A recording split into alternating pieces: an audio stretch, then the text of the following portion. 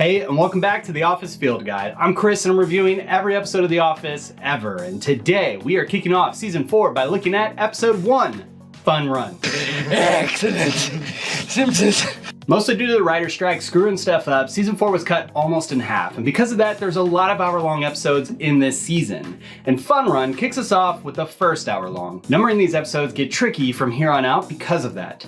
Technically, this is the 54th and 55th episode of The Office, but I'm just gonna stick with calling it episode 1 of season 4. Even though Fun Run definitely feels like it's a conjoined part 1 and part 2, but whatever, we'll get to that later. So Fun Run was written by Greg Daniels and directed by Greg Daniels.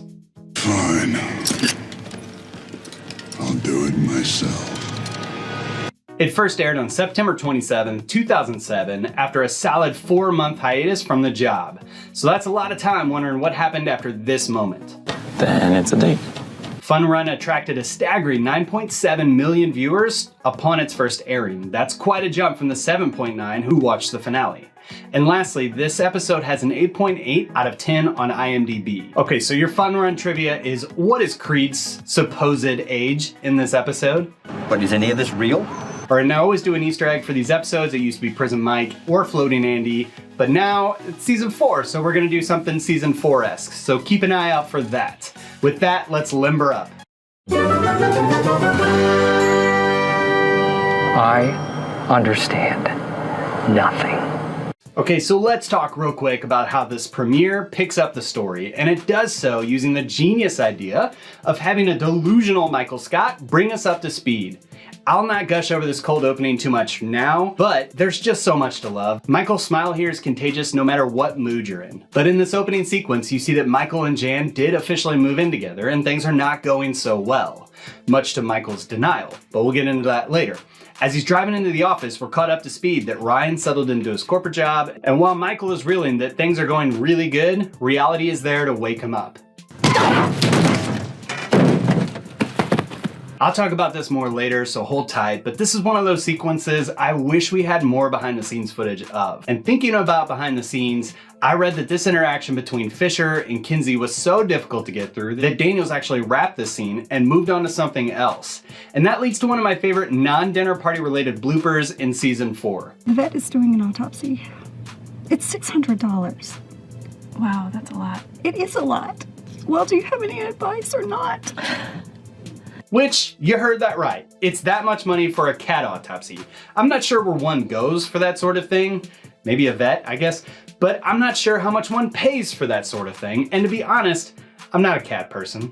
I don't really get the appeal. I'm much more like Dwight. I grew up on something like a farm, whatever that means. And I mean that, you know, you have to kind of consider the quality of life of an animal. Oh, there's a fungal cream because she has this infection under her tail. So you're gonna have to lift her tail and put the cream right at the base of her tail. That's its butt, just so we're clear. I'm not saying you should cold blood murder someone else's animal. I would never say that. It just seems like in this case that nobody's hands are actually clean. Although Dwight's are much worse. She's in a better place. All right. Actually, the place that she's in is the freezer because of the odor. Even Pam somehow gets blamed for this event, somehow. The Pam hate runs deep in some, so hold on a second, I need my faith restored in humanity. I'm petrified of nipple chafing. Once it starts, it is a vicious circle. You have sensitive nipples, they chafe. Come on! God, watch the nipples, Kevin! So, I take precautions.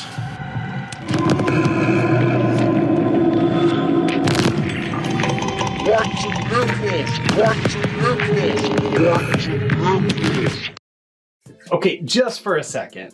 I need to know what writer suggested this in the writer's room. Like, who's the guy in the writer's room that said, guys, do you know what this show doesn't have enough of? Bloody nipples.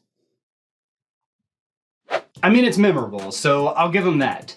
But this is our new season 4 Easter egg until I find something else. I think that forcing people to type bloody nipple Andy at timestamp X is hilarious. And while we're on Andy, it's also been odd to me that Ed Helms doesn't have a line until the beginning of the second part of this episode, so at the 22-minute-ish mark, even though he's in most of the sequences and is literally right next to Michael for that entire conference room scene. All right, and there's so much more to talk about in this. The merch runs deep in this episode.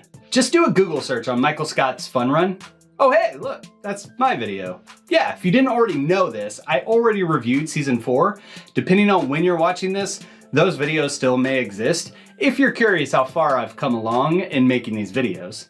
Anyway, Google this and you'll get inundated with Etsy and Amazon products sporting this design. Some are cool and some not so much. Michael's ability to get these printed and distributed in what is maybe the next day is something that should be praised, and something that should have been accounted for in the budget. But there actually is some fun in the costume design during the race in this episode. Everyone's character is pretty in tune. Dwight's wearing a self-made, probably spray-painted Schrute Farm shirt. Angel is wearing a sprinkle shirt. Again, in universe, she had to go to a printer and give them a digital photo of her dead cat to wear as a... Oscar, Phyllis, Toby, Jim, and Pam are all on board, but Stanley is wearing as close to Florida Stanley garb as we get for a while. Creed looks like he just dumped a body somewhere. Bob Vance is sporting a Vance refrigeration shirt. Daryl's in the shade talking with the stripper, and Kevin clearly didn't think he'd be forced into running today. It's stupid, Michael, and I'm not gonna do it. All right, anyway, back to Fun Run design. I have to say that there's a lot of good designs out there. I'm impartial to this tank top that I just found on Amazon. I'll put the link in the description. If that link breaks at some point, it's probably due to non-licensed selling of NBC's IP, so I don't know what that makes me at that point, but hopefully better than Michael through most of this episode. In this episode, Michael hits an employee with his car. Well, I ran down Meredith in my car. Did you do this on purpose? No, I was being negligent. He uses the death of Angela's cat to take the heat off him. The computer crashes with the porn, and then Meredith with the accident, and then... Prinkles! He climbs on top of Meredith, who has a broken hip, to hug it out. Question mark. He commits blasphemy to get the attention off him. God is dead. I do love the gods he creates. Like something with the body of a walrus, with the head of a sea lion. Or something with the body of an egret, with the head of a meerkat. The head of a monkey with the antlers of a reindeer. With the body of a porcupine. He exposes himself to Pam. What's this about? How does this fit into the rest of this episode? Again, who suggested this? Well, remember that thing Michael did in the last season when he put his finger through his pants? Well, I say, let's just go all the way and have him expose himself to Pam. So I didn't see where it started, but I saw where it ended. I mean, it might just be to spark the animosity here. Look, I don't know what your deal is, but he's mine, okay? Point being, Michael is a real pill in this episode. I'm not mad at you anymore. And then there's Dwight, who literally poisoned a human being in this episode. This episode is really dark, and that's kind of a theme through this entire season. Something that I do appreciate Daniel's wasting no time setting up. And it's not just dark for dark's sake, as there's always a tinge of inspiration looming. So with that, that sounds like a great place to go to the deeper meaning.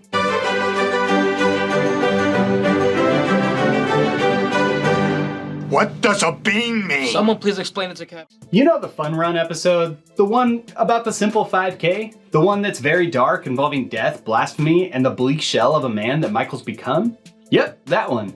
This episode is about denial, so stick with me. While season 1 is a grab bag of episodes, season 2 mostly follows Jim as a protagonist. Season 3 follows mostly Pam's perspective. Now season 4, it's Michael's season. The Jim-Pam arc is present, cute, and a source of most of this season's hope and light. Michael's now been fully deconstructed over the last several seasons. He's finally in a long-term relationship, albeit one that's maybe quasi-abusive and strange, with a woman who can't really stand him, and that feeling might go both ways. It's complicated with Jan. He's been denied the corporate job, and with it, dashed any of the short-term hope of advancing in this company. To add insult to injury, the temp he hired in season 1, and he had this conversation with back in season 2, You're so effing smart. You should be teaching me. is now his direct boss. Meanwhile, Michael is dead set that everything is just fine. My protege Ryan is a corporate. Good stuff. And he's just catching us up. He hasn't even hit somebody with his car yet. Michael's under some sort of psychological duress. And then when you add this potentially traumatic event on top of that, he's set reeling. But in this case, he's convinced that he can do something about this situation to control it. I'm not superstitious, but I am a little stitious. He tries to suggest planting a memorial tree, then making nice. He tries to justify it with a curse, then with a god, then tries to find the silver lining. When a simple look at himself and the situation he's created would have honestly sufficed. Sometimes in life, we're a Meredith, which is weird to say, but life, the universe, a higher power, whatever it is you believe in, throws a Sebring your way. You didn't do anything to deserve that, it just happened. But sometimes we're to blame for the shambles our lives have become. And no amount of denial, whether presented in the form of hopeless optimism, blame shifting, or ancient deities, can fix it. Sometimes it just takes a good hard look at the person in the mirror. And this would be a great and well-depressing episode if it wasn't for this end sequence, where a dehydrated and possibly close to death Michael Scott lists several other causes as a stand-in for the real catastrophe that is his life. The moment of revelation isn't anything that Jim or Pam say. It's in the admission that this whole thing was his fault. I'm the one who started this whole thing off by hitting Meredith with my car. And I owe it to her to finish his GD 5K.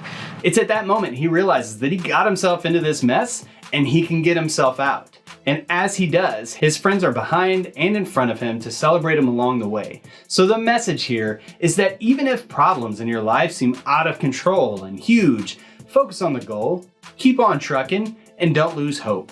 While I eventually puked my guts out, I never puked my heart out. And I'm very, very proud of that. Or I don't know, maybe this whole episode exists as a PSA for us not to kill our secret lovers' cats. That's why I get paid the big bucks. But with that, let's dish out some Dundies.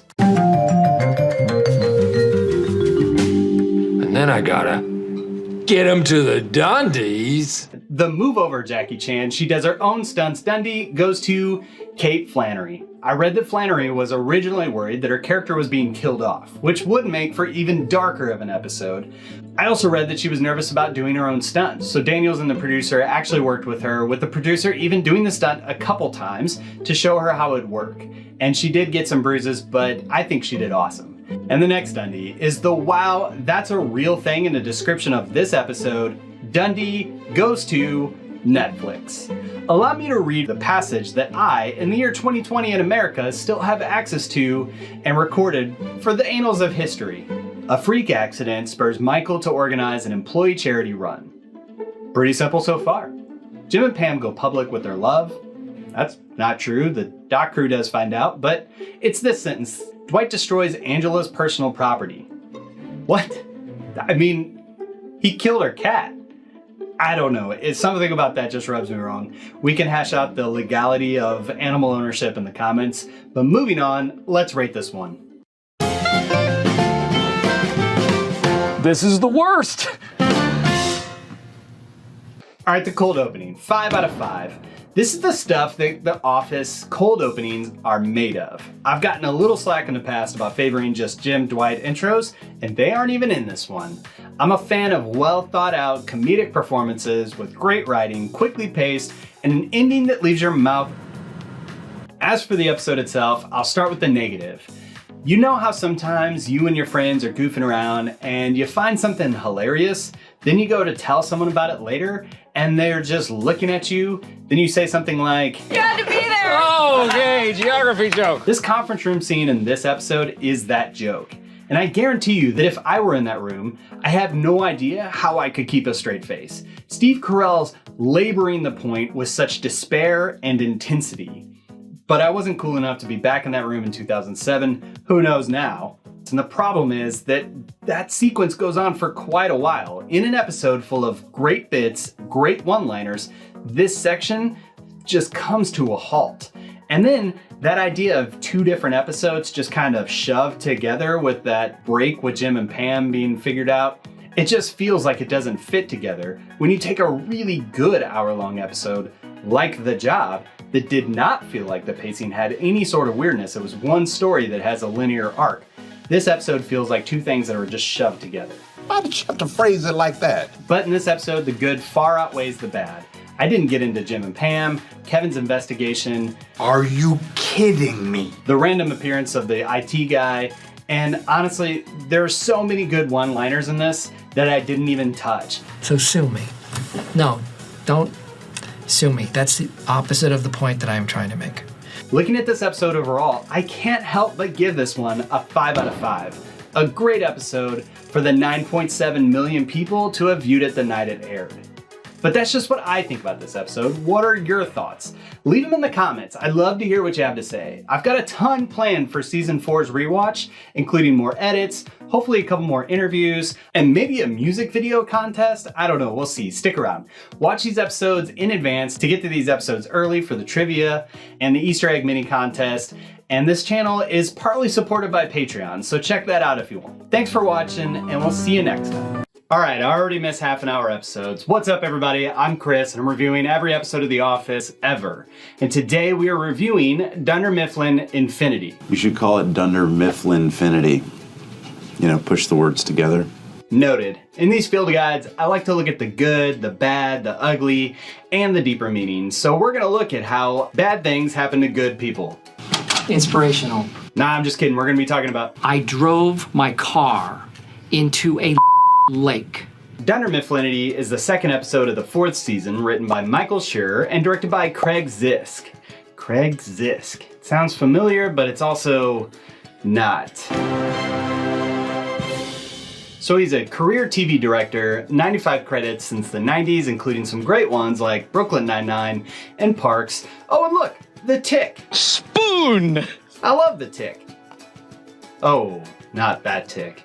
I totally forgot that Putty from Seinfeld had a brief 9-episode stint in 2001. Just watching that promo gave me some serious 2000 vibes.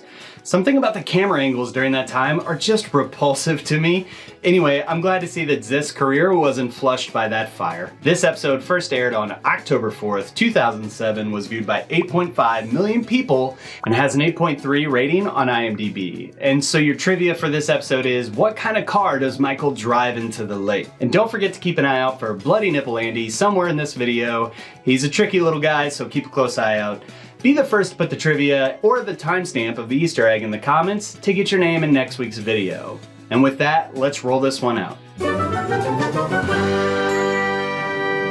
I understand nothing. Okay, so as a web developer turned designer, turned analyst, turned marketer, turned now just user, I love this arc. There's been plenty of hints along the way that Dunder Mifflin is flailing in the digital age. It's those online paper jerks. The whole business is changing. You know what? They're gonna be screwed once this whole internet fad is over. On top of being a web guy, I'm also a car driver, so I love this sequence of Michael driving his car into the lake. I'm sure there's some regulations about what you can and cannot do from an environmental perspective, but probably also a screen actor's perspective. So I'm sure they use some trickery here. Having watched this so many times now, I can't for the life of me actually figure out what they did to pull off this shot. They must have cleaned out the engine compartment because you can't have oil leaking into a lake. They must have still had functioning brakes to be able to pull off this part. Maybe the car shifted into neutral and they have a crew behind them pushing, and maybe some ropes tied off to something heavy to prevent the car from going too deep. A lot of people say that this is one of the most unbelievable things that Michael Scott ever did. At least it shows up on top 10 list, and I don't disagree. His motives and logic chain here is suspect. But I think what the most unbelievable part of this episode is that it seems like the camera guy just wasn't planning on escaping. Was he gonna go down with the ship? And what's this pad? When the camera turns back around, there's some sort of flotation device that's made to look like the backseat bench, but it's up way too high. Okay, but scratch that. Just getting the glimpse here, the most unbelievable thing about this episode is that Michael could fit 7 of those gift baskets in the backseat of this. Okay, and even scratch that. They just showed us what Lake Scranton looked like a couple weeks ago. Lake Scranton looks like this in real life. They showed us this dam reservoir in the desert during beach games. And now we have this nice little neighborhood lake. But I digress. As much as I love this scene, I think it had me, probably a lot of you, and even the critics scratching our heads. This is one of those episodes where the writing just doesn't quite add up. Everything I talked about in the last episode about Michael's place in life, it's still true. He's presumably not made any life changes. Did you guys know a salad dressing here is self-branded? It's a callback to a deleted scene from Fun Run. I have been compared to a young Paul Newman, my eyes and my face. And I make my own salad dressing. I mix Newman's Ranch with Newman's Italian. Sell it at flea markets for a slight loss. Anyway, Michael's still delusional. Enough, okay? This is inappropriate and it stops right now. And I miss you, man, and I love you. His words. But in this episode, he exhibits poise, wisdom, and overall common sense. Michael drives his car into a lake because the writers wanted him to, and episodes that exist for one major bit often lead to a subpar episode, especially when that episode's an hour long and that bit occurs at the end. I'll get back to that more in the ratings, but for now, let's talk about some little stuff I noticed in this episode. Watch Ryan during this season. His costume design is indicative of his mental state. BJ Novak said he wanted him to be wearing dark clothes because he wanted to reflect the darkness of his character. Stop that! And I love Kevin, it's no surprise. Season 4 has some highlights for the big guy, but him nudging Oscar when Jim and Pam are outed, it's one of those subtle moments that I just love. And these blackberries look comically small in these characters' hands, but I wonder how stupid we're gonna look in 15 years with our iPhones and whatever Android crap there is. Michael's surprise of bringing in Robert Dunder was awesome. Played by the voice actor of the narrator of all of the sequels of the Land Before Time movies, all 12 of them. Oh look, he's also in an episode of Dallas. And that is Dallas. Man, what did we do before IMDb? I guess at some point we should talk about whether deleted content should be treated as canon or not. I'd say it's not, but it does help give us some understanding by giving us some context to things. Like if you've ever wondered why Angela does this. And I wanted to know if you would have dinner with me tonight. It's because Pam gave her this advice. Why don't you guys go out to dinner tonight and talk about whatever you always talk about? But there is some great deleted scenes in this one. I'll leave the link in the description. And because I feel like if I don't call this out, I'm gonna get blasted in the comments, Creed. You're over 75 years old? 82 November 1st. I'm 30. Well, in November I'll be 30. Presumably stole the printer ink and dyed his hair. A lot of people didn't catch this for years, me included, but it's sealed in right here. I was going to put up some new pictures, but all of the ink in the printer was gone. Oh. I did a little research, and surprisingly, there's a lot of people asking if it's possible to dye your hair with printer ink. My favorite response was, yes, you can, but don't. Printer ink is made for printers, not hair. The more I analyze the series, the more I wonder if Creed doesn't have something seriously wrong with him. You deal with this, or you, me, Sammy, Phyllis, the chick you hit with a car, we're goners. On this side of the room, Stanley, Phyllis, Jim, Ted, Elroy. And on this side of the room, Pam, Meredith, Phyllis, Creed. So there I am, minding my own business. And Darnell offers me $3. All I gotta do is walk by Andy and go like this. Darnell's a chump. Okay, it sounds risky. Have I ever steered you wrong, Jim? Jim has got it bad for Pam. Oh, which one is Pam? Andrea's the office bitch. You'll get used to her. Creed. I really want to come out. Good night, Mary Beth. Creed is sick of looking at the redhead all day and wants a seat facing the receptionist. Just maybe a part of my future. Wow. She's one sassy black lady. Staying alive, Okay. Yes, staying alive. You were in the parking lot earlier. That's how I know you. It's not Eddie. It's Evan. Hank. His name is Hank. Oh, guys, his name's not Hank. It's Okay, with that, let's dive into the deeper meaning.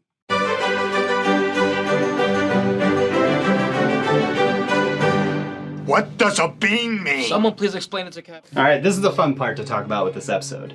Last year, I watched this movie with Kylo Ren and Black Widow called Marriage Story. It's a story about the end of a marriage that starts with civility and increases the intensity and chaos throughout it. The film leads to an incredible performance in which an extremely stressed Adam Driver has this huge emotional outburst of anger and sadness and loneliness and fear and anxiety. In Dunder Mifflin, we get this. Come on, guys, get out of here. Where are the turtles? Where are they? I think this episode uses the surface story of Michael's fear of the company changing as a parallel to the different stages of change in these relationships. Ryan and Kelly have been broken up for a while now, and you think maybe Kelly might have grown up, but that's quickly dashed. Oh, is Ryan coming back today? And then crazily dashed. Well, I hope you're still committed because I'm pregnant. And then you think maybe Ryan's matured. Good. A lot. Black eyes mostly. Kelly. But it doesn't take him long to conjure a lie to paint him in a good light. 6 months ago, Karen Filippelli sent me an email, asked me out. I said no because I was committed to our relationship. She might mention an email that I wrote a while back. Oh, right. I remember that one. She read it to me. Dwight and Angela have a weird relationship. It's been like that since the get-go. They're both seeming to have a difficult time with this change in their relationship, though.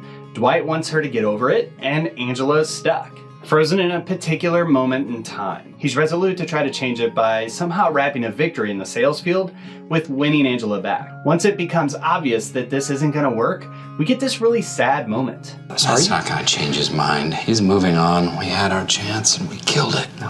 Like I said, this is a really dark season. But sweet and adorable Jim and Pam seems to be doing fine with the change in their relationship, even with everything that comes with that. I couldn't see your hands. Hey, Pam, you can't base who gets new clients on who you're sleeping with that week. This is so out of character for Phyllis, yet oddly in character for her. I don't know, I don't get Phyllis sometimes. I don't trust you, Phyllis. But the last relationship arc we have to look at is the one that maybe is most impacted here, and that is Michael and Ryan. And the deleted scenes really fill this out. We get a ton of content that's cut, like Michael laboring over Ryan and their relationship. As these two in-episode days progress, we see Michael's behavior follow Adam Driver's as Michael becomes a more erratic driver. Pun. Change is a difficult thing for humans to comprehend. We work off patterns and stability. Like, you know how I'm always gonna have one of these episodes ready for you on Thursday around my lunchtime. Or how you know that Froyo is gonna suck. I don't want garbage. I want sprinkles. Okay, I labored over how to tell that joke, and that's the best I could come up with, so you can submit all complaints directly to the comment department. Okay, sorry, let's get back to being deep. That's what she said. Did you plan that? No. See, there you go. That's a pattern. We find comfort in patterns, and we look for them in everything. Music is a system of patterns that our brains connect with. We make patterns out of chaos too, like the clouds, stars, Creed Bratton. Relationships are inevitably going to fall into a predictable pattern, sometimes for better or worse. When that pattern is broken, we can feel like we've lost a part of ourselves, and they can be difficult to go on. But everything changes. Even with the A-plot of this episode, we get this line. In 1949. Wow. Back then it was an industrial supplier of metal brackets, mostly. Meaning that even Dunder Mifflin used to not sell paper. That completely undercuts Michael's entire argument, and it goes right over his head. Technically, he's right. Hey, shut up, Toby. Look. So what's the message here? Well, I guess in spite of Michael's funny but weird final statement. And computers are about trying to murder you in a lake. He's not wrong about this. In the end, life and business are about human connections. I think the idea here is that people can be our constant through the ever-changing variables of life and relationships. Is that all you have to say? Or I don't know, maybe this whole episode exists as a commercial for car rental insurance. That is what's most important. Did you get the rental insurance? Because that is pretty important too at a time like this. It's a good joke, but check with your insurance company when you rent a car. Most of the time you don't actually need that extra insurance. That's my PSA for you today. Don't ever sue me for that. It's bad. I don't know if it's good or bad advice. Let's dish out some Dundies. And then I gotta get him to the Dundies. All right, the passive-aggressive Dundee goes to Ryan and Jan. Same office, same responsibilities. Different salary. You'll get there. Scranton suits you. Best decision I ever made. You were let go. You know what? Love the beard. Keep it forever. I think Scranton suits you might be the most harsh thing that Ryan ever says to a human in this show. Sorry, Scranton. And the corporate cynicism Dundee goes to Dunder Mifflinity. In this episode, we have Ryan touting a new website to cure everything. I can't tell you how many of these meetings I've sat through. It's always the same, but I think the real winner here is that Wallace outsourced customer service to India, which a lot of companies. Yes, Kelly is Indian. I understand that's confusing. is, I guess, an idiot too. Everyone's an idiot. And with everything the writers were dealing with from NBC at the time, I'm not surprised that they took as many shots as they could at the ineptitude of corporation. But with that, let's rate this thing. This is the worst! Alright, this cold opening is all over the place, and long. It's just under 3 minutes, but there is some greatness here with Michael squaring up to Toby, Michael's line about his heart. My heart soars with the eagle's nest. And Dwight's reaction to the news. I don't see it. I think they both could do better. Overall, I give this one a 3 out of 5. It's not bad, but there's not a ton to write about here. As for the episode itself, we'll get into the train wreck that is NBC's relationship with its writers during the season wrap-up, but this is one of the first signs of the issue. Considering the original season was going to be something like 25 episodes, they consolidated all of those story arcs into 13 episodes, depending on how you count them. Many story arcs were just turned into a single hour-long episode. Point being that this episode's story is kind of a mess. Along with what I said during the deeper meaning, we have a lot of other topics in here just shoehorned in, like Jim and Ryan. I guess he can't get any girl he wants.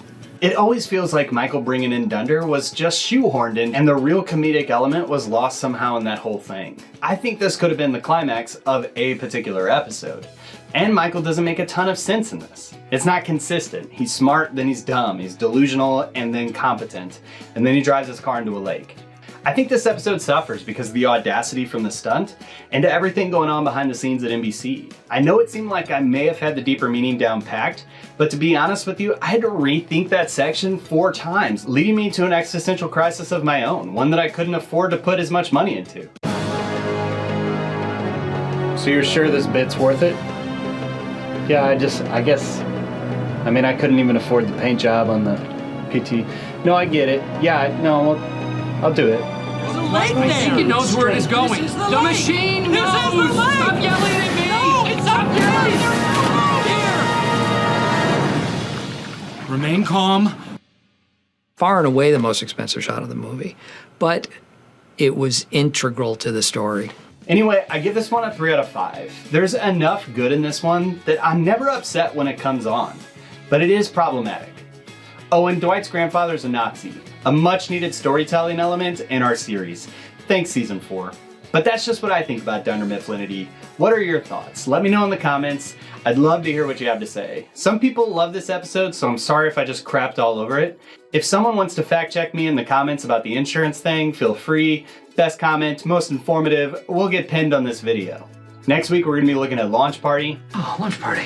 It's supposed to say launch. Okay, wow, easy booster seat. Nobody cares about this party anyway. Thanks for watching, and we'll see you next time.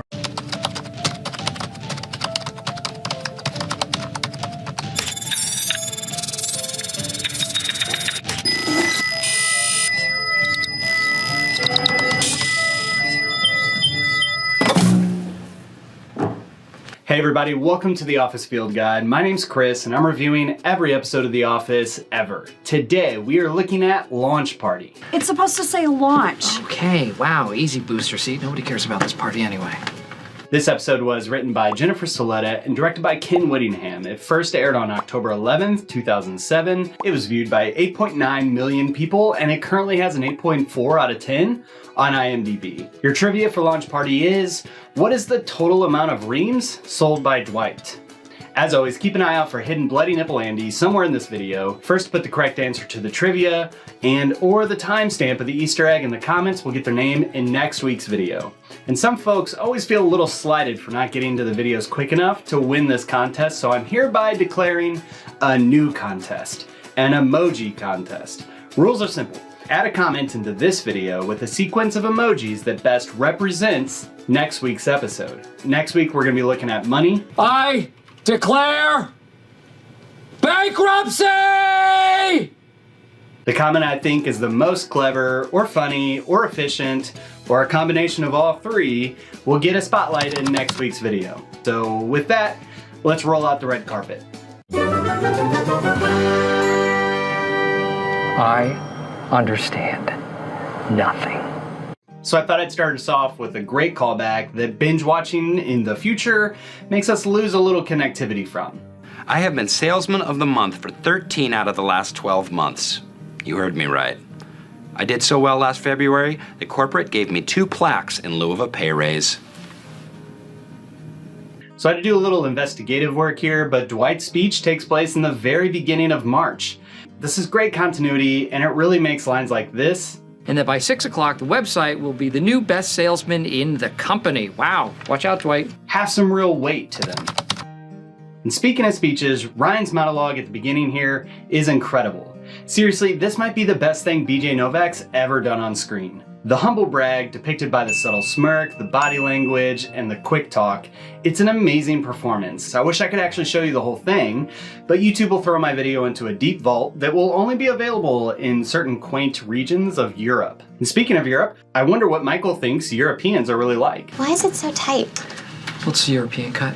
This is the second time he uses "it's European" to justify his clothing choice. It's European, okay? It's a European cut.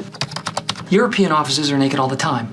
And I've seen it debated online about whether or not this is an article of women's clothing, but I don't know, having been in this situation of grabbing a shirt off the shelf because it said it was my size, then waiting to the very last moment to put it on just to see that it was way too tight and not in a flattering way.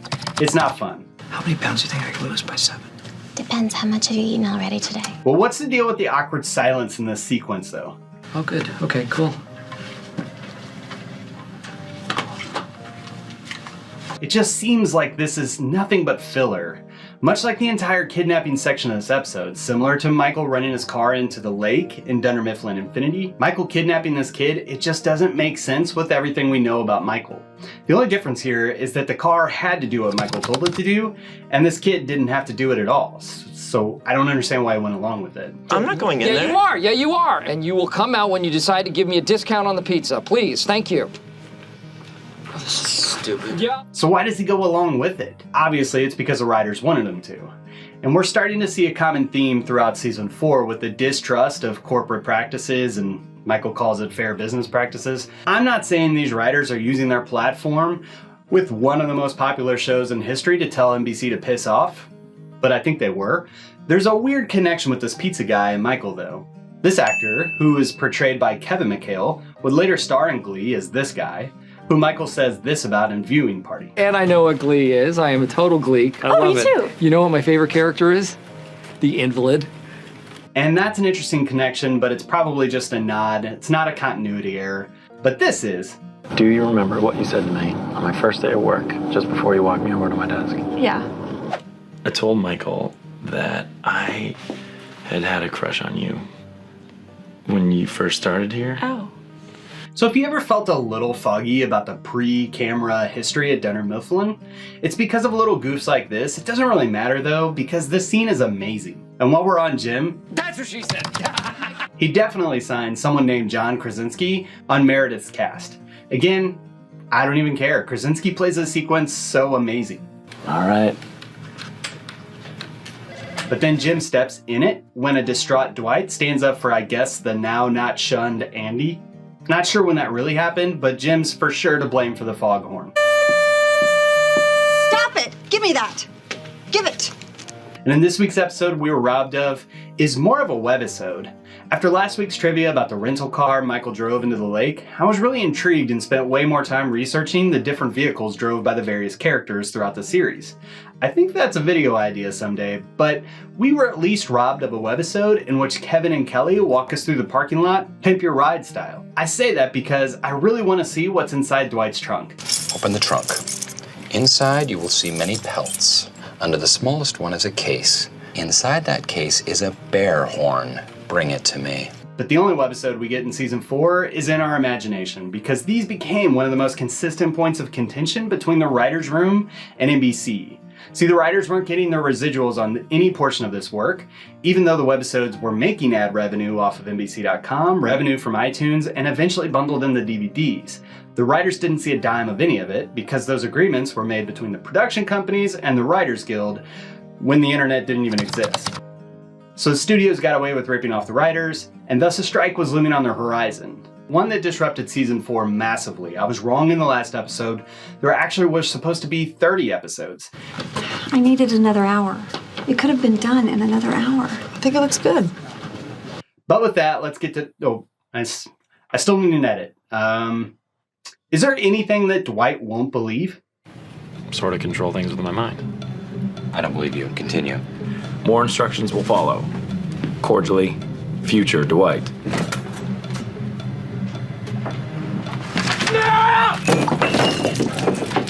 You'll thank me later. If a vampire bat was in the U.S., it would make sense for it to come to a Sylvania.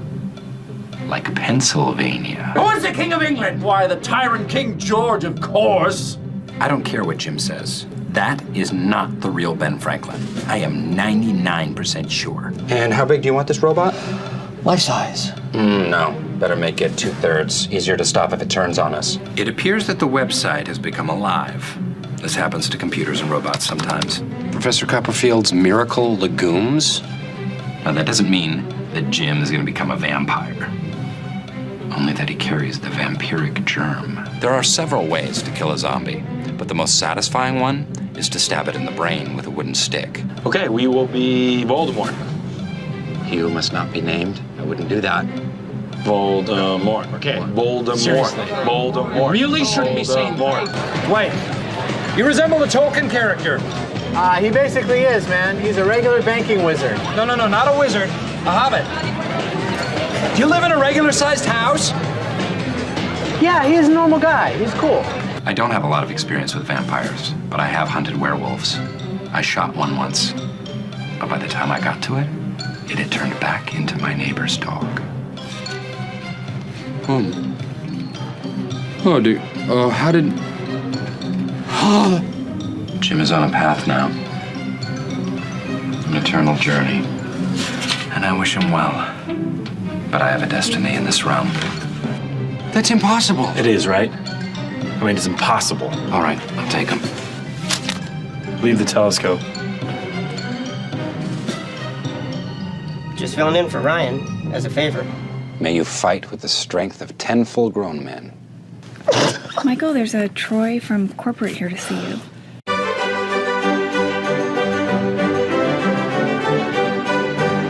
What does a bean mean? Someone please explain it to Cap. Oh, this is stupid. Yo, you don't even know what stupid is! Okay, so watching this episode and trying to think of the deeper meaning, a word kept popping into my head, and that was flamboyant. Flamboyant? Sometimes the old OCD part of my brain just needs to get off that track, but sometimes I have to pull that thread and realize that I might be onto something. Oxford has it as of denoting a style of French Gothic architecture marked by wavy flame-like tracery and ornate decorations. So like this? Does my room have cable? No.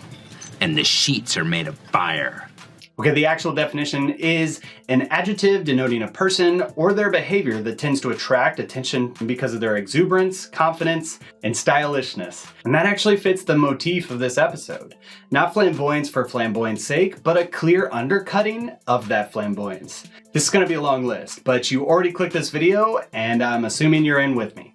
Ryan is in his office, humble bragging about his awesome work, but is undercut by the fact that this corner office isn't even his.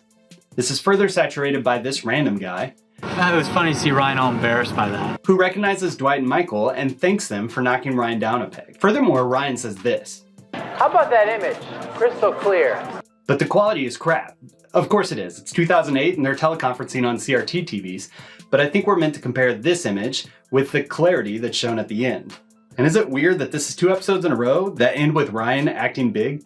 And just thinking about this, it's a website. I know it's 2008, but I mean, I was building websites for companies in 2008 with similar capabilities, so I can very much say it's not that big of a deal. Ryan throws himself a giant party, wasting a huge amount of company funds in the process. Not to mention he presumably has all of the branch managers read this. And that by 6 o'clock, the website will be the new best salesman in the company. Brag. But still looking at the flamboyant things, Dwight has a beard in this episode. I mean, not a beard, but some scruff. We see in this deleted scene that he has some bravado to go with it. What? Well, it's just that you had no hair on Friday. It's called being a man. You should try it sometime. But it's clear he's just hurting. I guess Dwight's horn counts as some flamboyancy here, as it's intended to draw attention towards himself and his victory over the first iteration of Computron. But while it's impressive that Dwight can outsell a company-wide website, his victory doesn't yield the booty he wants. Why are you looking at her like that? Hey! This one is subtle, but not only is it a callback to Fun Run. Got it. Carb up. Really? Power gel? Hey, if you want to win, you gotta fuel like a winner. But Dwight's overly intense psych-up leads to this gentle phone presence. Yeah! Hello, Susan. Even Dwight's plaques are intended to show off his sales prowess, but inevitably leave us to wonder why anybody would accept that deal. And Michael, oh boy, does Michael attract some attention in this episode. Beep, beep, beep, beep, beep, beep, beep, beep, beep, beep, beep. We already talked about his evening attire, but his concern about having his trophy woman by his side leads him to say this. Well, do I have your permission to invite Carol? Michael wants a Scranton party to be bigger and sexier and cooler than Ryan's in every way, but isn't willing to pay $60 for 10 pizzas? I mean, I know they're... It's like eating a hot circle of garbage. But come on, that's a steal. Speaking of stealing, this is a huge show of confidence in which Michael projects his feelings onto this Glee kid. Because he's some hot shot, and you don't know anything about sales. So stop being a disrespectful little jerk, okay? Sales. So while he tries to portray the confident VIP type, he's shot down by Ryan, this kid, and this kid's manager. All right. What do you say? He said no. So we should let him go. No. Moving over to the side characters in this story, Angela's working her tail off for 2 weeks to pull this party together. But to what end? It will be compared to Denise Dim's party in Buffalo. Also, Michael's there to knock her down to size 3 times in this episode. Waste of time. What's that, Pipsqueak? Okay, wow, easy booster seat. Nobody cares about this party anyway.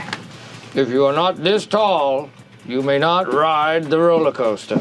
See you guys tomorrow. Andy's ice sculpture is a big win for him, quickly undercut. I stole it. But I also love the date proposal to Angela. It's adorable, but it also is undercut by the delayed answer. Hey, how'd it go? Yeah, what'd you say? I don't know yet. And it's hard to see Angela come down so hard on Phyllis during this episode. But dang, Phyllis, maybe you should spend more time focusing on your task than printing out web pages. I mean, getting forks and knives and stuff isn't that hard. But you know what's not flamboyant in this episode? Jim and Pam. And probably Creed and Kevin and Meredith. Anyway, the only non-flamboyant main characters with screen time are Jim and Pam. They're so low-key. Even talking about the first time that they knew they liked each other, these are not huge events or gestures or whatever to attract someone to them. They're just subtle and real. One of the things I've always appreciated about the Jam relationship. So what's the point? Well, I think the message here is pretty simple, and it's to call people to be real. All the showboating, all the glitz, all the glamour, all the asportation of a person against the person's will. It doesn't matter. Because at the end of the day, the distractions don't matter. Damn your butt. I'm hot. I'm so hot. Ryan's and Scranton's parties are lame. The website and the salespeople are just selling paper. And what's real is what lasts. Or I don't know, maybe the whole episode exists for these two to pretend they're on an episode of Law & Order. In the criminal justice system, the people are represented by 2 separate but equally important groups. The police who investigate the crimes and the district attorneys who prosecute the offenders. These are their stories.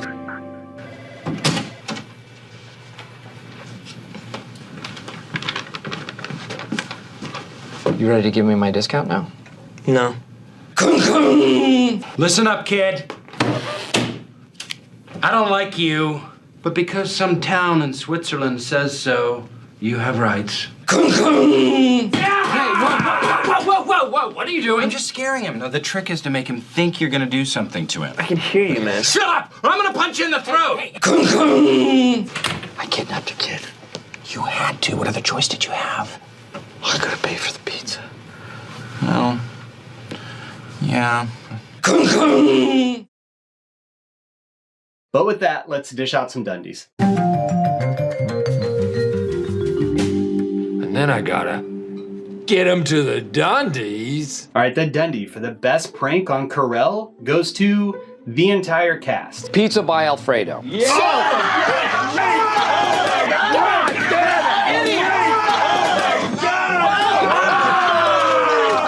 I love that. It's a reminder that these people had a ton of fun at work.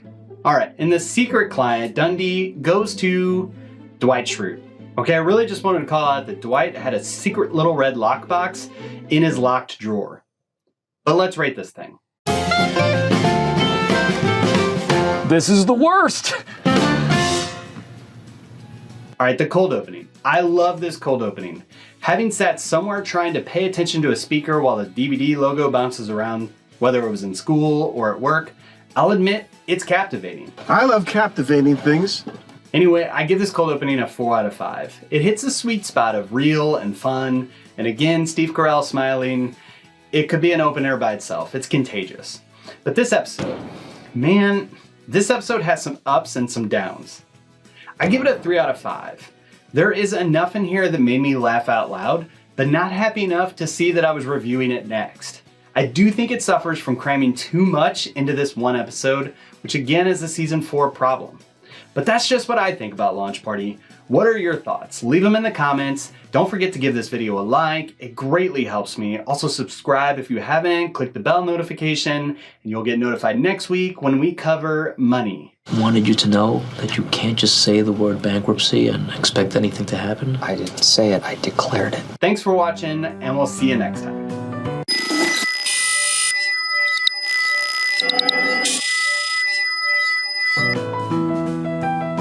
Money, money, money, Money. money, money, money, Money. money, Money. money, money, money, money, money. Exactly did your money go? I've been putting money into CDs for years. I bought music that I didn't even like. Money is the 5th hour-long episode I've reviewed, and I'm tired.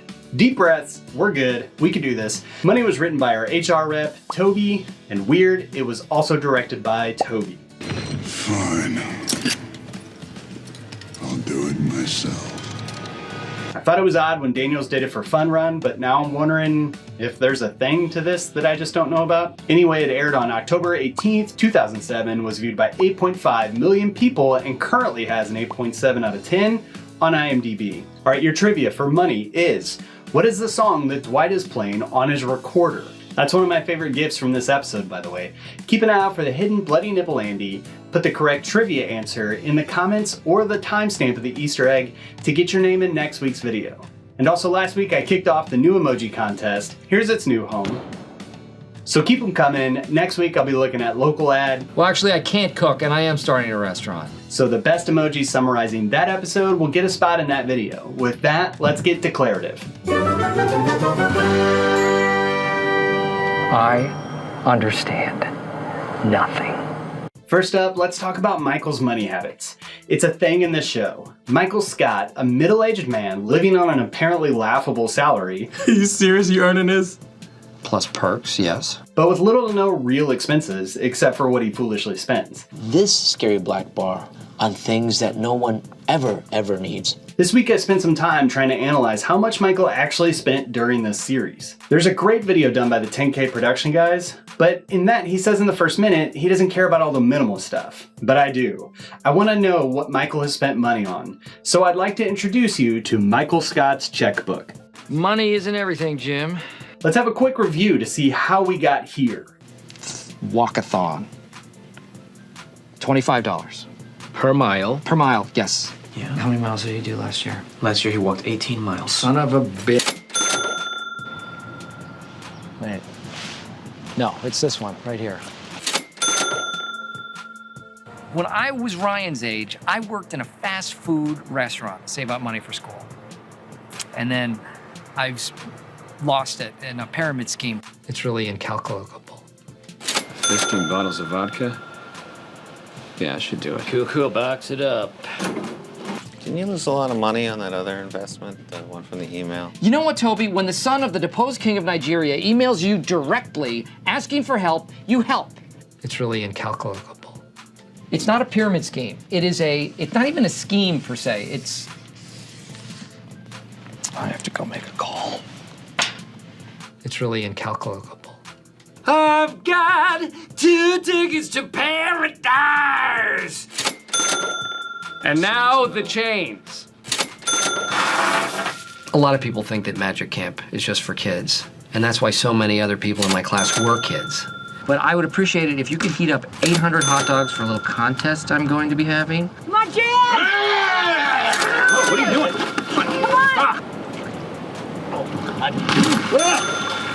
I'm so glad that I bought instead of rented. I don't see the connection between a firewalk and management. We're $75 I ever spent. I specifically ordered a stripper. I'm the stripper. Well, that is because I am a Renaissance man. I feel very blessed.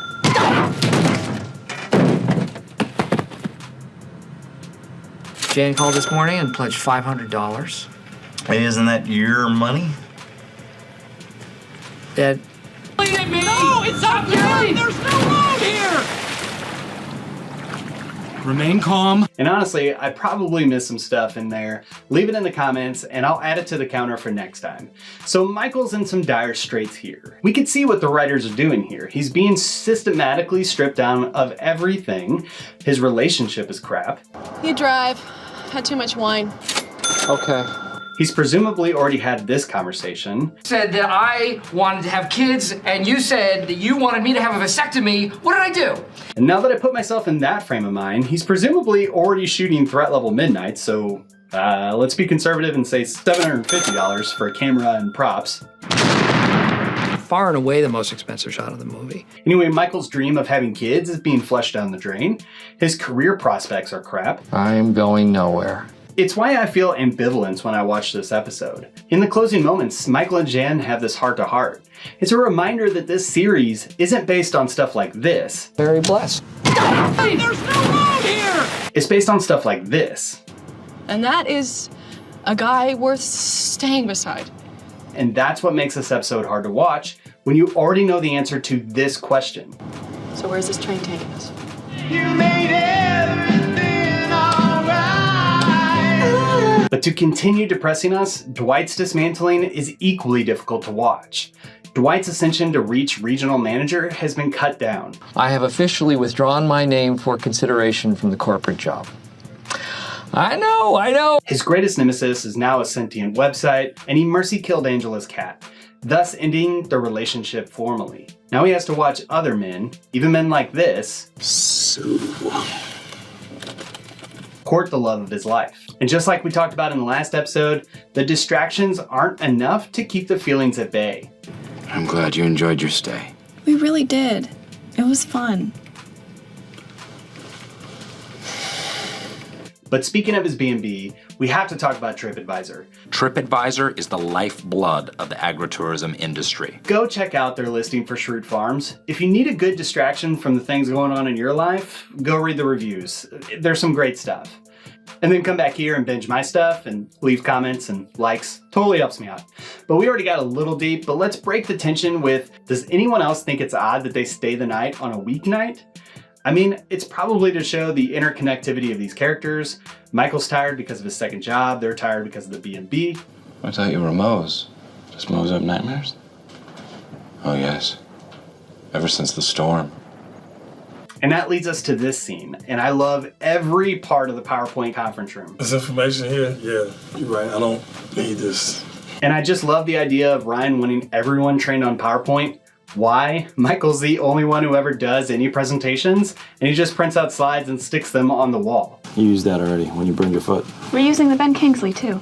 Great bit though, but the scene turns into the first killing field of jokes that I can think of since maybe Gay Witch Hunt. No, actually, whomever is the formal version of the word. Obviously, it's a real word, but I don't know when to use it correctly. Not a native speaker. I know what's right. There's a beauty to the acting, directing, and editing here that so perfectly reflects why this humor is so great. But I think Kelly's line takes the win. Ryan, use it as an object. As an object. Ryan used me as an object. I also want to call out that Paul Lieberstein wrote this for Toby. Ryan wanted Michael, the subject, to explain the computer system, the object. Thank you. To whomever, meaning us, the indirect object, which is the correct usage of the word. So a writer on The Office wrote a humorous bit about grammar, showing the genius way these actors and characters play off each other, just for their boss to say this. No one asked you anything ever, so whomever's name is Toby, why don't you take a letter opener and stick it into your skull? Hey, this doesn't matter. It's unclear. Oh, the promotion. We're promoting the promotion. It's a great promotion. I gotta say, the Christmas promotion you wrote was like my best. Thank you. That's nice of you. Season 4, baby. Those writers just sticking it to NBC. Okay, what else is in my notes? Okay, make fun of Michael's spending habits. Michael's still delusional. Did Michael trade in his corporate Lee Sebring? Both Michael's bosses are D-bags and they're both right. That probably means something. And of course, Andy would say something's a formal version of something. Maybe figure out why Michael's raising a fist as he leaves. Is this a Breakfast Club reference? Michael's acting like a cowboy on the train. I would have been chief of surgery. Or cowboy. Yep, got it all. I think we gotta go to the deeper meaning.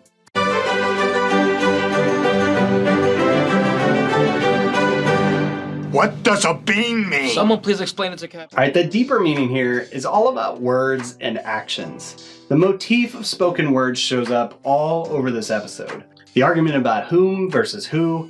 It's whoever, not whomever. No, it's whomever. No, whomever is never actually right. Michael's boss just saying speak the script. Make the call, say the lines, make the sale. Got it? Also, PowerPoint is a presentation software. You're a presentation tool. In other words, it's meant to be a visual aid for someone speaking. PowerPoint, PowerPoint, PowerPoint. But we see this motif play out in character interactions as well. We see it most clearly with Kelly and Daryl's interactions. Hey, let's call this what it is.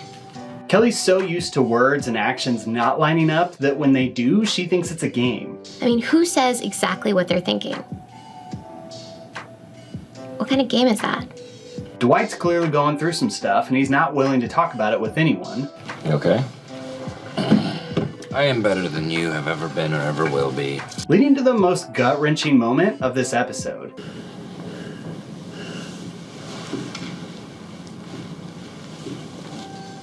And honestly, the most real that Jim's ever been in the series up to this point, barring maybe that conversation with Michael in the convention. Also, Dwight's lying about that angel thing. He's holding it as he moans. What about my cherub figurine? You took that with you. Well, I'll look into that in the morning. With Andy, we see that words are just how he gets what he wants. She's very religious. Okay, well, I come from a line of wasps, so long it leads back to Moses.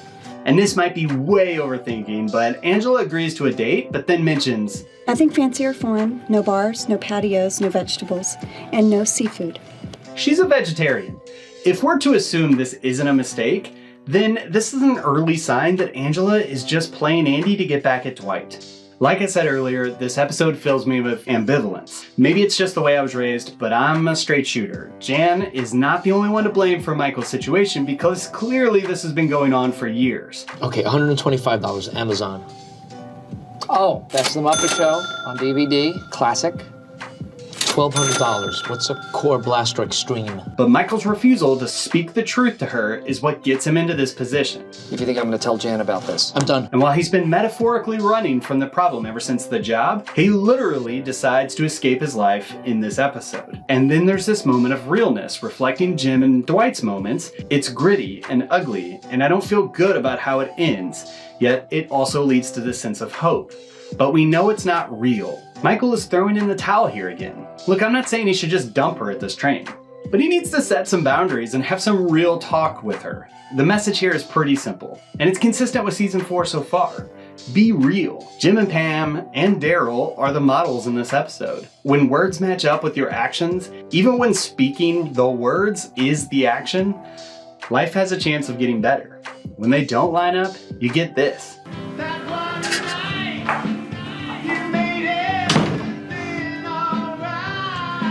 I'm gonna get going. I feel like a different cut of this field guide could be how Michael takes Jim-like traits and even gets a taste of what it's like to be Ryan. You can make jokes when you made a sale there, rookie, okay? It's like Michael's bizarro world, where certain things are not the same, but they are. But with that, let's dish out some Dundies. And then I gotta get him to the Dundies. The best acting in this episode goes to Steve Carell. Terminator. Dude, you should review movies. Oh my God, yes. Yeah, you should. I actually wrote a movie. Really? Well, I'm writing one, yeah. Really? What's it about? I don't like to dissect this stuff too much, but you know when they say that acting is reacting? Carell's timing, his demeanor, everything is just awesome in this sequence. When the kid says you should review movies, you could see the wheels turning in this character's head, and I love it. Moving on, the Dundie for the weird meta humor goes to Creed Bratton. Creed Bratton has never declared bankruptcy. When Creed Bratton gets in trouble, he transfers his debt to William Charles Schneider. Creed Bratton, in real life, was born William Charles Snyder, and this is his real birthday, not November. You're over 75 years old? 82, November 1st. Well, in November I'll be 30. It's weird, and I love it, but let's rate this thing. This is the worst! Alright, the cold opening, which if you didn't notice, I haven't brought up at all. It's not my favorite, though I think Jenna Fisher kills this line. Makushla, he's watching $1 Million Baby. He's gonna try to kill me. He's gonna try to kill me.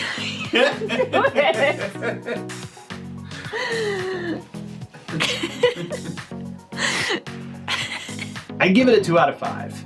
I owe you an apology. I don't like the pacing in this episode. In my notes, my real notes, I wrote, this episode feels like it's been on for 4 hours. And that was at the 22-minute mark. Typically that's a sign to me that I'm not digging the pacing. But that might just be Paul Lieberstein's style. He's kind of a slow burn kind of guy. Yeah, I know what you mean. I nearly fell asleep when you gave me a tour of the files. But this episode overall is memorable, it's important to the story, and there's a ton of laughs. It's got some great writing, some great direction, some great acting. So overall, I give it a 4 out of 5. While we still get some over-the-top season 4 nonsense, it's a real and heartstring tugging episode. And it is something that I wouldn't wish on my worst enemy. And that includes you. But that's just what I think about money. Well, not money. I guess I like money. Speaking of money, check out my Patreon. This channel's partly supported by it. These reviews take a ton of time, and special effects like this ain't cheap. Stop yelling at me! Okay, only do it if you feel compelled to, but I am looking to build out my inner circle more with the Office fanatics, so if you're interested, hop on there, check it out if you want. Don't forget about the emoji contest, the Easter egg, the trivia, and if you don't care about any of that, just say hello or what your favorite line from this episode is. Don't forget to give this video a like, subscribe, click the bell notification, do all that stuff. Next week I'm going to be looking at local ad. Dunder Mifflin. People, persons, paper, people. Dunder Mifflin. As always, thank you so much for watching, and we'll see you next time. What's a core blaster extreme? The best way to strengthen your core. You put your feet into the power stirrups, you reach up and you grab onto the super rod, and you twist, and you twist, and you twist. It strengthens your entire core. Your back, core. Oscar Martinez is running for state senate. He was wrong about China. How could he ever be right for Pennsylvania? Could Oscar and Angela be having a gay affair? Hey, and welcome to The Office Field Guide. My name's Chris, and I'm reviewing every episode of The Office ever. Today, we are looking at Season 4's local ad. Pam, please clear my phone lines. Certainly. Beep, boop, beep, beep, beep, beep, beep, beep, beep, beep. Okay, clear. This is the first half-an-hour episode of Season 4. It was written by BJ Novak, who was nominated for a Writers Guild of America Award for the best screenplay in an episodic comedy, but ultimately failed to win, losing to another episode of The Office, The Job. Local Ad was directed by Jason Rittman, who's a director-producer responsible for this episode and the Framed Toby episode in the next season, but also movies like Juno and the Ghostbusters sequel with Paul Rudd that 2020 stole from us. Anyway, Local Ad first aired on October 25th, 2007, was viewed by 8.98 million people, and currently has an 8.8 out of 10 on IMDb. And here's your winning emoji sequence for Local Ad. Your trivia for today is, what software did Michael use to make this ad? I'm a nerd, so I noticed what he was using to edit. Leave the answer in the comments, and as always, don't forget to keep an eye out for the tricky hidden Easter egg, Bloody Nipple Andy. Alright, so with that, let's get creative. Creative? That's the best we could write? I swear, sometimes I'm working with, this show is so frustrating to make sometimes. The only thing that makes it better is nice, crisp, refreshing Waterloo bubble water.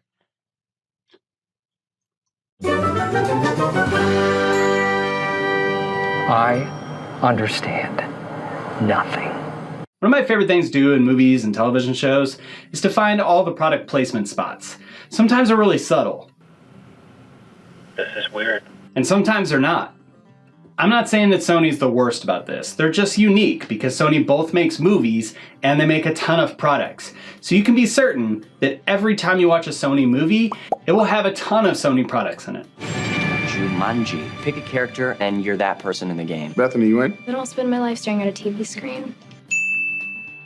To be honest with you, before Jumanji, I didn't even know Sony made a phone with our iPhones and whatever Android crap there is. But the science of marketing is very interesting to me. We all know what it's like when an ad shows up on YouTube or on the TV. Our defense mechanisms raise up and we mentally block out that message. It means an ad spot needs to be especially compelling or played on repeat until the customer can recite the ad. That's why product placement is huge. Whether it's TV, film, or a social media influencer, getting a product in front of your target market while their defenses are down is considered extremely valuable to the brand. This would be a huge coup, people. In 2007, IAG released a study where they discussed the top performing product placement examples in television. Number 8 was this. I signed up for Second Life about a year ago. Back then, my life was so great that I literally wanted a second one. Interestingly, the rest of the list were comprised of products placed in reality shows, meaning The Office was the only fictional show who made the list. Even more interesting, Second Life was the only product on that list who didn't pay for their spot. NBC actually hired a company to do the work here. They built the virtual set and created these avatars, all for a total screen time of under a minute. Okay, but back to the episode itself. One thing I learned over the last year is that outside the US, this joke didn't really land. Break me off a piece of that. I am totally blanking. What is the thing? Nobody tell him. That's because this ad Give me a break, give me a break, break me off a piece of that Kit Kat. never aired outside the US, which if my analytics are to be trusted left a lot of y'all wondering what the joke even was. I used to sing that jingle all the time, so for us in America, we definitely knew what Andy was missing here. Give me a break, give me a break. Break me off a piece of that applesauce. Chrysler car, football cream, lumber tart, Snickers bar. Andy! Claude Van Damme, hair firm men, poison gas, ultra sweet. Fancy feast. Break me off a piece of that fancy feast. It's a cat food. Nailed it. Nope. What I do know is that Michael's a blast in this episode. If you do not think that it's ready to air, send the ad agency back down here and we'll do it on my dime. The Geniuses at Corporate rejected my commercial. Okay, I don't even know what to price this at. I mean, it's a 3-man crew comprised of Amy Santiago's boring ex-boyfriend Teddy from Brooklyn Nine-Nine, Detective Gordon Katsumoto from Magnum P.I., and this random guy. All the 3 of them had to do was get about 5 seconds of framed footage of a crew of office workers. If it was just the waving in the parking lot, then I think I'd price this at about $1,000 to get them to come back out to Scranton with their equipment, get the shot, and I assumed that corporate had already worked out the contract of editing the local footage in with the corporate commercial.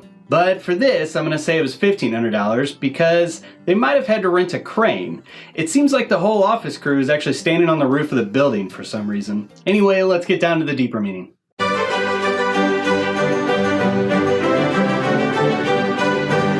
What does a bean mean? Someone please explain it to Kat. This is an interesting episode because it explores topics on the surface like marketing and creativity while giving us some realistic character studies and a lot of laughs. Yeah, I'm glad you called. Ryan is being a little bitch again. Come on, Michael. What's up, my brother? When Michael says, and thus, Michael Scott sealed his own destiny. In a good way.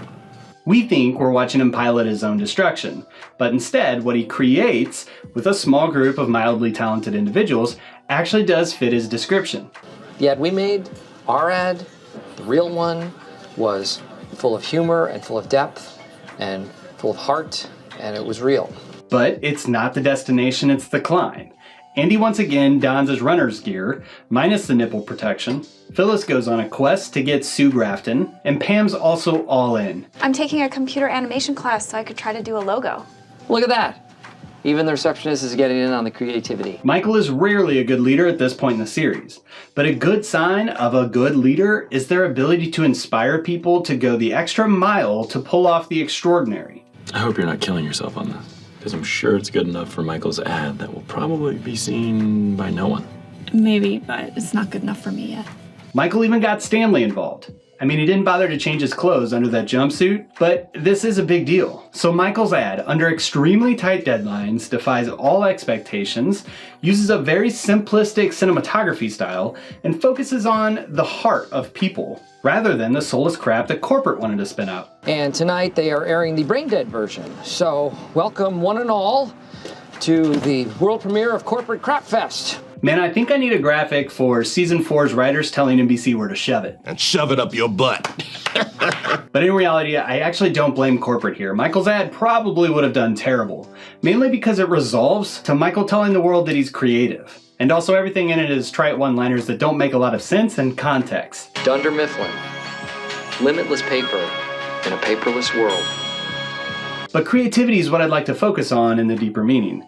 As a kid, I thought creativity was a gift you were endowed with that can make you a better artist. But creativity is way more than that. It's the ability to form a concept, an idea, a picture, a workaround, a solution, a whatever. Something that is intangible in that person's brain and bring it to life in whatever channel they can. Putting paint on canvas can be taught, but the creativity is the ability to envision the painting before it even exists. It's what sets our species apart from everything else on this planet. But living in the ant farm that is modern day society can suck the creativity out of each of us. And most of us live in a creative vacuum. We have very drab, dreary jobs or schools that aren't, at least on the surface, interested in what our creativity can bring to the table for them. I've been somewhat successful in the corporate world, not because of my ability to code things or analyze data, but because I come at problems from a different angle. They like to call that outside the box thinking, but it's just creativity. I've always loved the idea of Michael taking credit for inventing the idea of a unicorn in his head as a nonverbal 5-year-old. I was 5 years old. Couldn't even talk yet. I've also always appreciated Michael putting himself on the line for his creativity. I am willing to stake my entire reputation on it. Because putting yourself out there is always going to involve risk. And thus, Michael Scott sealed his own destiny. In a good way. I've always loved that Pam took an evening course to learn After Effects to create this animation. Wow. Because learning a new venue for your creativity will always require hard work. And I've always loved Michael's reaction to sending this file to corporate. And it is sent. They'll probably watch it right away. I would. Because it's how I feel every single time I upload a video to YouTube. By the way, I love that he calls himself director in this email to corporate. And look, while season 4 is revolved around Michael getting systematically dismantled, Local Ad, while still showing his failure, strips away the pessimism and shows what joy and unity that a group of people of different ages, races, religions, and social statuses can have under the banner of creativity. Michael, that was fun. That was fun. Next round of drinks is on me, people!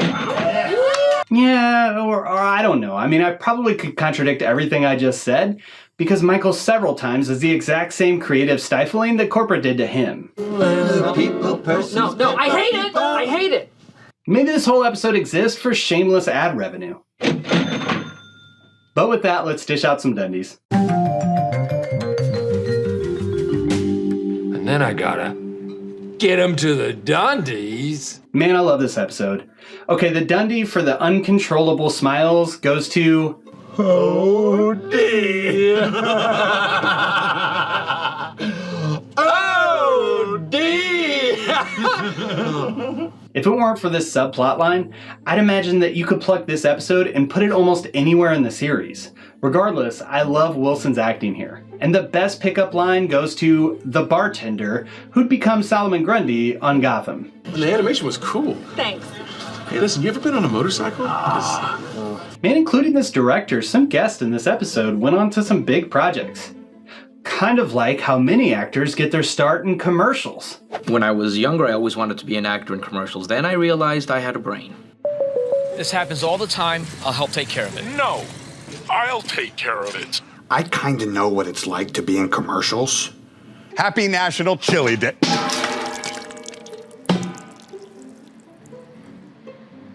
Anyway, let's rate this thing.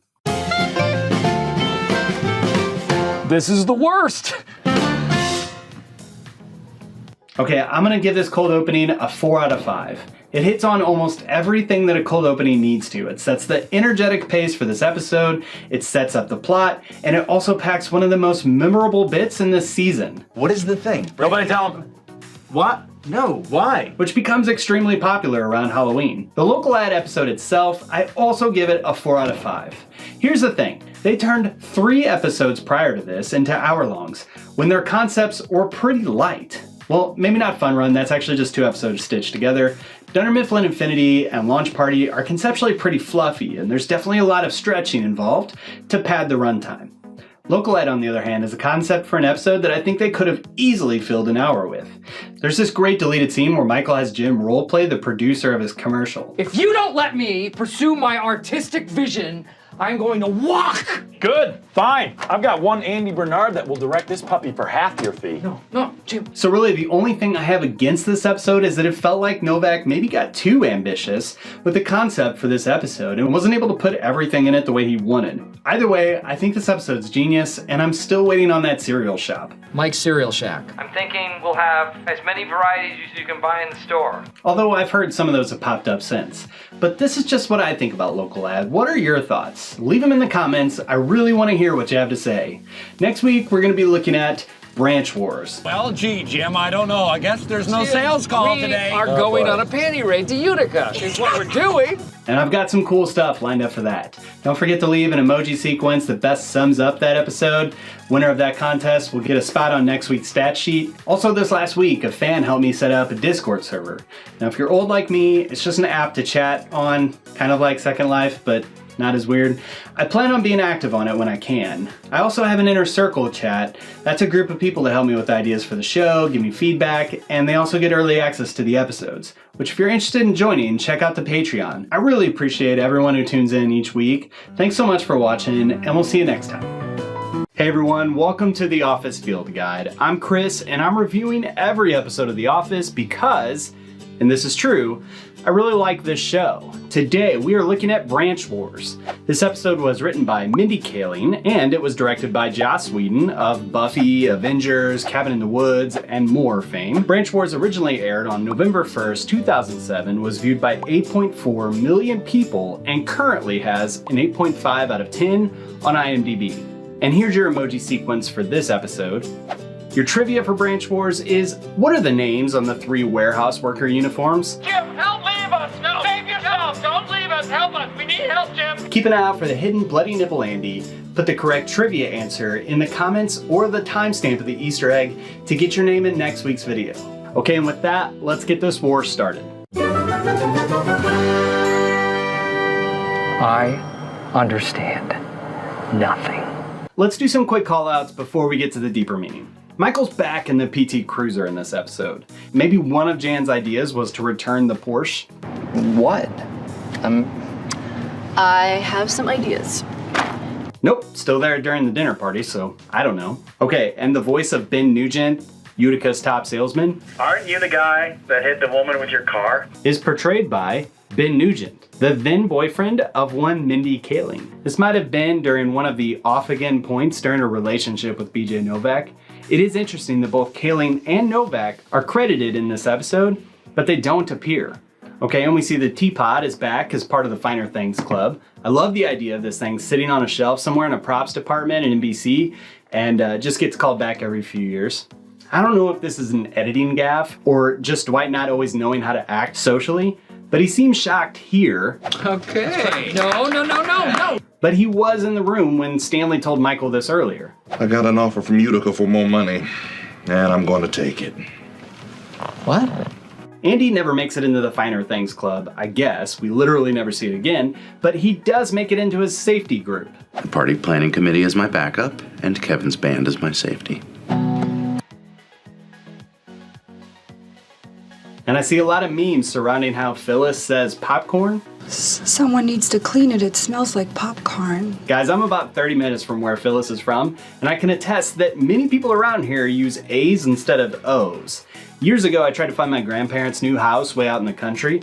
Instructions she gave me over the phone, I wrote everything down. This is before MapQuest and Google, all that. I just said MapQuest. Whatever, I'm old. But she said go down this road, Once it turns into a dirt road, then look for Morgan Street on your right. I drove up and down that stupid road and I couldn't find anything with Morgan on it, so I finally turned all the way back around and drove back into town so I could give her a call. It wasn't Morgan, it was Morgan. So it's a thing. All right, let's dive into the deeper meaning.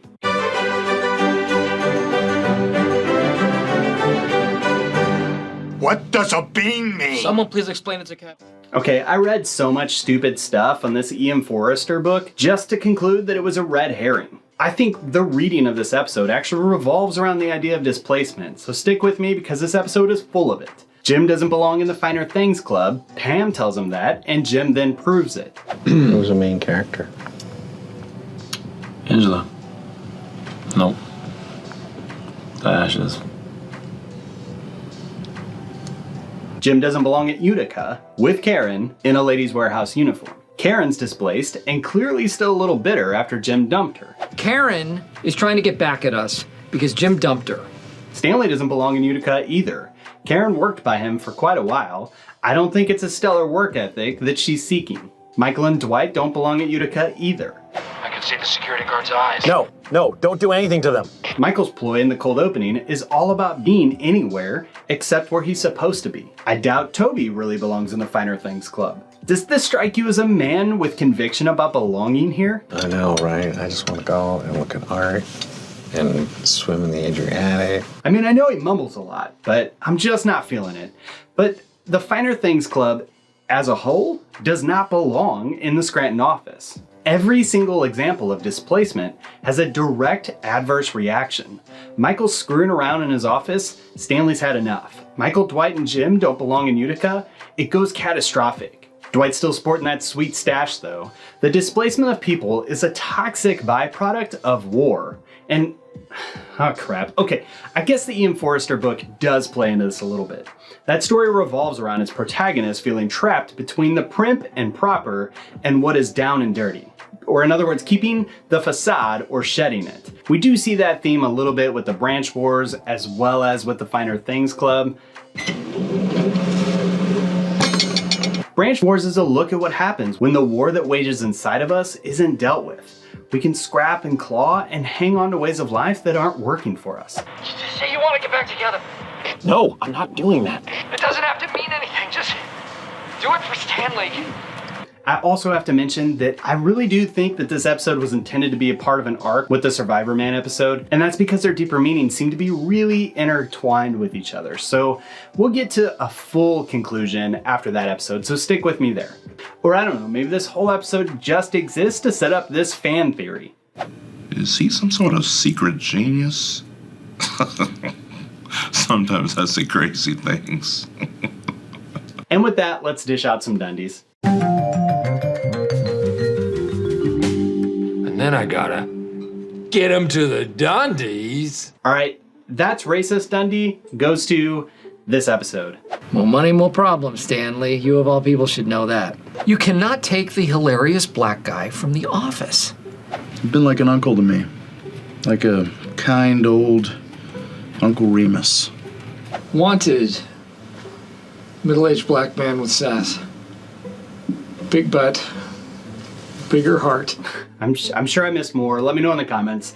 And the other Dundee for doing my job for me goes to Stanley. We're gonna hide. I want you to tell me if this looks like me, okay? I don't understand why sleeping at your desk is better than you not being Just here. go out and come back in. And also, we can't forget about this.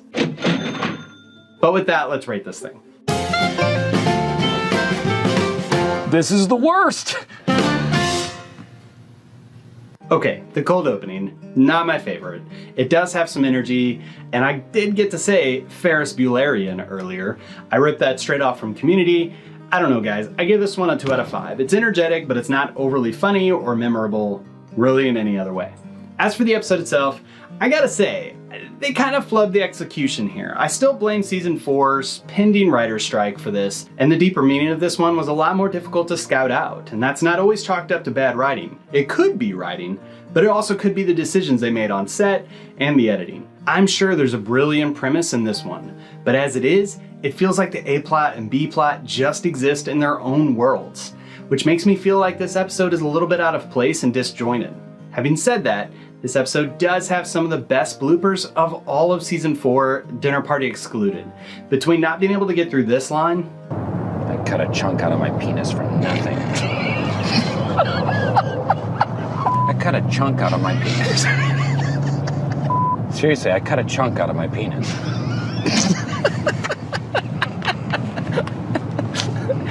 I'm sorry. Or this line, I. He said bow tie. Did you hear him?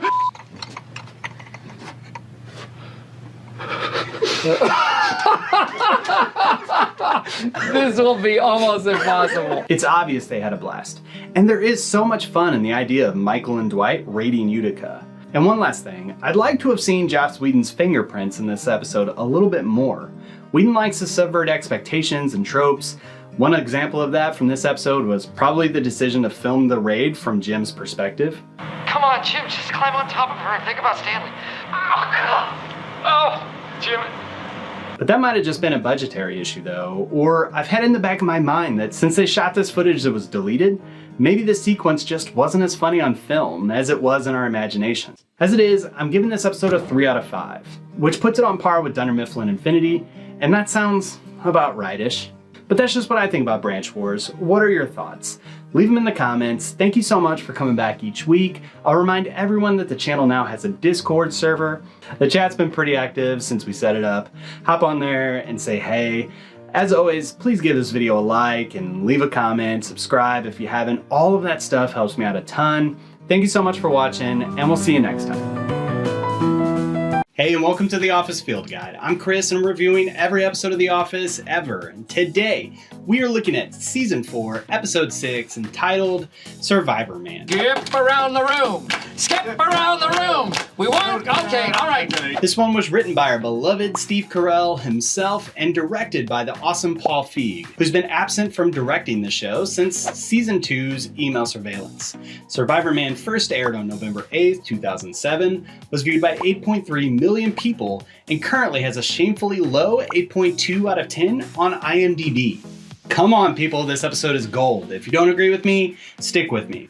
The Survivor Man emoji sequence is up on the screen now, and today your trivia is, how many weapons does the episode specifically show Dwight has with him on Dunder Mifflin property on any given day? Alright, so I have a ton to say, so let's just get into it. I understand nothing. There were two huge shows when this episode aired that inspired Michael, and apparently Steve Carell, when writing this episode. And those were Survivor Man and Man vs. Wild. I'm more familiar with Man vs. Wild because I watched it all the time when I had cable, but both of them are relatively aimed to show the same thing. With the right know-how and grit, people can survive through some pretty rough circumstances. It was interesting because it was about a guy who would go out into the middle of nowhere and just try not to die. Given that both of these were reality shows from the mid-2000s, I'm fairly sure the hosts were never in any real dire situations. In fact, Bear Grylls was actually exposed as a fraud. Interestingly, for Survivor Man this episode, the showrunners of The Office actually reached out to Lee Stroud to get his permission to parody his work, and Stroud said later that it was the highlight of his career to have his work reach this level of popularity. Regardless, the concept for these shows did tap into something within the American audiences, maybe a desire to return to the wild, maybe some fear-based paranoia that gave rise to preppers shows.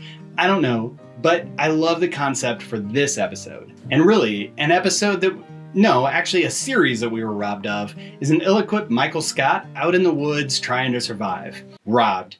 Alright, see, I want to spend a lot of time in the deeper meaning, so I'm just going to do a quick round of callouts here. For years, I never noticed the Stacy note stuck on the blow-up dowel. That's why Kevin goes crazy. Jim's Toby impersonation is awesome. I don't know what the harm in that is. I don't see the harm in that. Well, it's a cake, Toby, so come on. It does remind me of this callback. I enjoy the tangy zip of Miracle Whip. Jim does the best impressions. A great That's What She Said opportunity was missed. Well, if you take a look at this, I tented my pants. Phyllis is totally laughing in this shot. Happy birthday!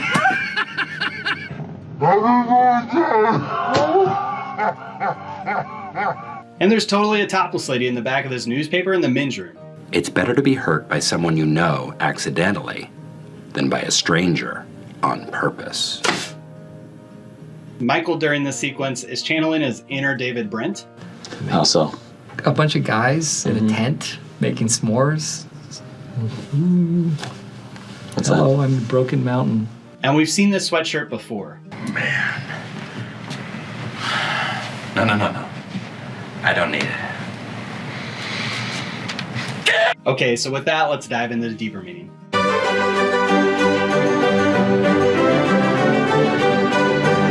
What does a bean mean? Someone please explain it to Cap. This episode has a relatively low IMDb rating, and it's one of the most genius episodes of the season, if not the series. Branch Wars closes us out with this reminder that we shouldn't tread where we don't belong.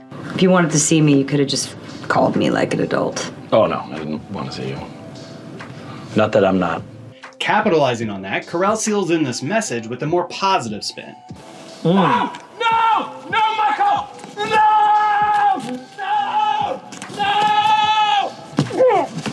Sometimes knowing where you belong is a good thing. Do I believe that Michael possesses the skills to survive in a hostile environment? Let's put it this way. No, I do not.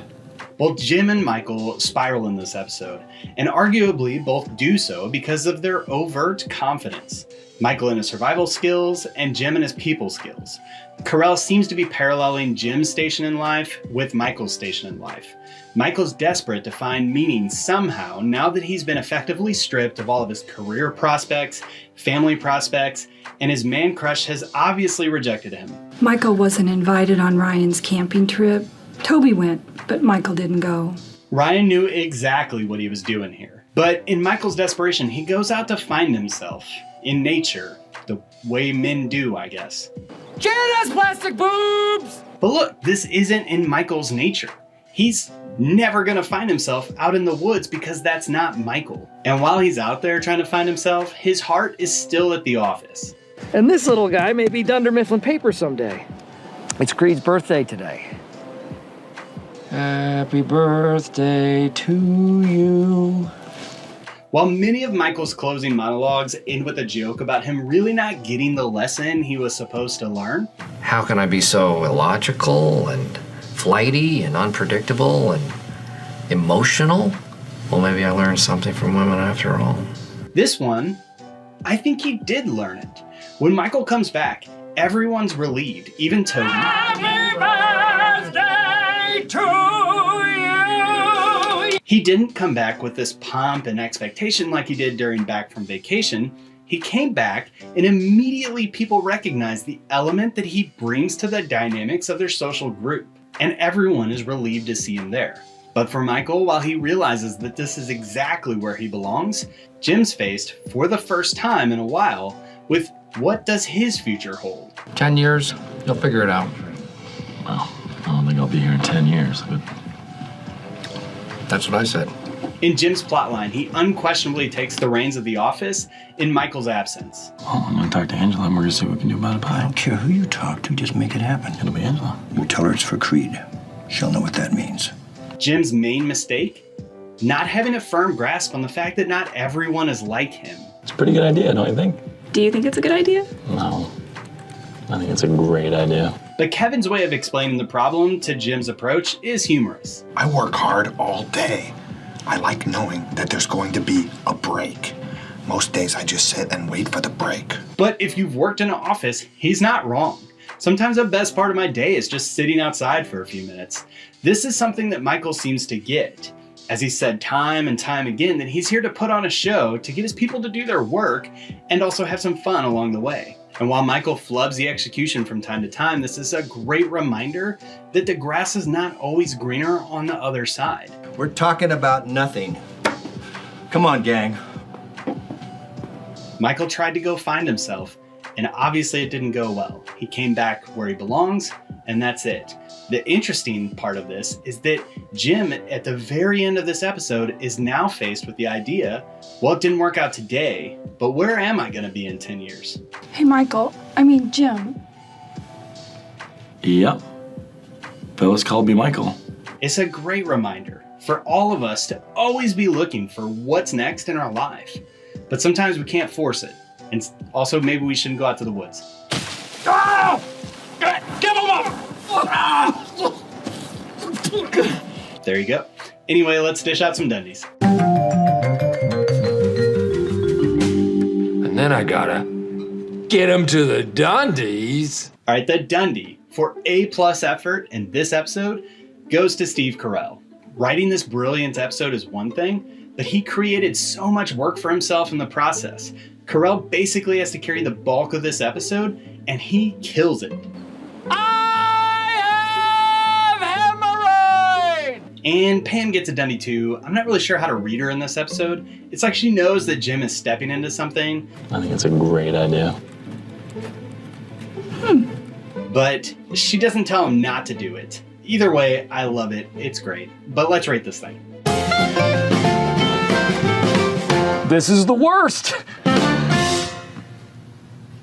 All right, this cold opening. It's something else. They explore some new ideas in this one. Like people liking to be around Toby. No more s'mores. No more s'mores. And Michael interrupting the talking head from behind. Nobody cares. I need that room at some point, so just wrap it up. Michael wasn't invited. But overall, it's fine. I give it a 2 out of 5. I'm not really sure I'd remember this was even a cold opening if you brought it up to me. As for the episode itself, someone threw shade at me recently saying that I'm giving everything a 4 out of 5. And yeah, sure, that's probably right. So I'm giving this one a 5 out of 5. Feig gets comedy, Carell kills it, and when we're away from the office, it's amazing. When we're in the office, it's amazing. Play Slider Roulette to test me on this. Go to Netflix or whatever you use to watch a show and just hop around on this episode. No matter where you land, within seconds, you're gonna be smiling or laughing. Oh, can't go today because I'm donating blood. How often can you actually donate blood? Is there a limit? I thought there was. Well, your body only has a certain amount.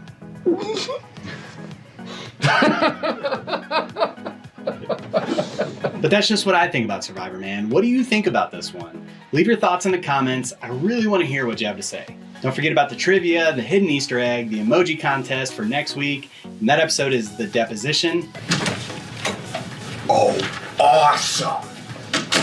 Such a good episode. I love season 4. Thanks so much for watching. The conversation's still raging over on the Discord. Join if you'd like. The more the merrier. And, you know, if you want, you can also support us on Patreon. That'd be awesome. Don't have to. Thanks so much for watching, and we'll see you next time. Hello, and welcome to The Office Field Guide. I'm Chris, and I'm reviewing every episode of The Office ever. And today, we've got a sleeper. But I throw myself at the mercy of the deposition. The Deposition, which is the 8th episode, depending on how you count them, of season 4. This one was written by Lester Lewis, who's a new name for this show.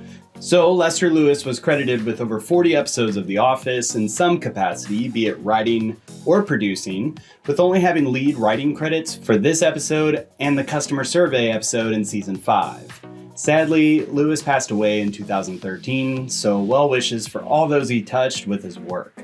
The Deposition was directed by Julian Farino, who, if you remember, directed the Back from Vacation episode in season 3, and is most well known for his work on Entourage. Entourage!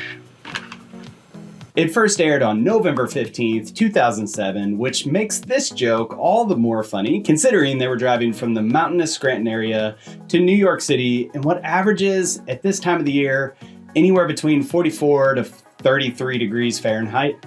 And I guess it's as good of time as any to mention that this episode led into the long mid-season break due to the writer's strike. But we're going to get into that later. This episode was viewed by 8.86 million people and currently has an 8.7 rating on IMDb. The winning emoji sequence is up on the screen right now. And the Deposition trivia is, what is the name of the conference room the deposition takes place in? All right, now I've been forgetting this in the last couple weeks. Don't forget to keep an eye out for the hidden Andy somewhere in this video. Be the first to put the trivia answer or the timestamp of the Easter egg in the comments, and you'll get your name in next week's video. And that's a big one because it's Kind of sort of an Okie afterbirth. And if you're here late, leave a comment best encapsulating the dinner party episode in emojis. Have some fun with that. I think we can get pretty clever or comprehensive. Either way, it's going to end up in the stat sheet for a pretty major episode, so give me your best work here, folks. With that, let's get down to the truth. I understand nothing. There's a lot of angles I want to take this review, but I have to get something out of my system first. Relax. Okay. You know what? I think they're ready for us now, so. Okay. All right. Mr. Scott. Okay, I know it was dumb and it took 5 seconds, but Michael's transition noise from that episode is amazing, and I'm gonna get as much mileage out of it as I can. But the premise for this episode, the deposition, is incredible. Take Michael Scott, who is the definition of a wild card, just so that we wouldn't leave anything up to chance or Michael's judgment. and put him in a legal proceeding where his every word is being recorded and analyzed. And you were directly under her the entire time? That's what she said. Excuse me? That's what she said. Ms. Levinson told you that she was your direct superior? And there's so much good. How long have you known the plaintiff? I haven't actually seen it, but I have seen the firm, and I am planning on renting the Pelican Brief. Michael's use of language is also super suspect during this one as well. Yes, and frankly, the timing was nothing short of predominant. Admirable, the way you defend a woman who is so obviously ambivalent about her relationship with you. Thank you very much. You didn't have to say that. It's a premise that I could live in for days in imagining what else went on during this session. Even coming back from a commercial break, it perfectly sums up the awkwardness and cringe that certainly occurred. Mr. Scott, do you realize you just contradicted yourself? I did. Yes, you did. Can I go to the bathroom? No, I really have to. I've been drinking lots of water. Without getting into my ratings though, I have to say that I think they flubbed the B plot of this one. Every time they leave the corporate office and return back to Scranton, I get a little bummed out. Dwight, you ignorant slut! I get a kick out of Dwight spouting the names of ping pong players that I'd assume the vast majority of us have never really heard of. Zoran Primorac, Jan Ove Waldner, Wang Tao.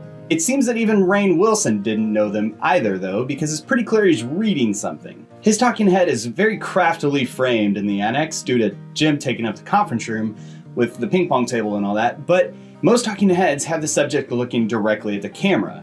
Rainn is framed with his body facing one way and his head slightly angled, so it's less obvious that he's reading something. Good luck with not noticing that next time you watch this one. But this Dwight's a ping pong superfan feels more like an attempt to just shoehorn Dwight into this plot than anything else.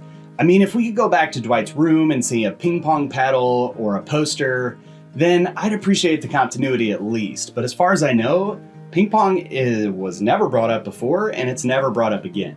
And it seemed like Farino played with the format here a little bit as well, as Office typically doesn't rely on quick cutaway gags, but this one is pretty good. Kelly's trash talking me because Daryl's beating you.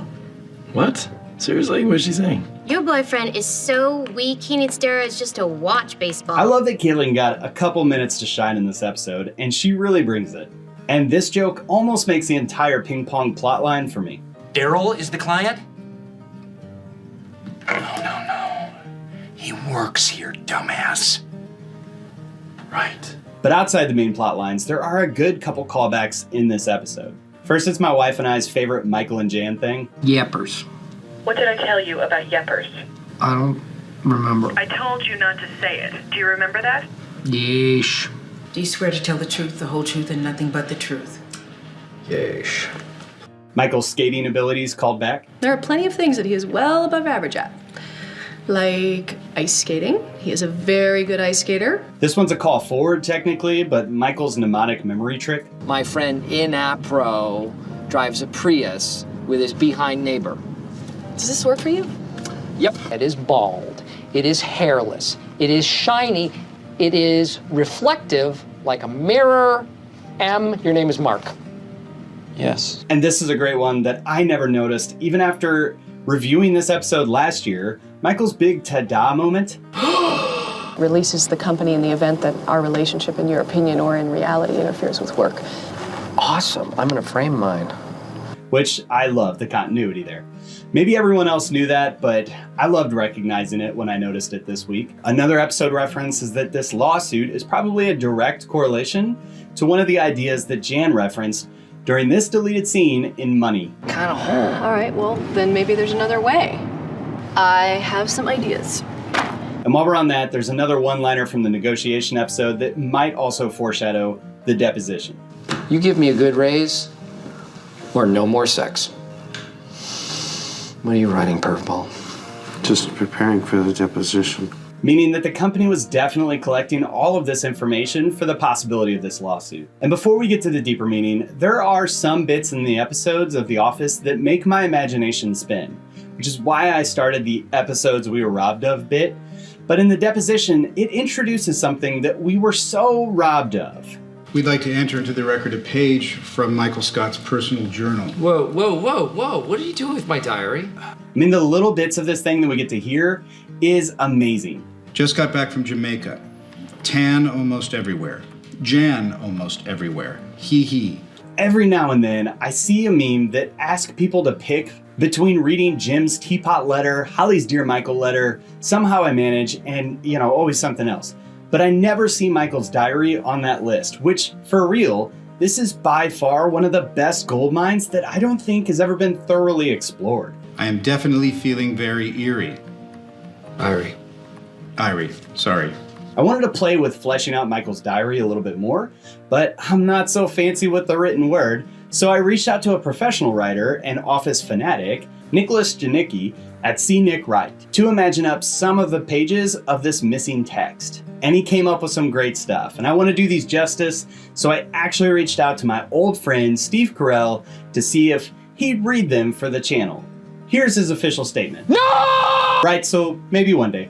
But I'm just gonna highlight a couple excerpts from these because I'll never do them as much justice as your imagination reading them in Steve Carell's voice. So they're gonna be in the description. But the first one was from the day that Ryan left to go to corporate.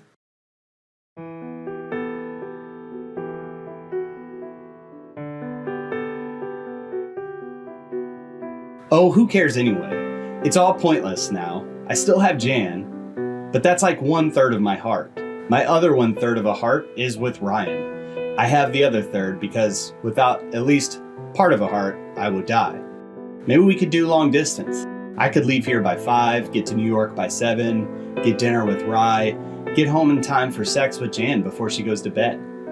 It'll be close, but it's worth the effort.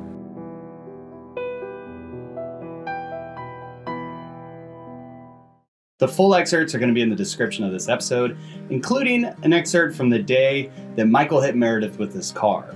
Nick Wright is awesome. He actually got some fame earlier in 2020 for writing up 24 full scripts of season 10 of The Office. I'll have a link to his site and his Instagram account in the description. Please go check him out, send him some love. But with that, let's dive into the deeper meaning.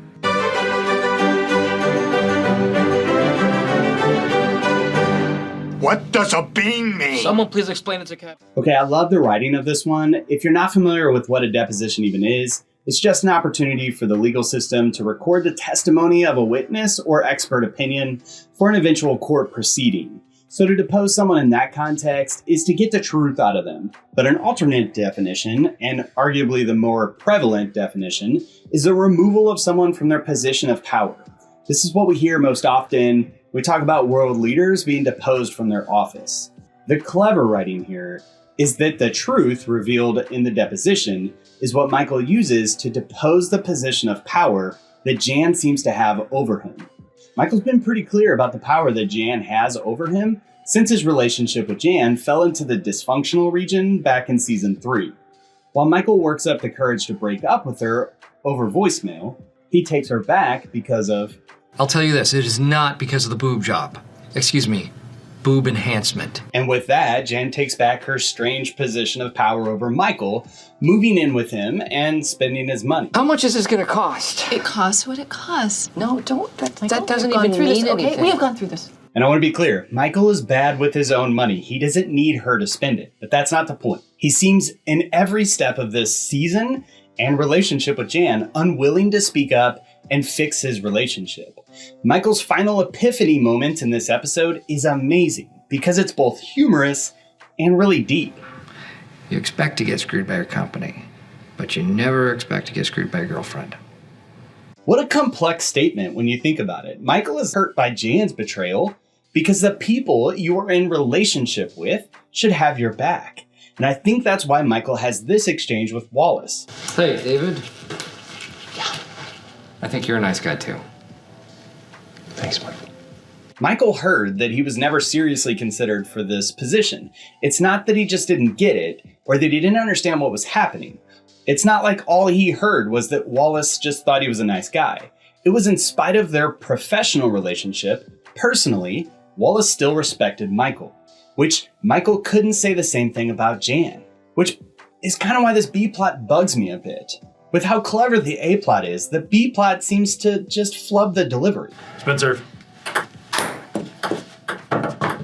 Pam seems out of character here, as she and Kelly take the position, in the metaphor, as the two powers fighting over something, and that would be Jim and maybe Daryl, are the subjects caught in the crossfire. Either way, the message here is that in life we have goals. Sometimes things creep up into our lives to threaten and destroy those priorities. I think a proper reading of this episode is to analyze what is really important in life and to oppose that which is not. Or I don't know, maybe this whole episode exists to get Mose out of Schrute Farms for the first time.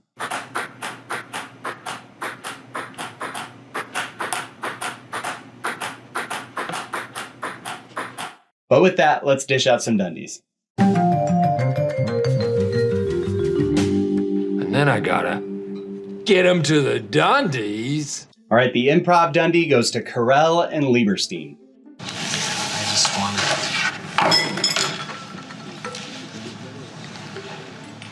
I read that this was improvised on their final take for the scene, which was Lieberstein's idea. I love this exchange though. I don't know. I didn't want him to get divorced in the first place, you know. I loved them both so much. It's one of the reasons that I think Michael hates Toby so much. It's not just that he's in HR and... Every time I try to do something fun or exciting, you make it not that way. But it's because, as Michael was a child of divorced parents, he seems to have harbored some bitterness towards that. I hate you! Long story short, Jeff's dog ended up as ring bearer. And Toby, who is also a child of divorce, is also a divorcee, which I think Michael finds problem with, which is why he brings it up all the time. Also, he's divorced, so he's really not a part of his family. Okay, the second Dundie goes to this car ride home.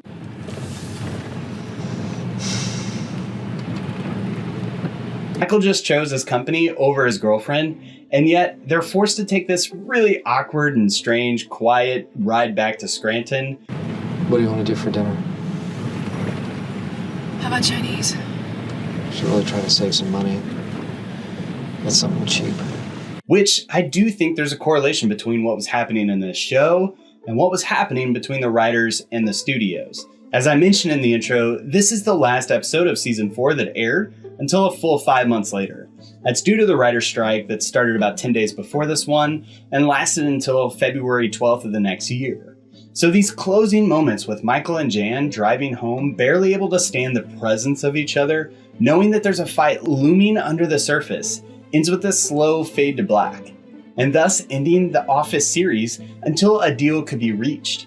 And this was a big deal back in 2007, with some series being outright canceled and others flat out ruined. I'm looking at you, season 3 of Heroes. These are just relevant culture context elements that we just don't get when we're binge watching the series now sometime way in the future.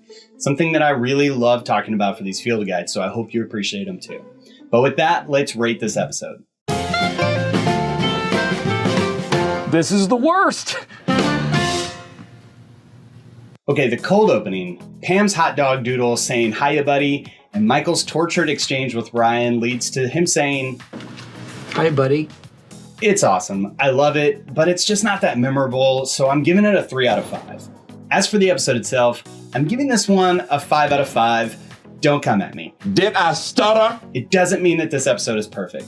But when I think about some of the best episodes of The Office, this one is definitely up there. And while it's not perfect, it perfectly takes the character of Michael, which has been developed over seasons, and plops him into this scenario and creates an opportunity for so much humor. To be delicate, they hang off Milady's chest.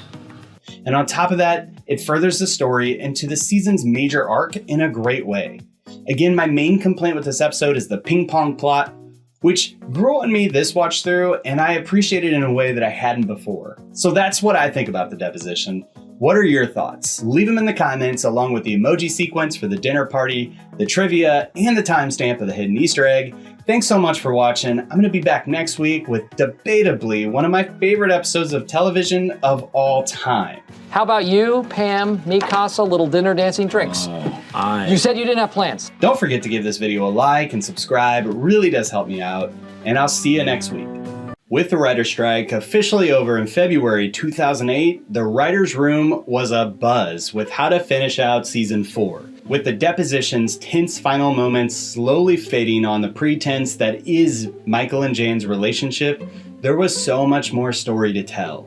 While I'm certain that there were grand plans laid out from the origination of season 4, the pent-up tension and creativity of everyone involved in the office collided to create a collage of artistry on a level of production from writing, set design, costume design, directing, acting, and editing. All to create what I'd arguably call the best episode of a comedic series in television history, The Dinner Party. You said you didn't have plans. Hey everyone, I'm Chris and I'm reviewing every episode of The Office, and today we are diving into The Dinner Party. So let's get started with the stat sheet and get to work. This episode was written by Lee Eisenberg and Gene Stupinski, these guys, and directed by Paul Feig, who just directed the Survivor Man episode. Jan has plastic boobs! It first aired on April 10th, 2008, was viewed by 9.2 million people, and currently has a 9.5 out of 10 on IMDb. And your dinner party trivia is who actually performs this rendition of That One Night. Be the first to put the trivia answer in the comments and the first to spout out and put the timestamp of the Hidden Andy Easter egg in the comments, and you'll get your name in next week's video. And before we get started, I think I need to say something that typically goes unsaid in my field guides, but this episode's on another level. So if you haven't watched Dinner Party recently, well then leave this video and go watch it now. That'll probably kill my retention rate, but I don't care. I really think to get an appreciation for this episode, the phenomenon that is the dinner party has to be really fresh in your mind. It's sort of an Okie afterbirth. So if you're still here, let's get this party started. I understand nothing. Okay, the first thing we need to get out of the way is that I already reviewed this episode in an old format. And there are things about that episode that I loved, and there's things about that I hate. So out of all the season 4 content that's out there, this one is definitely gonna stick around because there are some extensive call-outs in that episode, and things that I'm just gonna sum up for this one. So this is just my way of saying, if you already have watched that, then this is gonna be different. And once you finish this one, and you haven't seen the old one, you know, it's a perfectly fine companion piece to this one. So I'll have the link in the description. First up, the Rolling Stone site has this great article by Andy Green, who literally wrote the book on The Office, in which he amassed quite a collection of quotes from those involved in the making of this episode. Just to get into the heads of the writers for this field guide, I pulled a couple quotes from that article. Stupinski said, there's a quote, "How do you make someone laugh? You show them someone falling down. How do you get a comedy writer to laugh? Show a guy pushing a woman down the stairs." I'm paraphrasing, but there's something to that. The darker, usually the funnier it is to us. We're such huge fans of the British Office, and we wanted to write an episode more in that tone. So in his mind, they were really gonna lean into the cringe for this episode, and they weren't shy about that at all. And Eisenberg said, an episode like this lives in a lot of awkward pauses. A line would happen, and the audience, along with the people at the dinner, would just kind of sit there and let it hang. And so the rhymes of this episode are slightly different. Everybody enjoying their meal? So let's talk about the writing in this one. This episode has some of the best dialogue in the series, and I'll give you one of my best cases for that up front. How are you? Hi. I'm not in character yet. What surround sound means is that, right over here, Jim. Terrible. We'll never finish this episode.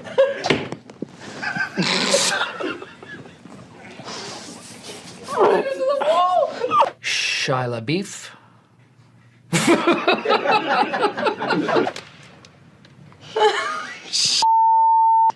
And real quick, while we're on bloopers, it seemed that Ed Helms ripped a fart so bad that Angela Kinsey left the vehicle. Oh, God! Oh, God! Oh no. If Angel's coming out of the car, I think I know what it is. Super classy. I'm sorry. Several cast members have actually stated that this episode was actually a fun nightmare to get through because trying to keep a straight face during some of this dialogue was simply impossible. You can even see John Krasinski break character here. Watch the right of the screen. Sometimes I think she holds on to faxes. While some improv was allowed for later takes, the bulk of what we see was written. But there are a couple notable moments of improv in this episode. That being Michael's finger motion when he does this. Snip, snap, snip, snap, snip, snap. And Jan's movement when she does this. I guess that makes me the devil.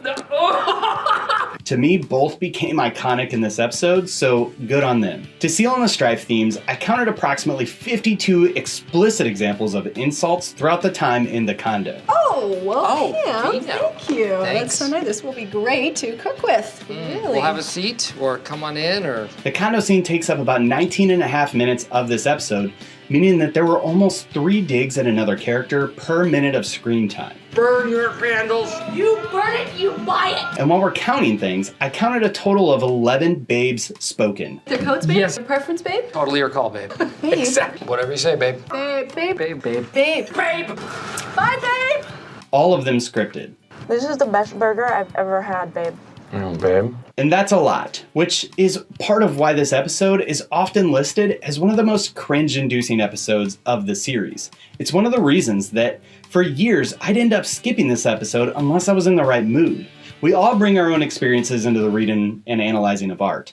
Fighting like this... And I'm a candle maker, but you don't hear me bragging about it. No, all you do is you get me to try to work on my rich friends. can leave many people feeling emotionally stressed out, which I kind of think is on purpose, but we'll get more on that later.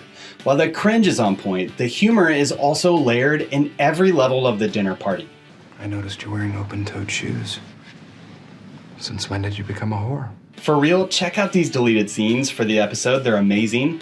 If you've never watched them, then you're missing out on some great content. Well, Jan fell asleep during her neighborhood watch shift. Wow, you do neighborhood watch? Yes. I did. As well as an extremely dark and bizarre subplot strung throughout this episode involving Jan, night watching, a dog, and spray paint. It bit me on the arm. I didn't even feel it. And I call them deleted scenes, but in reality, there was a 29-minute cut of this episode that released on iTunes exclusively way back in the day.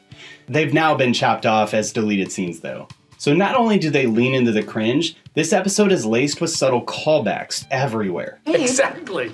I thought you said that you... She likes videotaping us during sex. Oh my god. Oh, and then watching it back right afterward to improve my form. It's like perfect ambivalence. Somehow we're watching this train wreck in front of us, but there are some genuinely great jokes in it. Cruise. I don't know. Katie Holmes. No. Ah! But he's married to her. Oh, Dawson's Creek. No. Within the normal flow of an Office episode, there tends to be a sequence in which a series of jokes are rapidly paced. Greg Daniels calls these things the killing fields. The most recent example that I can think of is the whom versus who argument in the Money episode in season 4. No, whomever is never actually right. But these killing fields don't make it into every episode. And when they do, they're typically only a minute or two long at most. Part of what makes the dinner party so intense is that from the moment Jim and Pam set foot into this condo, they've entered the killing fields. And while there are a few lulls, it lasts until the closing credits. But beyond the humor, what makes this writing so excellent is that there's several metaphors for Michael and Jan's relationship strung throughout this episode. All of them relying on set design and the actors to execute on this vision. The first of which is the most incredible piece of art hung on the stairwell. While this is clearly a play on a Warhol painting, I'd be remiss if I didn't bring up that this wasn't an election year, and this art style was everywhere. This hyper-stylized piece of art features 4 different Jans, something of foreshadowing that we're going to see in this episode, and something that Michael's been dealing with all along. Another great metaphor in this one is Michael's sleeping arrangement. Really? Because it seems pretty narrow and short. Could anything more perfectly sum up the dysfunction that Michael and Jan have in their relationship as this? It's actually a lot bigger than it seems. Look at this. See? And look, not all couples need to sleep in the same bed together. Still, when 3 out of 3 rooms are almost fully allocated to one person in the household, so much so that even Michael's home office has been relegated to the garage in Scranton in the winter, then I'd feel safe calling out that this is a metaphor for their entire relationship. Thanks, that's my bed. Sealed in by this incredibly awkward silence. Next is Michael's table, again sold by the set design and the acting. Oh, and I also built this table. What is that, chestnut? No, I think that is either pine or Nordic cherry. It's pine. Every time I see this thing, I'm reminded of the Peanuts Christmas episode when they get that chintzy, crappy tree, but it means so much more to them. This table represents Michael and even Jan's desire to play house and have their white picket fence life, but they sacrifice quality for the aesthetics. I mean, I wouldn't put that thing in my place, even if I made it. But the point is that Michael is beaming with pride in what he's achieved, similar to how he's handling this entire relationship. Honey, I have the best trophy right here, aside from my Dunder. Oh. And speaking of trophies, the last metaphor is the sad moment in the resolution of this story. After lines were crossed, Jan is left trying to put something back together that just isn't going to work. The fact that it's a Dundee, coupled with Hardin's fantastic acting, is amazing. Okay, so let's move from the writing to the set design, and some of this is gonna overlap. But imagine stepping foot into this set for the first time. Remember that this is an actual entire condo, it's not set on a soundstage. In fact, it's the exact same condo that used to look like this 2 seasons ago. It's a very gay-friendly neighborhood. Fun fact, that was Paul Feig's first episode directing on The Office. But the condo has now been entirely Janified. And these walls, they used to be like white, like an asylum. So I wanted it to be softer, so I had it painted in eggshell white. Guess what? White and eggshell white are exactly the same color. We already talked about the many faces of Jan painting, but on your next watch through, pay attention to all the little things, like the artwork on the wall. All of them fall into 3 categories. 1, empty and dramatic gray or sepia tone photos reflecting the emptiness that is Jan. 2, photos of Jan by herself or with other men. Or 3, they're chaotic, abstract pieces of art with intense colors like red or harsh yellows. And while we're on colors, let's also bleed over into the costume design. Everything in this condo, including clothing worn by Michael and Jan, are color-coded. Michael's wearing blues and soft colored clothing, while Jan's wearing an incredibly sharp red top with the reddest of lipstick. Also, how many layers does Andy need? Anyway, back to the set design. Almost everything in this condo that is Michael's represented with lighter blues and whites and overall cooler colors, along with the fact that Michael's stuff is in the cold garage, juxtaposed to Jan's color of choice that tends to be red base, reflecting heat or the fire that she has, which is evident around her house with 27 lit candles and who knows how many unlit ones. And this isn't without purpose. Think about the climax of this episode. Michael literally takes down this anxiety-inducing red painting representing Jan and replaces it with this interesting blue piece of artwork that represents his bachelorhood. And this concept bleeds over into the directing too, as Feig places Jan directly by the fire, Michael directly opposite of her. And while we're on the directing, some of the camera angles and decisions made in this episode are truly genius. I'm impartial to this shot because it almost feels as though we jumped into a Hallmark scene. But this episode is full of these. Look at this one during the infamous snip snap line. Look at how Michael and Jan are framed in this sequence to amplify the stress with these tight shots and blocked perspectives, leaving it feeling even more claustrophobic than what it would have if we were just in an open area. Just a simple example of how the friction between these two is being amplified by something as simple as the camera angles. Feig was quoted later when he was asked about directing this episode. He said, "I directed a few episodes of The Office every season. The dinner party had gone to some other director, and I'm reading it like, oh my God, I want to direct that episode. And they were like, well, it's already been promised to this other guy. So I was like, ah, snap. To me, the cringier, the better in my comedy. My favorite thing is to make an audience feel really uncomfortable and make them laugh at the same time. So I was super bummed out. Then the writer's strike hit, and we were all bummed out, but I was like, oh, I wonder if I can get this now. Everybody's schedule got mixed up because of the strike, and the director who was supposed to do it got busy on another job. So I came swooping in like a vulture and got it. I was so happy because honestly, it's one of the best scripts I'd ever read in TV, movie, anything. I just completely saw it in my brain. As a fan of this show, I just have to appreciate getting an understanding of what was going on in the minds of the people behind this one. The only decision that I disagree with, because it makes no sense in universe, is the choice to have the characters do the talking heads in the bathroom. Meaning that every time Jim and Pam did one of these things, they had to go to the camera guy and be like, hey, come into this tiny room with me so that I could talk to the camera for a bit. It honestly takes me out of the experience. I guess if I'm calling out negatives too, the sequence when Michael and the boys and Jan and the ladies split up always feels like the episode hits this low point.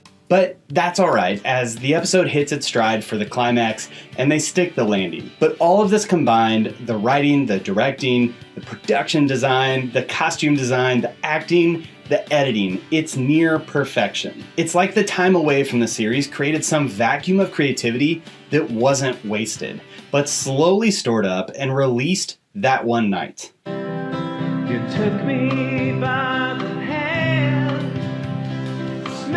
Okay, so we gotta talk about the song. This song has become a thing in the Office fandom. Fun fact, it's not sung by the actor who played Hunter, Nicholas D'Augusto. Jan thinks Hunter's very talented. You know what? I don't think he's that good. We actually had a friendly chat about that earlier this year. Consider that interview plugged. Check that one out later. But it has to be weird to be so well known for something that you didn't actually do. That song itself is such a bizarre thing to include in this episode, but it takes the intrigue up a notch. And Jim and Pam pick up on something that maybe Michael hasn't. But this song has become an icon in the series. And while I get it, I don't actually get it. I mean, I have it. I found this guy on Etsy who sells these things, and they're pretty great, pixelated and everything.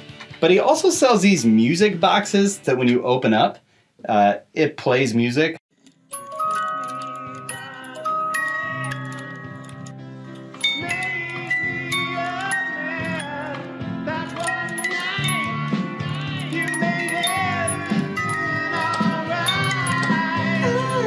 Okay, I don't get paid if you buy any of this stuff. I just thought that it was awesome. I'll put a link in the description of this video to his Etsy store. But this song was written by Stupenberg, and they knocked it out of the park with a hilarious, cringy song that feels ripped right out of this time period. This sequence spurs so much intrigue too, prompting the theory that Jan probably took Hunter's virginity. You took me by the hand, made me a man. And that Hunter might be the father of Jan's baby. With the name Ass Turd. But with that, let's dive into the deeper meaning. And then I gotta get him to the Dundies. Okay, this is definitely gonna make me feel like I'm part of the Finer Things Club, but if you didn't know, the dinner party's loosely based on this old play from the 60s called Who's Afraid of Virginia Woolf, which is a play on the song from Three Little Pigs, Who's Afraid of the Big Bad Wolf. So instead of drawing the correlations out loud, I'm just gonna read some of the major plot points with some of the footage of the episode overlaid. The older couple in the story, Martha and George, invite a younger couple, Nick and Honey, to come over after a party. As the older couple begin to hurl insults at each other, the younger couple is initially embarrassed, but become enmeshed in the drama. Awesome. Martha is aggressively taunting George, and George opts to use passive aggression in response. Martha tells an embarrassing story about George.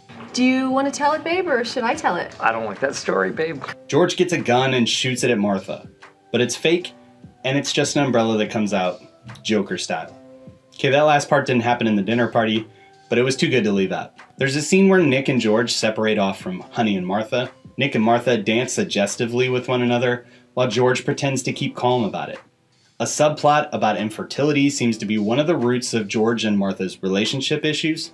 You've no idea the physical toll the 3 vasectomies have on a person. The older couple keep playing games with the younger, ranging from relatively innocent to downright bizarre. Michael and Jan seem to be playing their own separate game. Yeah, so pretty spot on. And where the dinner party deviates from the play is kind of the point of this episode. As the dinner party sinks into the bowels of hell throughout this episode, Michael and Jan's game delves further and further. Still, to Michael's credit, he's not actually the source of the cringe in most of this episode. Sit down on that couch and be amongst friends, and we're not going to think about all your stuff being destroyed, all right? He just comes off mostly as a sympathetic partner out of the two. I'm sorry. What now? But meanwhile, the other couples begin to be juxtaposed. Like, take Michael and Jan are shown to be entirely mismatched in this episode. And I bought this condo to fill with children. I am so sorry that I don't want to bring kids into this screwed up world. And we see that this is made clear. For one flower, which is for my flower. Oh. What am I supposed to do with this?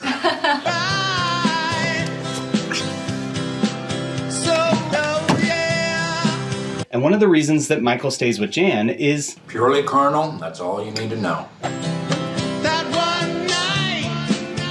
And while that's interesting, the main point of deviation from the play is that the younger couple actually begin to play the older couple's twisted game. It becomes evident that they're all broken and messed up people. Super fun. The dinner party, however, shows Jim and Pam, our stand-ins for Nick and Honey, playing their own game. Instead of sinking down with Michael and Jan, they stay afloat, hanging on to each other. I read an article a while back, and I can't find it now, so take this for what it's worth, but Daniels talked about how he was sort of bummed out that people were upset with Jim for trying to pull this. Dinner sounded delicious. Pam, I'll see you at home. Thank you so much. And equally bummed out that people read Pam's actions here as a negative. Oh, Jim, I don't think you're going to abandon this party here all by itself. I don't know, because everything I own is there. You can buy new stuff, but you can't buy a new party. He talked about how it was intended for them to be shown to be playing their own game to help deal with the chaos of the evening. Maybe I'm making the whole thing up. Leave a link in the comments if you know the quote I'm talking about. But I agree with that notion, which I may have invented, I don't know. But throughout this episode, Jim and Pam cling onto each other rather than succumbing to the craziness around them. A lot of this is subtle, like quick glances and a few words here and there. The message of this gut-wrenching episode, though, is similar to the play itself. And that's the idea that the American dream, with the white picket fences and the ketchup fights, is just that. It's a dream. Nothing is perfect. Nothing is going to feel like it does in the movies. But sometimes putting rose-colored glasses on things and pretending that everything is just fine, like standing in a fire, telling yourself that you're cold, you might be able to trick yourself for just a second. But you won't fool yourself for that long. I'm okay. No, I'm not. Sometimes you just need to know when something's run its course, which makes this closing feel so profound. With that, let's rate this thing. This is the worst. Okay, the cold opening. I give this one a 3 out of 5. Honestly, it's fine. I love the idea of the lingering invitation that's been throughout season 4. You guys should come over for dinner. You and Pam? That'd be fun. That would be Friday? fun. Want to come over Friday? Can't. After work, you guys... Oh, no. Because... Stinks. Darn it. Shoot. How about this weekend? No, can't. We only had tonight free, and we really wanted to spend it with you. But the best is Steve Carell, an amazing actor pretending to be Michael Scott, a terrible actor. Well, we don't want to work. No, we don't. It's not fair to these people. These people are my friends, and I care about them. As far as this episode goes, it's a no-brainer that I'm going to give this one a 5 out of 5. It's by far one of the best episodes of The Office for me, and in my opinion, it may be one of the best episodes of comedic television in history. In 19 minutes, we're in this condo. We're inundated with joke after joke, both in the foreground and in the background. The set design, something that I never really talk about in this series, is so unique, coordinating out all the colors of the artwork and the aesthetics of the apartment to seal in this deeper meaning of the friction between these two. It's a phenomenal job. You could tell that at every level of production, every single individual had a passion to bring this thing together and create this masterpiece of American television. It's just unfortunate that this was followed up by the chair model. You don't deserve her. So come back next week, we'll dive into the aftermath of that one night. If you made it this far, please give this video a like, consider subscribing. Those things help me out a ton, and if you're particularly jovial mood, shoot this video over to a friend who you know loves The Office. Thanks so much for watching, thanks for sharing it, and we'll see you next time. What's up, everybody? I'm Chris, and this is The Office Field Guide, the show where I review every episode of The Office ever. And today, we are looking at Chair Model. No question about it, I am ready to get hurt again. This episode was written by Forever Puppy BJ Novak, directed by Jeffrey Blitz, a returning guest director to the series. This one originally aired on April 17th, 2008, was viewed by 9.8 million people, and currently has an 8 out of 10 on IMDb. Your trivia for the Chair Model is, what was Michael's drink order at the cafe? Also, could someone please answer me why he has rhinestones all over his wallet? As always, keep an eye out for the hidden Easter egg in this video. Celebrating the dinner party, we have a brand new Easter egg, so keep an eye out. Put your answer to the trivia and or the timestamp of the Easter egg in the comments first to get your name in next week's video. And if you're late to the party, leave an emoji sequence best summing up next week's episode. Cool. Okay, so how does anything follow up the dinner party? Do you remember that episode? I definitely remember your dinner party. Coming to the Chair Model from the dinner party is a jarring splash back into reality. And while this episode may not be my favorite, we do have a lot of stuff to talk about, some behind the scenes stuff, a really dark yet hopeful deeper meaning, and maybe, if we're lucky, we'll get to hear from the Chair Model herself. So let's dig in. I understand nothing. First up, Kevin is using the same foot bath that he bought himself during the Christmas party episode in season 2. It's not able to be seen during the final cut of this episode, but it has been confirmed that it is in fact the same prop. And if you're curious, my PSA for the day is, This is going to blow your mind. don't give yourself a foot bath in the lobby of your workplace. It's probably not good behavior. Ooh. And something else that's odd behavior, Michael's brushing his teeth in the kitchen sink. That's already an odd choice for a member of society, but even weirder that he seemingly swallows the toothpaste whole once he's done, begging the question of whether or not Michael knows how dental hygiene works or not. Every day, like brush your teeth in the morning. I don't know, like 30 seconds? Oh my God. That's 3 times as long as it takes me. Meanwhile, Andy proves that he doesn't get how the real world works. For Joe's six-pack, the guy who wakes up every morning in his $400 a month apartment wonders how he's going to pay his mortgage that month.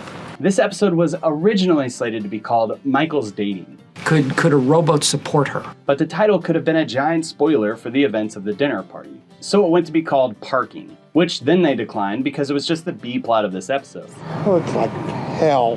And finally, they landed on Chair Model. While they were trying to figure out what to do with this episode, Novak said he originally wrote a B plot for this that involved a phony management training bit for Jim to trick Dwight into, but NBC pushed back on that as it was unoriginal for the series. And then he wanted to create a B plot where Jim and Pam move in together, but they wanted to wait until they were engaged.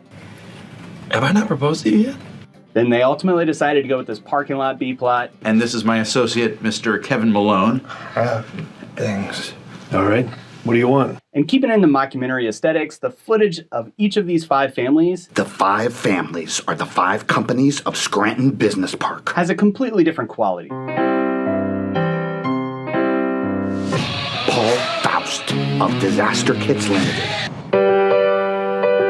Which I love. And then there's some interesting stuff here too. The WB Jones phone number is the same one used in the poster from Dwight's anti-flashing task force.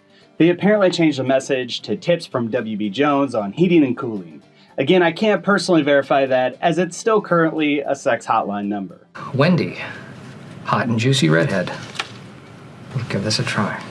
Cool Guy Paul is actually Paul Lieberstein's cousin's husband. Apparently they didn't like anyone they auditioned for this part, and this guy, whose name is Paul Faust, had gotten a tour by Paul Lieberstein sometime before this. They asked Cool Guy Paul if he'd be interested in this part, and if so, if he'd read those lines and send a video via email. Could have done this over email. Fun fact, he does actually seem to have partial ownership of a real-life disaster preparedness kit company. Long story short, he got the call that he got the part. He flew out later that day to just film this really small part, which is really cool, Cool Guy Paul. But it does seem to be his only acting credit. But a guest actor from this episode with more acting credits, besides the always great Robert Schaefer, who seems to just be chewing on this cigar. And okay, to be honest, I really don't know anything about cigars, but is he doing that right? Anyway, Michael's date has a lot of credits to her name. Pam's landlord is portrayed by Brooke Dillman, who's had some one-off and minor roles in shows like Bob's Burger, The Middle, but also a series called Wreck, which ran for 3 seasons, and I've never seen any of it. That's incredibly rude. But also she was in the Disney Family Karate series, Kicking It. which I have seen. Moving on. The song that Michael and Dwight sing at the end of this episode is American Pie, which is an interesting choice and fitting in both the tone of this episode's closing moments, as well as the song does go on forever, hence why day turns into night while they're singing it. And other songs considered for this bit was Legs by ZZ Top and Elton John's Candle in the Wind.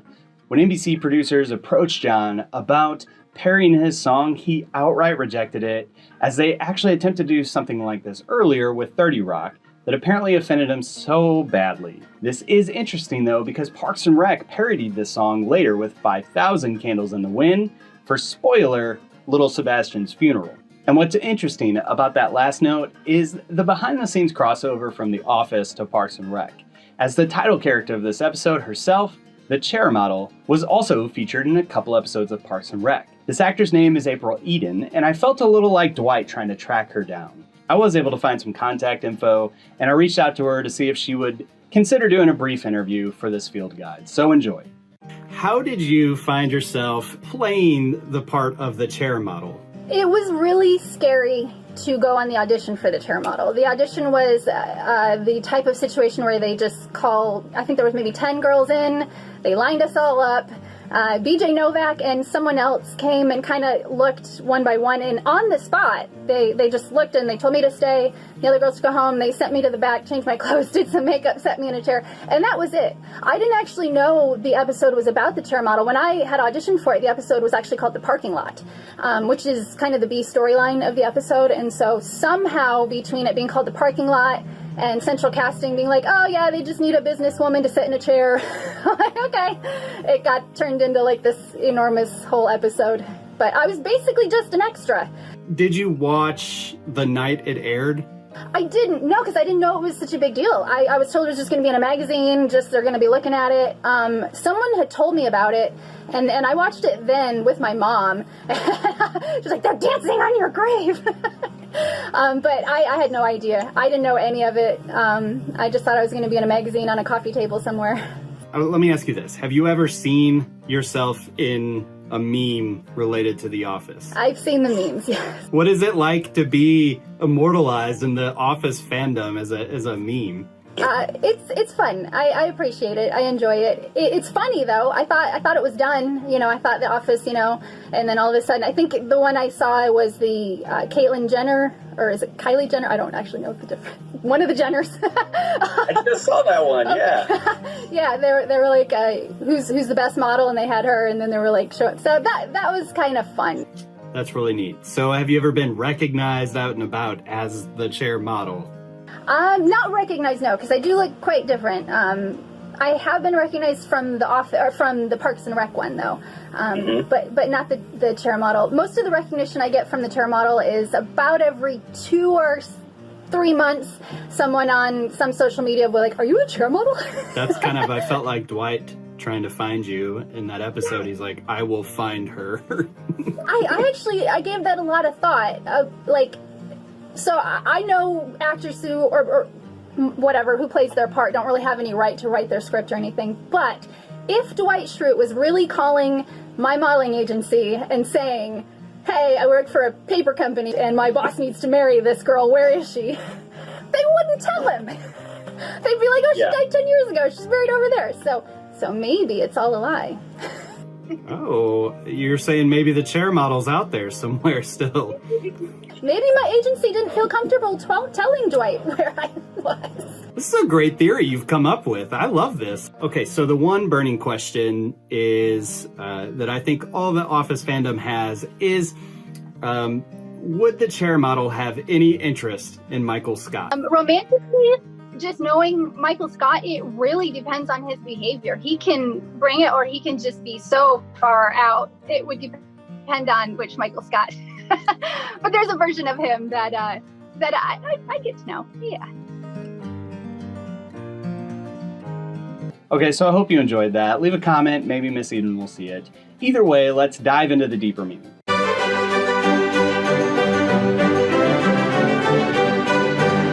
What does a bean mean? Someone please explain it to Cap. When I think about this episode, I don't typically recall the humor, just the darkness that looms over this one. And I think that's odd because rewatching it for this review, I don't think it's as dark and as troubling as what my brain seems to have locked in. This episode structure has an A plot and a B plot with almost the same premise. The A plot has Michael and Dwight working through Michael's current unsurmountable problem of loneliness. And I'm optimistic because every day I get a little more desperate, and desperate situations yield the quickest results. And the B plot has Andy and Kevin working through their current unsurmountable problem of having to walk a little extra. I left my cell phone in my car. Call us when you get there so we know you're okay. While I know that they tossed and turned about what the B plot of this episode really should be, I really love the parallels between these two. Both plots are a result of someone else's self-focused intrusion in their lives. WB Jones is renovating their offices, and their construction crews are taking up some of the parking spaces we used to get. Both plots have the main characters pleading for help from someone else they perceive could make a difference. Here goes. I don't think that Now, this okay, I know that this is probably not appropriate, but I need help. Okay, so nice. Help us out. Wish I could, but I can't. Well, can, but won't. Should, maybe, but shan't. Both plots' main characters are really projecting their issues on something else. There was a woman in your life who affected you very deeply, and she left before you could say goodbye. I think you need to say goodbye. I thought you were engaged. Nope. Stacy broke up with me. Both plots resolve with a little bit of closure for the characters. This'll be the day that I die. It's just nice to win one. This one really does remind me of the grief counseling episode. No, that's enough. You know what? This bird is dead. He died alone. The least you can do is be there for him now. So now once again, seasons later, we're still looking at Michael grieving the loss of what he desires the most. I want to play ball with my kids before I get too old. Losing Jan might seem like a good thing. Crazy smart and really manipulative, and I don't know. Michael? And if you know where the story goes, it is a good thing. But in life, we really never know what the next episode is going to bring for us.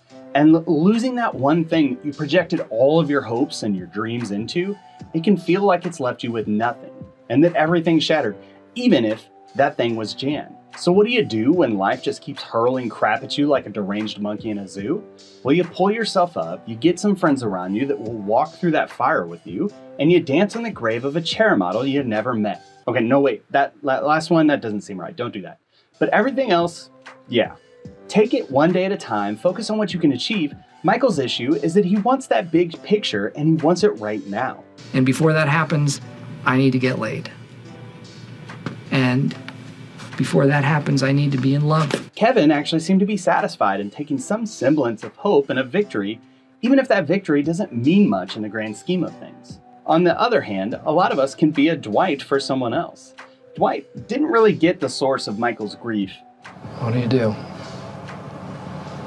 You wait till next year's cheer catalog comes out and you find someone is still alive. But he is right about the need for closure.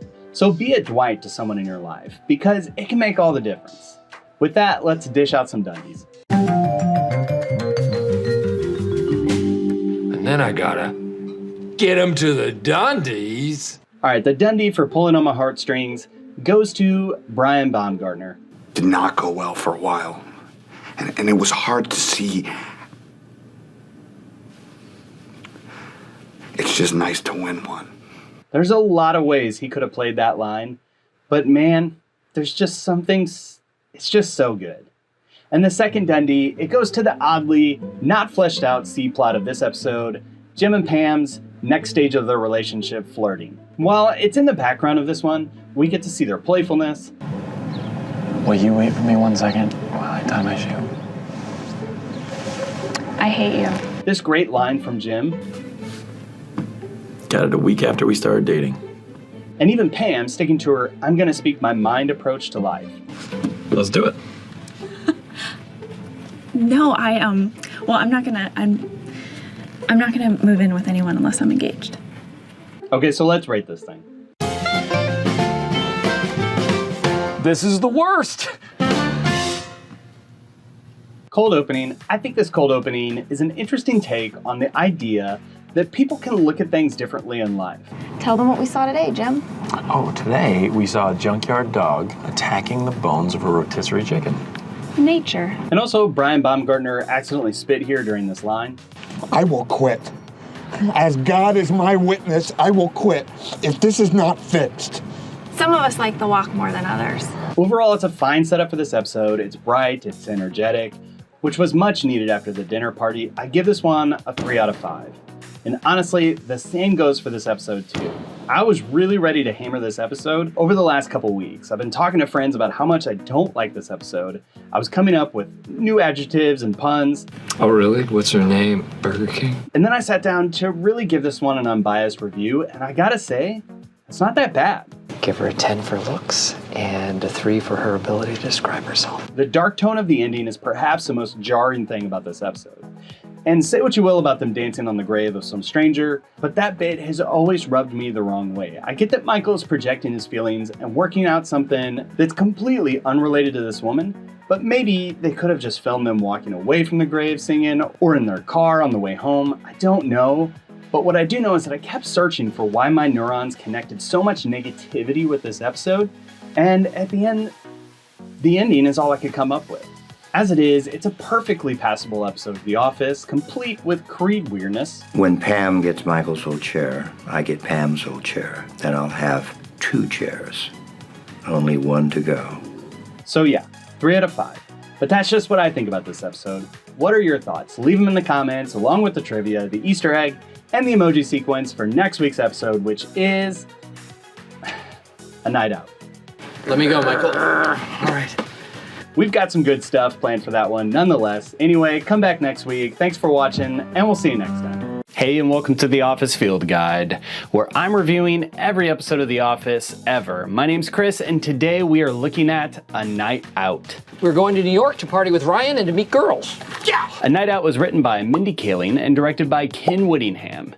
It first aired on April 24th, 2008, and actually took a dip in viewership with only 7.5 million people seeing it the night it aired. And that's coming off the 9.8 million people who watched The Chair Model. It's speculated that it may have been related to the other shows that aired in the lineup with The Office, like Grey's Anatomy and CSI, only having reruns the week that this episode aired. Either way, it currently has an 8.6 out of 10 on IMDb. And your trivia for A Night Out is, what is the name of the first nightclub that the crew visit? This place is like a sexy preschool. First to get that right gets their name in next week's video, as well as the first person who spots the Easter egg. And if you're late to the video, leave an emoji sequence for next week's episode. I guess there's been a little confusion about the emoji sequence. It's right here in the stat sheet for everyone's enjoyment, so it's kind of a big deal. With that, let's get this terrible night started. I understand nothing. First up, remember when I said to watch Ryan's wardrobe earlier this season? Well, we've officially transitioned to the next stage of Ryan's development, which I'll just call spiraling. As a bearded man, I've always appreciated this joke. Or makes fun of his height or his half beard. Okay. Actually, I've appreciated almost everything there is about this conference room scene. It's as close as we get to a killing field in this stretch of season 4. Do you have a question, Kelly? Yeah, I have a lot of questions. Number 1, how dare you? Ryan's website's failing, and that's the entire gimmick of this episode, is that everyone needs to come in on Saturday to re-enter those sales, which they all seem to have a problem with, but they don't question the legality of it at all, which I get. Everyone's concerned about their job. Watch your back, Jim. Okay, but speaking of Jim, I've always been a little bugged by this line. So I caught everyone before they left and I told them my idea. And they loved it. Because this is a group that respects good ideas. I mean, it's obviously foreshadowing because we're all familiar with these people. We know it's not gonna go well. And he should also be acutely aware of how these people turn on him on a dime. What are we talking about? Nothing. Nothing going on. We're talking about nothing. Come on, gang. And while I'm nitpicking things on this episode, a great callback interaction that we were robbed of would have been Michael inside of Ryan's apartment, where we see this flat screen TV. Seeing Michael fixated on that TV would have been great, as we know that he's an avid TV lover. I will just stand here and watch television for hours. I love it. I love this TV. And one more nitpick that might actually just be a nod and not a goof, but Michael's referencing The Wire here. Been watching The Wire recently. I don't understand a word of it. It's great. I love it. It's a great moment. But Michael's about to meet Holly in just a few in-universe weeks, who looks astonishingly like Amy Ryan in that series. But I'll give it to them, she does have that Crawfordness that Michael's looking for. Okay, so what else? There's a ton of extras in minor roles in this episode. The actor who makes out with Dwight went on to do a few roles, but ultimately became a far-right news anchor, which I think checks out with Dwight politically. Now you believe in Dwight's traditions when some Democrat looks it up on Wikipedia? The lady who pushes Ryan down is a stunt actor who's been in a ton of stuff, including Fear the Walking Dead, The Purge, the upcoming Suicide Squad, Transformers, and a lot more. Troy Underbridge is played by Noel Peacock, who seems to be mostly involved with The Office as he made a few appearances throughout that series. And his name is a clever reference to his fairy tale origins, I guess. Do you live in a regular-sized house? Okay, I have some controversies I want to talk to you guys about. First, was this racist? Cleaning people. Oscar. They happen to speak Spanish. Lucky yes. I've always struggled with how to read this interaction. I did read that Nunez spoke to them in a Cuban dialect, as that's where he's from in reality, and not Mexico, where he plays in the show. Okay, and the next thing is, I always felt like they're throwing in on Jim and Pam at this point, but do small offices like this actually tip their security guards? Is that a thing, or were they just wanting to vilify PB&J? By show of hands, who thinks we're a better couple than Jim and Pam? Also, wouldn't Hank have noticed the entire parking lot full of cars before he locked the gates? Okay, and I can do this all day with this episode, so let's get to the deeper meaning.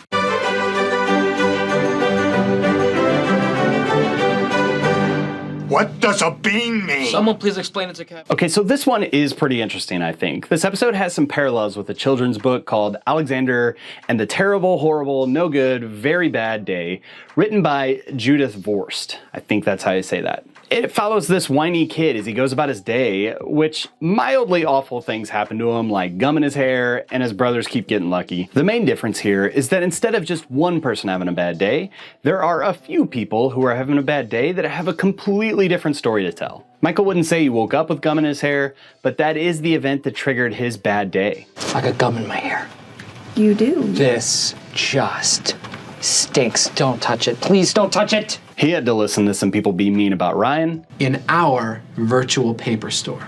And then an older gentleman asked to boxers or briefs. Also, maybe he came to the conclusion that he had his identity stolen. Nobody would go on this site because we were worried about getting molested or losing our identity, having it stolen. When he gets to the club, he puts himself out there and gets rejected, and rejected again. And meanwhile, Dwight's lucking out without even trying. What are you doing, man? It's not safe. Anything could have been in there. Nice try. Ryan's bad day would start off with him having to defend why the Scranton branch is having to work on a Saturday to cover up his website's poor performance. Also, is he embezzling money? He mentions that Troy is a wizard with money, and then they're talking about Cabo when Michael walks up. It's always made me think that there's something more going on here that we never actually find out and Ryan never got caught for. Anyway, he'd go on to say that he got really messed up, couldn't get into a club even by saying his name was Ryan Howard, the baseball player, got in a fight with a lady, and spent the night with Michael and Dwight. Guys, I'm going to sleep. You can leave the light on if you want, but please stop talking, okay? So, a pretty bad day for Ryan. Jim and Pam, on the other hand, would say that their bad day started by trying to save everyone from working on a Saturday, only to realize that they inadvertently locked the entire group into the office grounds. At which point, everyone gradually turns on them, while Toby, for some reason, begins to look like a hero.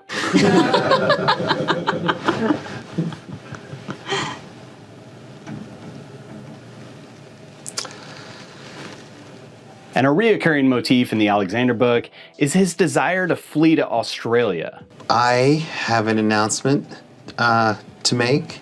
I am moving to Costa Rica. So everybody's having a bad day in this story. So how does the book end? Well, it ends with him sitting there pouting and his mom telling him that everyone has bad days, even people in Australia. So the message of the book and this episode is that stuff happens, and no matter what, no matter who you are, no matter where you are, you can't avoid that. Alexander would have these bad days in the States just as he would in Australia. Michael would have bad days if he got that corporate job or not. More than that, Michael would have a bad day even if he were in a relationship or not. And lastly, Toby would have bad days whether he's in Scranton or not. I went ziplining my third day in Costa Rica. I guess the harness wasn't strapped in exactly right.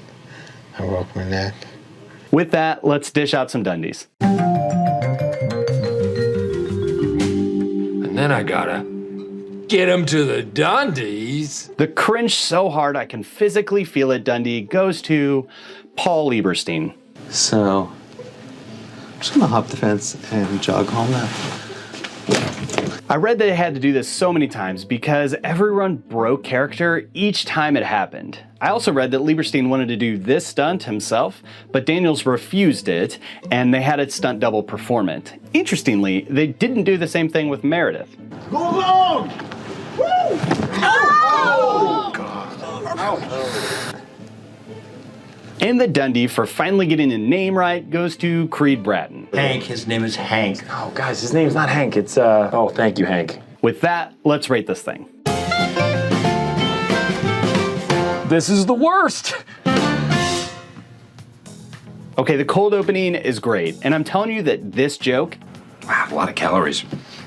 Well, just don't leave it on too long. It hits me right where it needs to. I think that if we were to compare the late seasons to the early seasons of The Office, it's simple character situation jokes like this that stand out against the slapstick. So credit goes to Kayleen there, but who actually knows who penned that joke for sure. I'll give this opening a 4 out of 5. It got negative points there mainly because it lacks something truly memorable, as in if I were sitting around with a bunch of friends talking about cold openings from The Office, which I do all the time, I don't think anyone would even mention the one where Michael gets gum stuck in his hair, but it did do a good job of setting up the deeper meaning, so there we go. As for the episode, this one, on paper, I have every reason to love this episode. It's funny. I am a bank teller. Brian told me to always tell women you work in finance. It's got heart. And how can I be lonely with my boys? It has cringe. And honestly, that's the trifecta of Office writing. On top of that, I have the utmost respect for the director, Whittingham. I think he's a great episodic television director and overall a cool human being. So why do I not like this episode? Well, I think it boils down to what we actually see on screen. I think this episode, again, lacks a true moment of hope for the characters. I get that Michael has this cathartic moment at the end of this one. I disagree. I say, let's hear it. For the boys. But there's no real redemption for anyone. We don't see the captive staff get released. We just see that Jim didn't call Hank to tell him not to come. Son of a... We get a glimpse that Ryan admits he has a drug problem, first seen in this episode, but any hope of him actually getting help quickly gets dashed. And then Toby just potentially ruins his life. And then boom, episode ends. And on top of that, Michael's moment seems to be trying really hard to show us that he learned something. But what did he learn? He's just had some naive fun with his pal and his protege boss. So for all of that, I'm giving this one a 2 out of 5. That's the lowest I've given anything since the Back from Vacation episode in season 3. It's funny, The Office is a source of comfort for a lot of people, and I'm acutely aware of criticizing an episode like this is potentially stepping on someone's favorite episode. So leave a comment defending this one. You'll be wrong, but we'll all listen. The channel's growing, and I appreciate everyone coming out and watching each week. We have a Discord where we can chat about these episodes a little bit more personally if you'd like. You can join that if you want. And if you're particularly passionate about what I'm doing here, check out the Patreon. There's 2 levels. One is just a tip jar, which I really appreciate, and the other gets folks access to the inner circle. There is no inner circle. Either way, I hope you're enjoying these. Thank you so much for watching, and we'll see you next time. Troll Underbridge is played by... Troy Underbridge is played by Noel Peacock. Peacock. Do you have anything to say to me? Oh, yes, I do. Did I stutter? In one corner, you have Michael, and he is mad. Hey, stop it! the other corner, you have Stanley, and he's mad. I've watched you screw up this office for 10 years, and I'm filing a lawsuit, and I'm gonna tell them about every stupid thing you've ever done up in this office. Okay, everybody up. Okay, you know what? Why don't you take my hand and leave him? And let's get out of here. I don't understand why you keep picking on me. Oh, for the love of God. So that's about it. What's up, everybody? My name's Chris, and this is The Office Field Guide, a show in which I am reviewing every episode of The Office ever. And today we are looking at Season 4's Episode 12, Did I Stutter? What the hell is this all about? This episode was written by two writers, Justin Spitzer and Brent Forrester, both great Office writers. Did I Stutter was directed by Randall Einhorn, and a refresher here, Einhorn is the person behind the camera most of the time. He's most often credited as the director of cinematography throughout the series. This one first aired on May 1st, 2008. I mean, I haven't done anything since Christmas. It was viewed by 7.7 million people and currently has an 8.3 out of 10 on IMDb. Your trivia for today is, what is the name of the extravaganza that Michael comes up with at the end of this episode? Put your answer in the comments first to get your name in next week's video. And also keep an eye out for the Easter egg. Do I need to keep saying this each week? I don't know, I'm not. So here's where your reminder's gonna be on these games every week. It's gonna be here. Okay, so special note, stay tuned to the end of this field guide so I can announce a special contest. Yeah, all right. Okay, so I have a surprising amount of stuff to talk about for this episode. So with that, let's get to brainstorming. I understand nothing. First, I think this episode is structured really weird. First, the cold opening doesn't really fit with the rest of this episode, and it does feel a bit forced. Do it now. Do it now. Listen up, I need your ideas now. Secondly, the A-plot of Michael and Stanley's argument, which we're really gonna dissect here in a minute, eats up only a few minutes of the first 15 minutes of the runtime. The B-plot of Andy and Dwight's car exchange, and the C-plot of Jim and Pam / Jim and Ryan stuff eats up most of that time. But once Michael gets the great idea of fake firing Stanley... Stanley, may I talk to you for a second? I mean, when has fake firing ever worked for him? I mean, when has that ever worked for you? Never! God, we totally got you. You're a jerk. But once he decides that, this plotline overwhelmingly defines the rest of the runtime, which is fine, but there's a ton of story that was cut. Gang-style fluffy fingers. It is not Daryl's fault. I think it was a great idea, just couldn't quite figure out how to do it. That really pisses me off. I'm gonna bash his face in. I'm gonna bash his face in with a stale bagel. Then I'm gonna throw a rock at his car. Ka-ching. Speaking of the Xterra, there's a lot to unpack here. First, I felt that Dwight's negotiation tactics are pretty great. You can sell it to me, and I'll use it as I would a wagon on my farm. It'll be towed by a donkey. I have to pick one of those? Yes. And I can't tell what was written first, the Xterra negotiation or the shrewd emergency takeover plan. Do it. Hey, Michael. Okay, so there's a lot to get to. We're gonna get to that thing in a minute. But for now, let's look at Andy's flyer. Price-wise, I don't really care much, but Dwight got this thing for $1,500 off of that number, which is a crazy good deal. Andy's such a dweeb. Thinking. Do it. Shake my hand. You will sell me this car. Shake my hand. Yeah. But let's break down a couple other things here. First, in his description, he has airbags, anti-lock brakes, air conditioning, and AM/FM radio. Cool. All normal stuff for a car description. Second line, mirrors. Okay. Windows. All right. And character. Such an Andy ad. It's printed on some pretty nice cardstock paper too. But lastly, he printed out this entire flyer for what? Just the entire office? He didn't put his phone number on there, meaning that he only put his extension for someone in the office to call him. And look, I know this isn't the point of this episode, it's just that these little details speak so much to the character, and they're only on screen for just a moment. But this Xterra, it actually has a cool story too.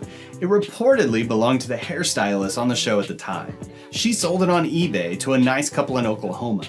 Who buys a car on eBay? When she found out the couple who was purchasing this vehicle were expecting a child, she loaded it up with signed office merchandise. It's kind of a cool story of the people behind the show spreading the office love. Okay, so now let's get to Dwight's emergency plan. There's a lot to unpack here, so stick with me.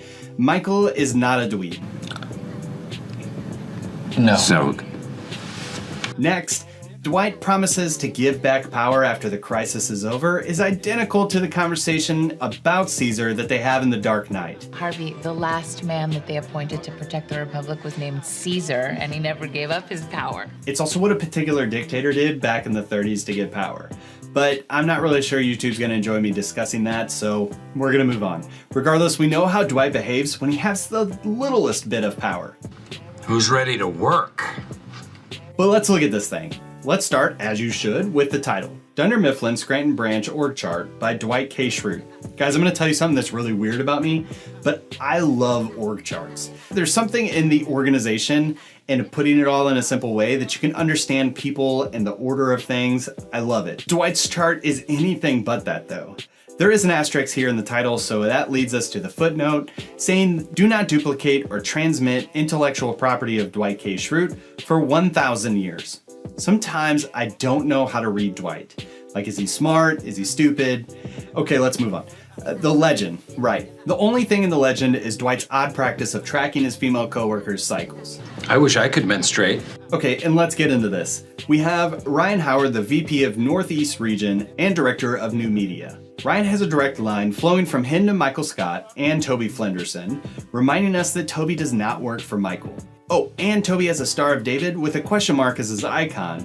It's also interesting that Dwight colored Ryan, Toby's, Jim's, and his own with the same shade of brown. I assume this is depicting his thought that they're somehow on the same level in some way. Dwight labeled himself as the original assistant regional manager and put his bar slightly higher than Jim's.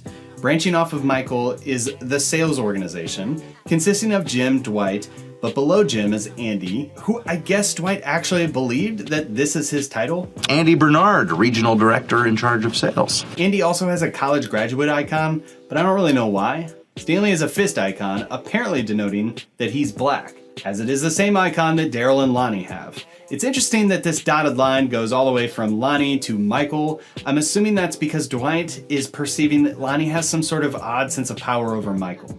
Baylor, I hardly know her. Damn it, Michael, pay attention, man. Pete is missing from this org chart, and Dwight doesn't seem to have many other details on the warehouse workers. I do love that he used that blue-gray color to emulate the color of the warehouse uniform. Oh, and I guess I should say this. While all the men tend to have icons about their race or religion or some other very identifiable trace, Dwight chose to only put the sign of a female as every woman's icon. Read into that what you will. Back up to Michael's branches, we have a few one-offs like Pam reports directly to Michael as a receptionist, as does Meredith, as does Kelly, as does Creed Bratton, with all three of them having their special one-off shade of brown. Oh, and Creed's name is in quotes, so maybe Dwight's a little bit more perceptive than we give him credit for. Oh, and Meredith's menstrual cycle is crossed out, same as Phyllis, noting that they don't have periods anymore. At this point, does anything cross the line? And the last branch off is the accounting organization, headed up by Angela, then Oscar, who's denoted by two male symbols, and then Kevin, who gets a 4-leaf clover, and Tom Peets. Oh, that guy was weird.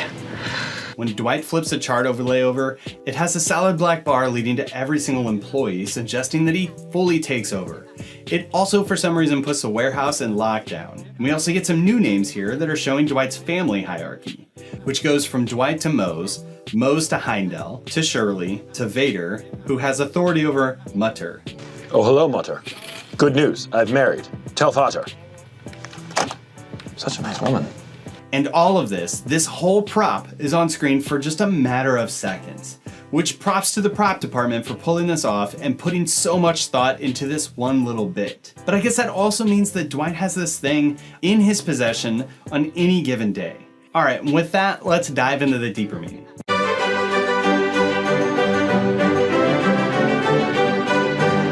What does a bean mean? Someone please explain it to Cat. Okay, this episode has a lot of meat to it. Who wants some man meat? I do. I want some man meat. The cringe in this one comes off the bat when Michael puts together a brainstorming session. We're going to have a little brainstorming session in the conference room.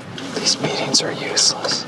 Once he invokes Stanley's name a few times, Stanley pushes back and then Michael bows out. Did I stutter? Okay, so since I first posted my original field guide, I received a few comments, partnered with a couple things that I've seen on Facebook groups and on Reddit.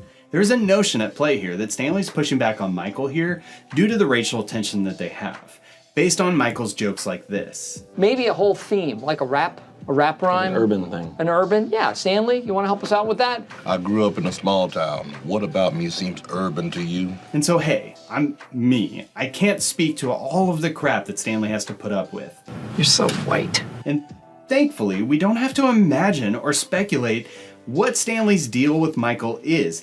As he says it, he lays it all out during this tirade. I've watched you screw up this office for 10 years, and I'm filing a lawsuit, and I'm gonna tell them about every stupid thing you've ever done up in this office. The likes of which we haven't seen since season 2. Every day you do something stupider than you did the day before. And I think there's no possible way he can top that. But what do? You find a way, damn it, to top it. You are a professional idiot. But once the pretense and the anger is out of the way, Stanley breaks it down like this. You are a person I do not respect. The things you say, your actions, your methods and style, everything you would do, I would do it the opposite way. I'm not saying that Michael's race stuff has nothing to do with Stanley's outburst. There's certainly enough to warrant a lawsuit that he references, but that just doesn't seem in line with Stanley's character and what's written for the dialogue in this episode. You could say that maybe he didn't feel safe to bring that up, but I'd argue that Stanley felt safe in that moment because, you know... You are a professional idiot! It's funny that this episode's deeper meaning is a look at how to deal with difficult people. Ryan's tactic is to be a snake and try to get Jim fired. Wallace likes Jim, so going after him, that's a risky move for me. But in business, you gotta take risks. Stanley's is to ignore until he explodes. Andy's to bow out and just get taken. Dwight's approach is to make them pay in other ways and be super aggressive. And Michael's is to avoid. And there's even a great deleted scene where he walks out of the building across the lot just to enter by the annex to go to the bathroom. So the message of this episode is weaved in these final moments between Stanley and Michael, in which Michael and Stanley speak some truth to each other. All right, you don't respect me. I accept that. But listen to me. You can't talk to me that way in this office. You just can't. I am your boss. Both agree to disagree, but Michael makes it firm that he can't allow Stanley to talk to him like that. To which Stanley agrees. It might be the first time that Stanley actually respects Michael. Pretzel Day aside. And in the world today, finding common ground with people that we don't see eye to eye with is essential. The more divided the world gets, the less we speak from the heart and with truth. Instead, we share memes that say terrible things about other humans that we think is clever. I don't come up with this stuff. I just forward it along. You wouldn't arrest a guy who's just delivering drugs from one guy to another. Stanley should have stood his ground several times throughout the series so far because Michael is an inconsiderate person, quite often invoking race and other stereotypes on his employees. But in the end, we see that the common ground was reached because they spoke to one another. Feedback? Anybody? Stanley? Has potential to be your best idea yet. But with that, let's get to the Dundies. And then I gotta get him to the Dundies. Okay, the wholesome, over-explaining simple things Dundee goes to Kevin Malone. Michael, if you hadn't told us this, then we would have thought that you were actually firing. I'm not. Which I don't know is one of my favorite lines of all time. And the Dundee for crap, I don't even know what to call it, is this bit. Rodney Dangerfield. Hey, I don't get no respect. Okay, I can't play the whole thing, but Steve Carell, in the character of Michael Scott, blends bits of several different comedians in this sequence that, I'll be honest, probably breaks this episode's structure more than anything else, but I don't even care. It's one of those comedic moments that really show how talented Carell is as he goes from Dangerfield. My wife likes to talk after sex, so she called me from a hotel room, said, I don't respect you. To Seinfeld. You know what don't get no respect? Airplane food. Why don't they just make the plane out of the airline food? To Henny Youngman. Now you take my wife, please. My wife don't get no respect. So take her, please, for example. To Jeff Foxworthy. If you don't get no respect, you might be redneck. To Borat? Respect is nice. To Seinfeld. Again. What's the deal with grape nuts? No grapes, no nuts. Take my Dundee and let's get to the ratings. This is the worst. Okay, this episode, as I've alluded, is structurally kind of a mess. Pacing is odd, and a lot of things feel unresolved, except for the complete and utter resolution of the A-plot. The disjointed feel begins with a completely unrelated cold opening, which I give a 4 out of 5. This is the definition of a great cold opening in my opinion. I love it! Come on! Anytime Carell is excited about something, engages the office, and we get a killing field in the cold opening, it's great. It just has nothing to do with the episode, so 4 out of 5 is what it is. But for this episode, the A-plot of this one takes such dominance of the storytelling that it's hard to even remember what the rest of this episode is about. The problem is that the rest of this episode is 12 to 13 minutes, but once the A-plot is resolved, then we still have that really long, dry comedy bit, and then the clip where it shows that Michael actually will retain something for once. I'm gonna give this episode a 4 out of 5. There's enough in this episode to warrant a lower score, but the overwhelming amount of stuff to talk about makes me realize how much thought, comedy, and sheer acting love that they stuffed into this one. But that's just what I think of Did I Stutter. What are your thoughts? Leave them in the comments along with those contest answers and the emoji sequence summing up next week's episode, which is the job fair. Damn it! And if you're still here, stick with me for another minute because I've got something else exciting to talk to you about. As we approach the end of season 4, I'd like to announce a contest that I'm running in honor of the season 4 finale, Goodbye Toby, which is still a couple weeks away, but I've always loved the Goodbye Toby song, and I think it's a highlight of that episode and a great character moment in general. So here's a contest. I'm asking you to write a Michael Scott parody song. It can be Beers in Heaven, it can be Total Eclipse of the Fart, it can be whatever song you want to parody, but it has to be written in Michael Scott's voice or mind or whatever. I'll take submissions of just the lyrics, but the real winners here are gonna be ones who perform the songs themselves, as this is a visual medium. If you're not musically inclined like me, then grab a friend who is and work on it together. But I've also reached out to a friend who's also a super fan of The Office and also a singer-songwriter. So if you'd like her to perform your song for you, then just put that in the submission, which I'll need on this date. Oh, and the prize. Here's the prize. $1,000. Okay, I'm joking. I'm not rich, guys. For the prize, the winner is gonna get a Culturefly Office box, as long as the company will ship to your region. This isn't a sponsored thing, I just think they're really cool. So if the winner's outside of one of those regions, then I'll work to send them something of equalish value, as long as it's possible with travel and postal restrictions. Things are weird right now, guys. We'll cross that bridge when we get there. I'll put more information about the contest in the description, with the legal jargon and how to submit your entries. If you're watching this in the future, then ignore all of this and you'll be able to watch this episode in a few minutes. Anyway, thank you so much for watching this. Thank you so much for all the comments, all the feedback. It's awesome to know that people are enjoying this. So with that, thanks for watching and we'll see you next time. Did I stutter? Oh yeah, and if you like the Did I Stutter audio track, it was done by the super talented Dimitri. Dude's a genius. Go check out his channel. Links in the description. What's up, everybody? My name's Chris, and this is the Office Field Guide. Today, we are looking at the job fair. Want to get some fresh blood? Euthanize this place? All right, the job fair was written by Lee Eisenberg and Gene Stupinski. It was directed by Tucker Gates, a person whose name I love to say, Tucker Gates. It first aired on May 8th, 2008, was viewed by 7.2 million people, and currently has a 7 out of 10 on IMDb. All right, your office trivia for job fair is, what is the name of the high school that the job fair is held at? Stay tuned to the end of this episode so we can talk about that special season 4 contest. And with that, let's go! I understand nothing. Okay, so the job fair. The job fair.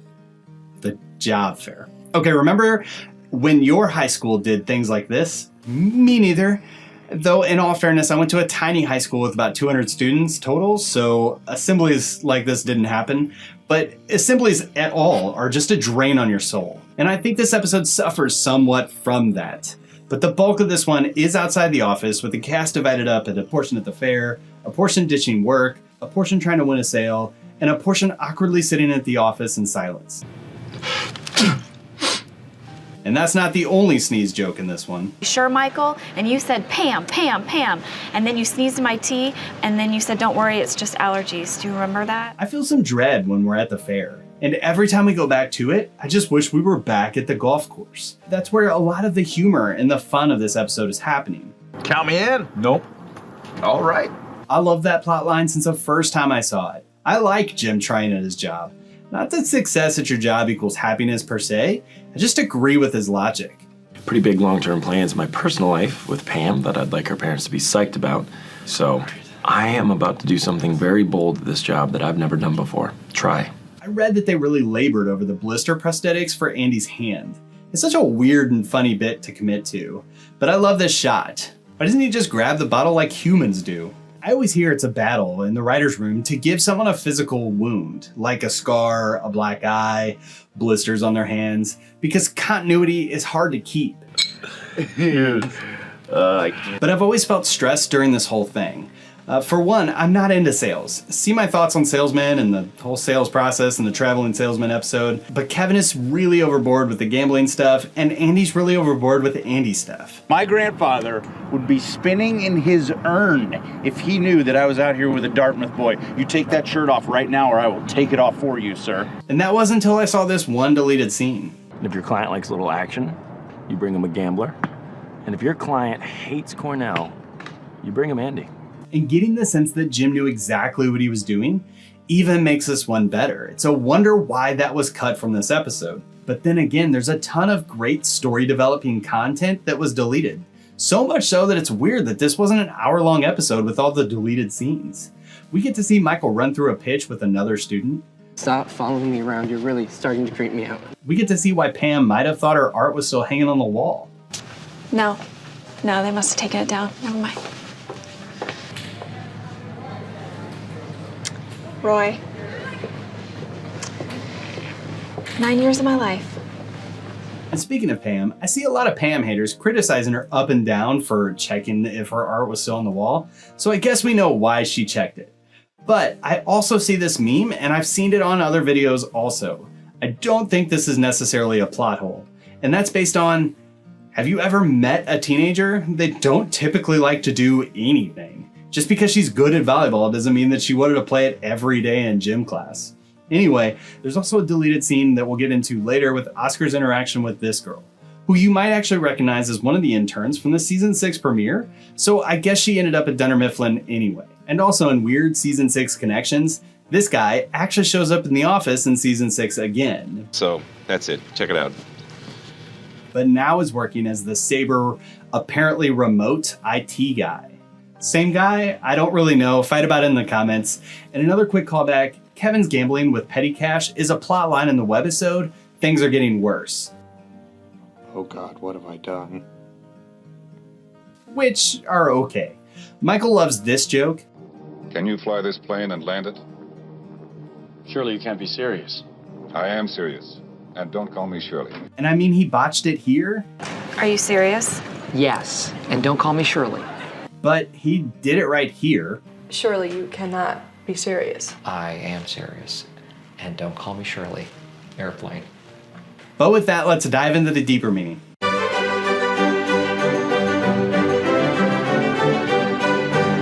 What does a bean mean? Someone please explain it to Cap. Okay, let's go back to grade school literature, or high school, that makes more sense. High school literature. A thesis statement is a sentence or two that sums up an entire main idea of a work. In fiction, it can be a little blurry, and you have to hunt for it. But that's not the case in this episode.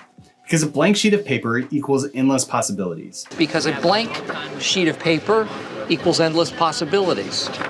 Conceptual. Which, you gotta give it to him, guys. That's true. Here's a blank screen. I could put anything on this. I could put up a dragon. Oh, I could put up Jim fighting a dragon. Oh, and Toby's riding the dragon. See, endless possibilities. But as Michael finds out throughout this episode, sometimes a conceptual vision just doesn't go according to plan. It was supposed to be a blank canvas on which to put their hopes and dreams, and he just made it into a stupid piece of paper. I think it's here because Michael is that blank sheet of paper. Think about the deconstruction we've witnessed in this past year of Michael's life. I'm interviewing for a job at corporate, and they're only interviewing a handful of people, and I'm the most qualified, and I'll probably get it, all right? No, we're not giving you the job. Was he being seriously considered for the corporate job? David Wallace? No.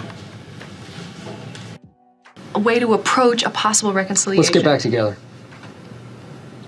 How about you, Pam, me, Casa, little dinner, dancing, drinks? You said you didn't have plans. How much is this gonna cost? It costs what it costs. I declare bankruptcy! That's good. They're creative, you're not. Let me ask you, did you accomplish what you wanted? My hip bones! We're wedged between the cup here and the railing! Did I stutter? You are a person I do not respect. The things you say, your actions, your methods and style, everything you would do, I would do it the opposite way. Happy birthday to you! I got gum in my hair. You do. This just stinks. And all that's left is this. And Michael, the optimist that he is the blank sheet of paper. And this means that his possibilities are limitless. Oh, isn't that the one where the guy becomes limitless? It means that he could still find love. It means that he could still have friends that he desires. It means that he could find success. And all of this is reinforced by what we see in this episode. Pam taking her blank sheet of paper to see if she can fill it with art. Cool. Well, thanks. And I'll look into those. You should. New York or Philadelphia? Absolutely. Okay. That's where the action is. Thanks. Jim's sheet of paper is filled with his dreams of Pam. Ooh. Bow, wow, wow. Andy's paper is filled with poorly drawn Cornell logos. And I hate so much talking about deleted scenes over and over again, but there's a great subplot with Oscar trying to get an intern on board. And then he's realizing that he's not really living the life he wants to. No, surprisingly enough, I did not always dream of being an accountant at Dunder Mifflin. And then he dissuades her from signing on. Don't work in an office. Promise me you'll never stop making music. I haven't been playing that long. Practice till your fingers bleed. Meaning that Oscar's sheet is filled with accounting, but he'd rather be doing something he's passionate about. That's what she said. Or he said. Dwight and Angela's papers are empty as the office in the afternoon, and Michael's is full of failure. Anybody? Show of hands. Damn it. Okay. But the forever optimist that he is, naive or not, Michael's paper is fleshed out just a little bit more as he takes some semblance of victory in Jim's success. Awkward as that may be. Kiss her good. So the message here is no matter where you are in life, treat it like a blank sheet of paper. The opportunities are endless, but more often than not, we're the ones who actually have to fill it out. And with that, let's dish out some Dundies.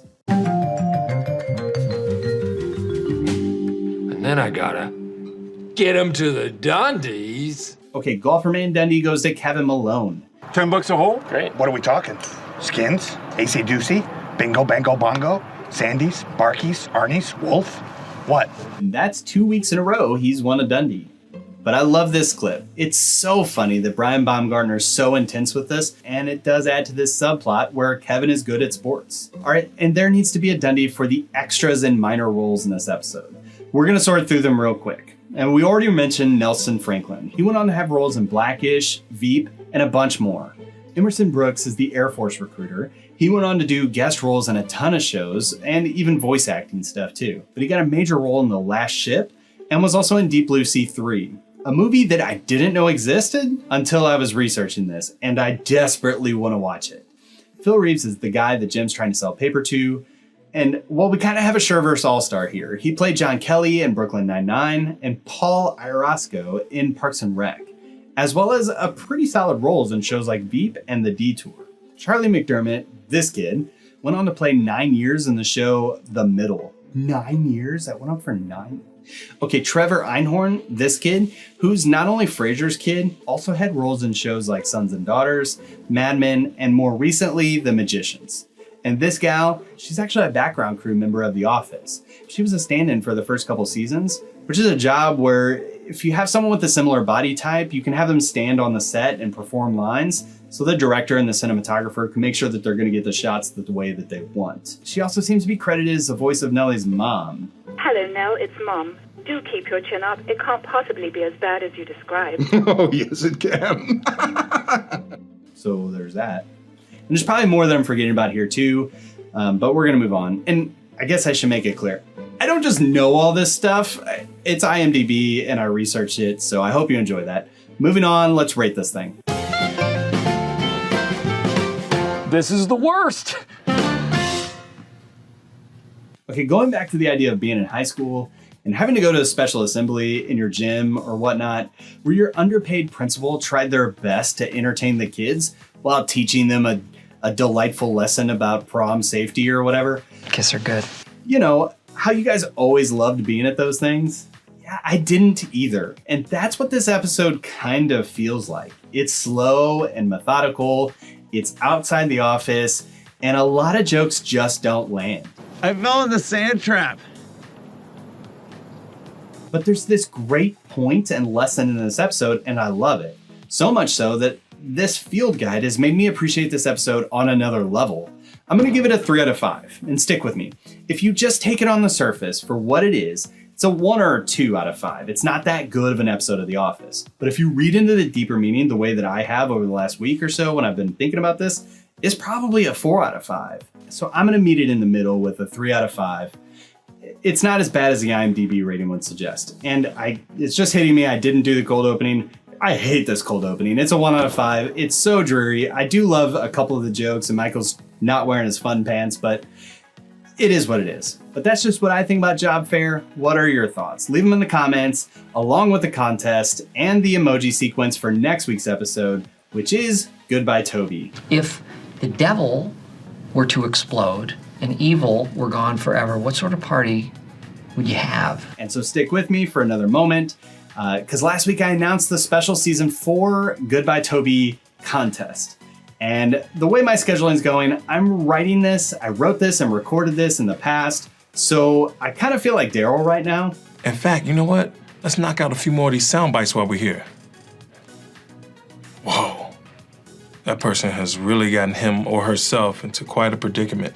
The point is that I'm either drowning in parody song submissions or no one sent me anything, which would be super embarrassing. Don't embarrass me, guys. That would be the worst. If this is the first time you're hearing about it, basically, I'm asking everybody to send me a Michael Scott parody song. It can be a rendition of Beers in Heaven, Total Eclipse of the Fart, or whatever you want. It doesn't matter. But if you're not musically inclined like me, then just grab a friend to work on it together. Or I also have my singer-songwriter friend, Mackenzie, who's a super fan of The Office, who can perform it too. Details are gonna be in the comments. The prize is one of these cool Culture Fly Office theme boxes. This is not a sponsorship. I just think they're really neat. You guys have 1 week to get your submissions to me.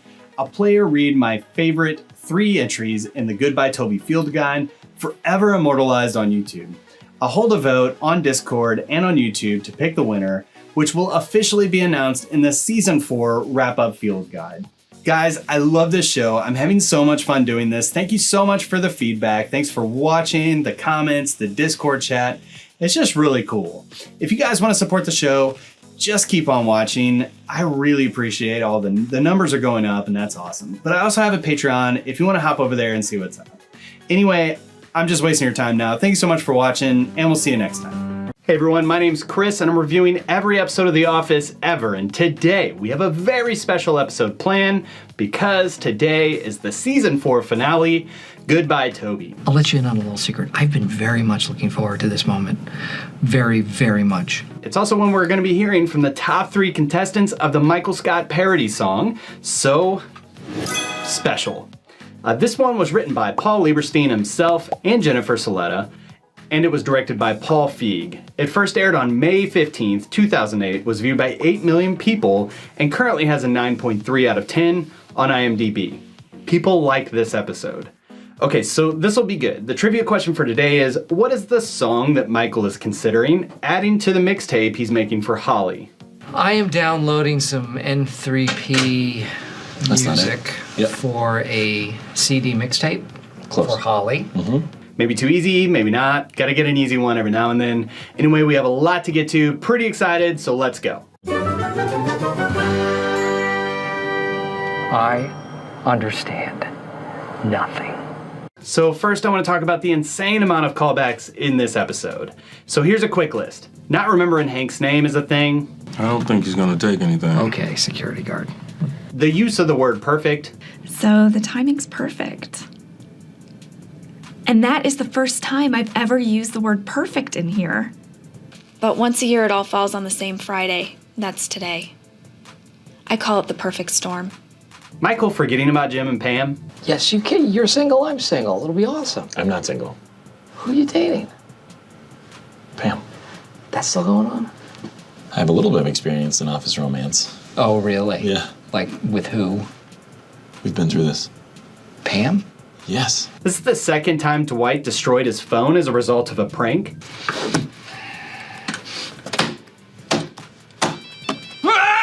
Abort mission. Destroy phone. Destroy phone.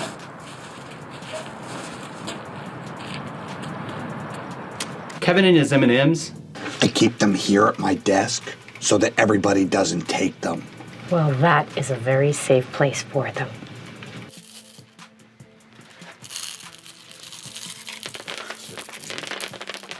Dwight reassuring Meredith that the raccoon isn't rabid. Say that 5 times fast. It's not rabid. Shh. Thanks for bringing that up. Get it out. Come on. Michael's Yoda impersonation isn't actually new. Sit on floor and put together a chair, we will. Much advice you seek. Do you know who that is? Fozzie Bear. Yoda. Holly's final talking head in this episode, which we're going to get to in the deeper meaning, is a callback to Diversity Day. Yeah, it was a good day. We can go. Not a bad day.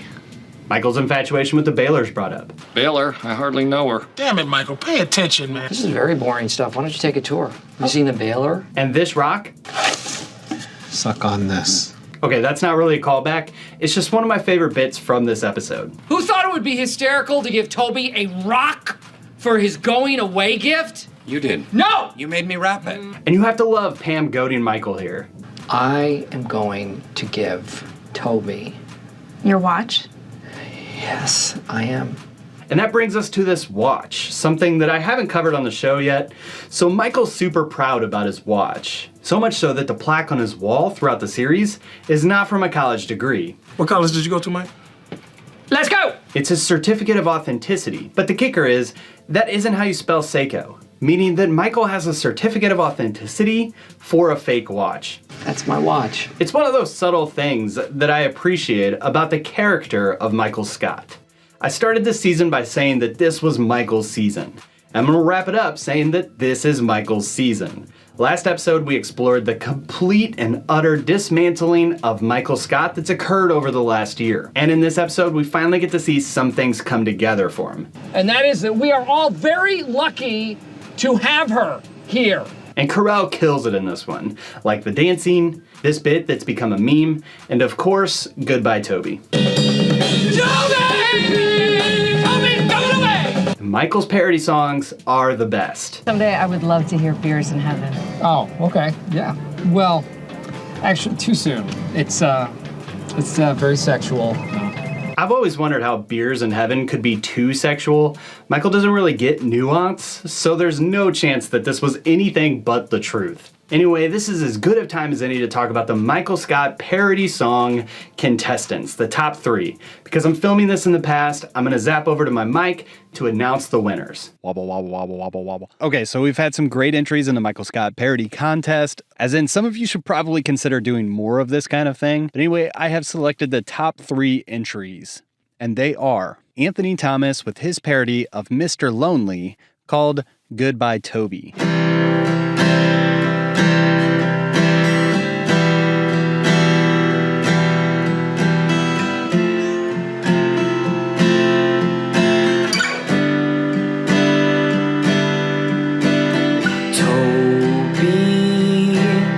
Goodbye, Toby.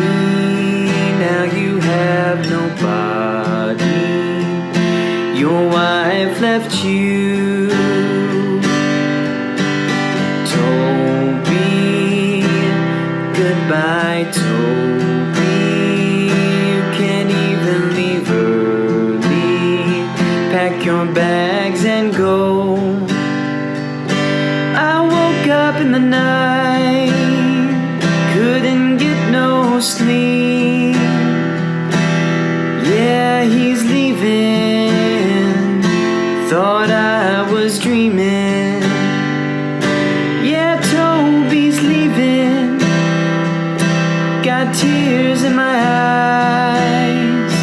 They're tears of joy, please don't get me wrong. Yeah, he's leaving.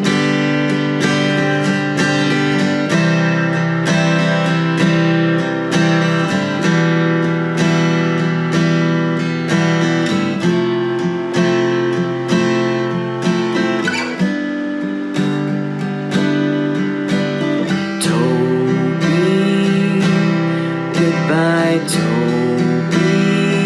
Now you have nobody. Your wife left you.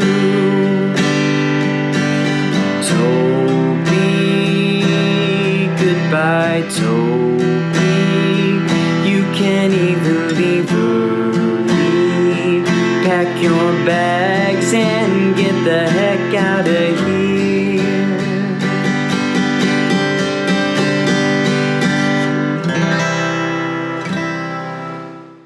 Last but not least, we have username Dude Wayne's parody of You Got a Friend in Me, entitled You Got a Dundee.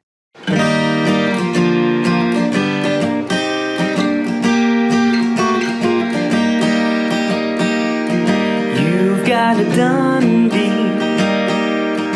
You've got a Dundee. When your job looks tough ahead and you've popped a hole in your waterbed. Just remember what Michael said. Kevin's got a Dundee. Kevin's got a Dundee. You've got a Dundee. You cook chili and you eat it too. There isn't anything that you wouldn't consume. It doesn't matter 'cause this is for you. Kevin's got a Dundee. Kevin's got a Dundee. Some other folks might be a little bit smarter, thinner and stronger too. But none of them will ever have this thing that you do. It is only yours, Kevin. And as the days go by, your sadness will surely die. You're gonna see that it's your destiny. 'Cause Kevin's got a Dundee. 'Cause Kevin's got a Dundee. Kevin's got a Dundee. Kevin's got a Dundee. Kevin's got a Dundee.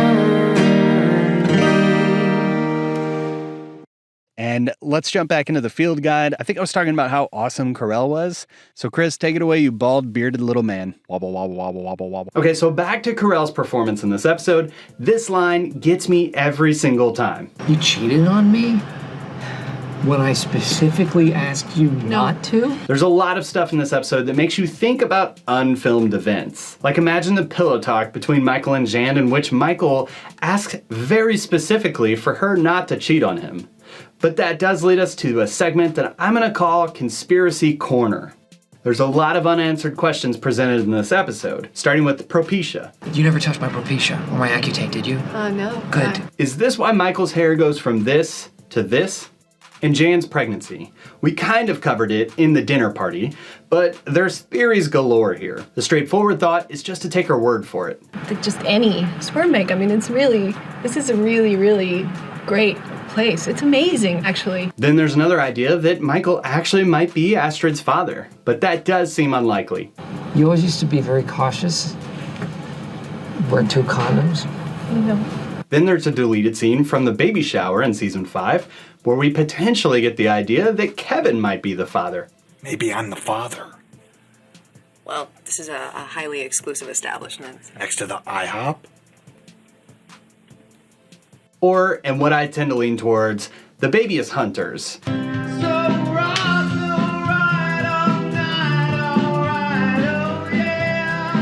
And that actually does make this a little sadder. You cheated on me? When I specifically asked you not to? But that's not the only conspiracy theory in this episode. When Andy's proposing, he introduces these people. My parents are here.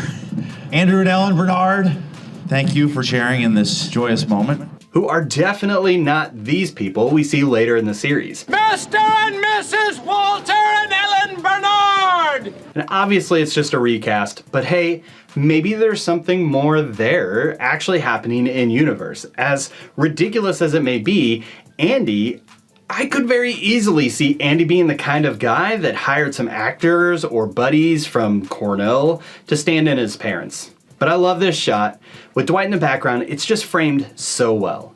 And while I'm talking about clever framing, you can see Kevin bouncing in the bounce house during this shot. And the last theory I think that this episode presents is, how did Ryan get found out? It's the temp. Look. Oh my gosh. The temp. Is that the police? Yes. Jim makes this threat. Care enough about this job to actually fight back, but you're wrong, because I do and I will. So you can keep trying to push me out of this place, but guess what? I'm not going anywhere. And then not too long later, Ryan's getting carted out. The office staff knew that he shouldn't be double hitting the system, and this is on the heels of Jim being told this. Nope, I didn't. I just logged it in. All right, try to be a team player here, Jim. Log it in the website. All right, well, it already went through. Don't worry about that. Just relog it. Do any of these theories have merit? Guys, I don't know. Theories are so much fun to me to talk about, but it doesn't mean they're real, right? I'm pretty sure none of that's real. You're not real, man. Okay, and the last thing we need to talk about is the band who's accompanying Michael is Craig Robinson's real-life band, who call themselves the Nasty Delicious. You can find a ton of clips of them playing on YouTube. Check it out if you want. Jazz is stupid! I mean, just play the right notes! And with that, let's dive into the deeper meaning.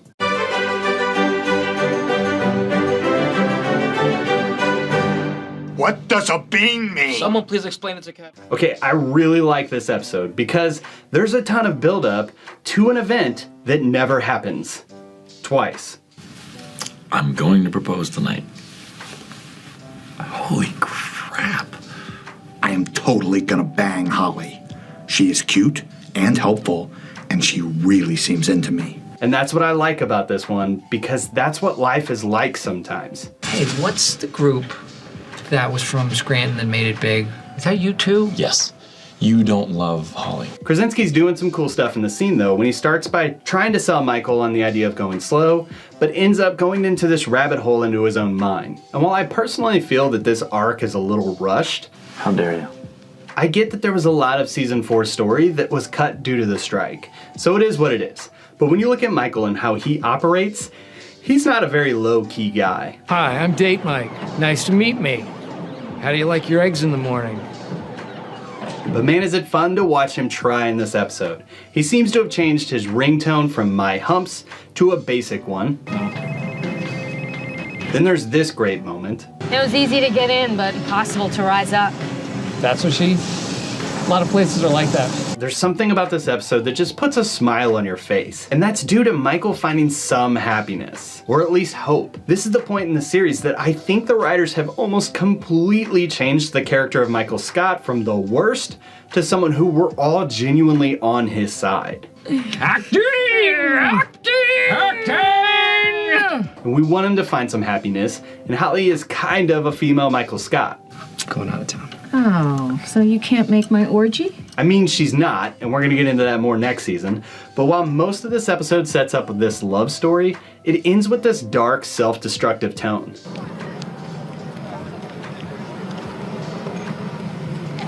And the same thing happens to Jim and Pam.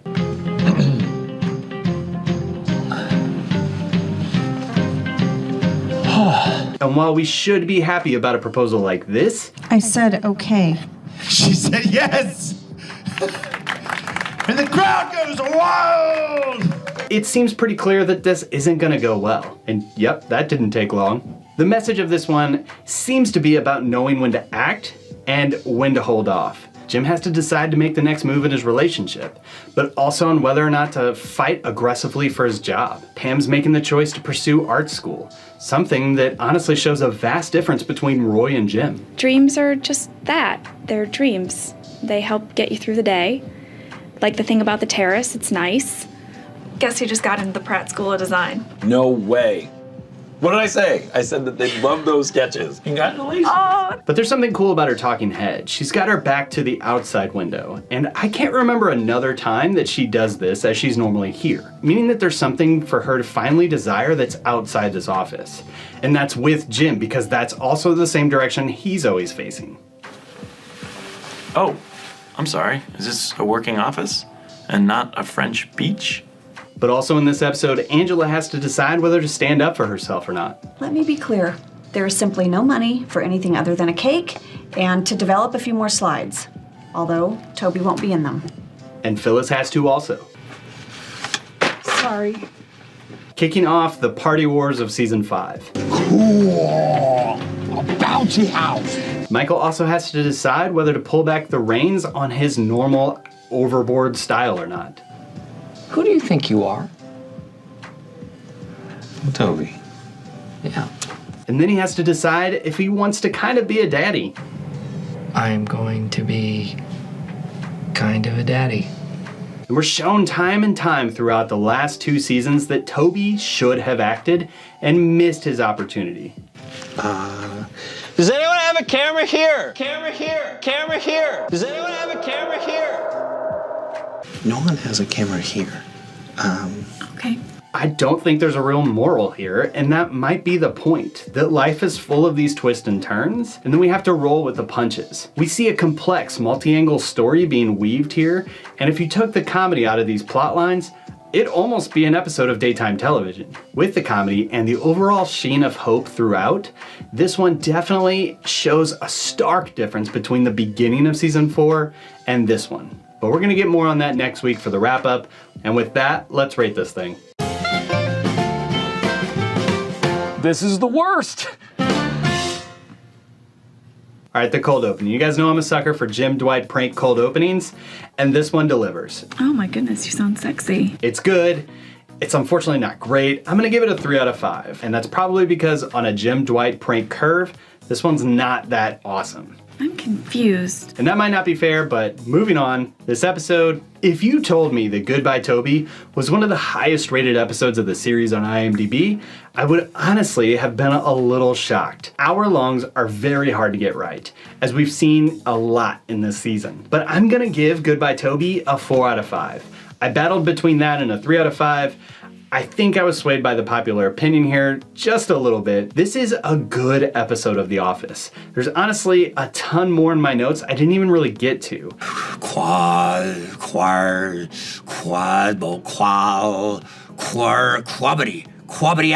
But I think this video would have been longer than the episode itself if I did all that. So here's what we got. And if I'm looking to critique, I will say this one seems just like an hour-long setup for season 5. And maybe it wouldn't have felt that way had Dinner Party been the finale. Instead, the arc of this season feels simply like it ends without much going on.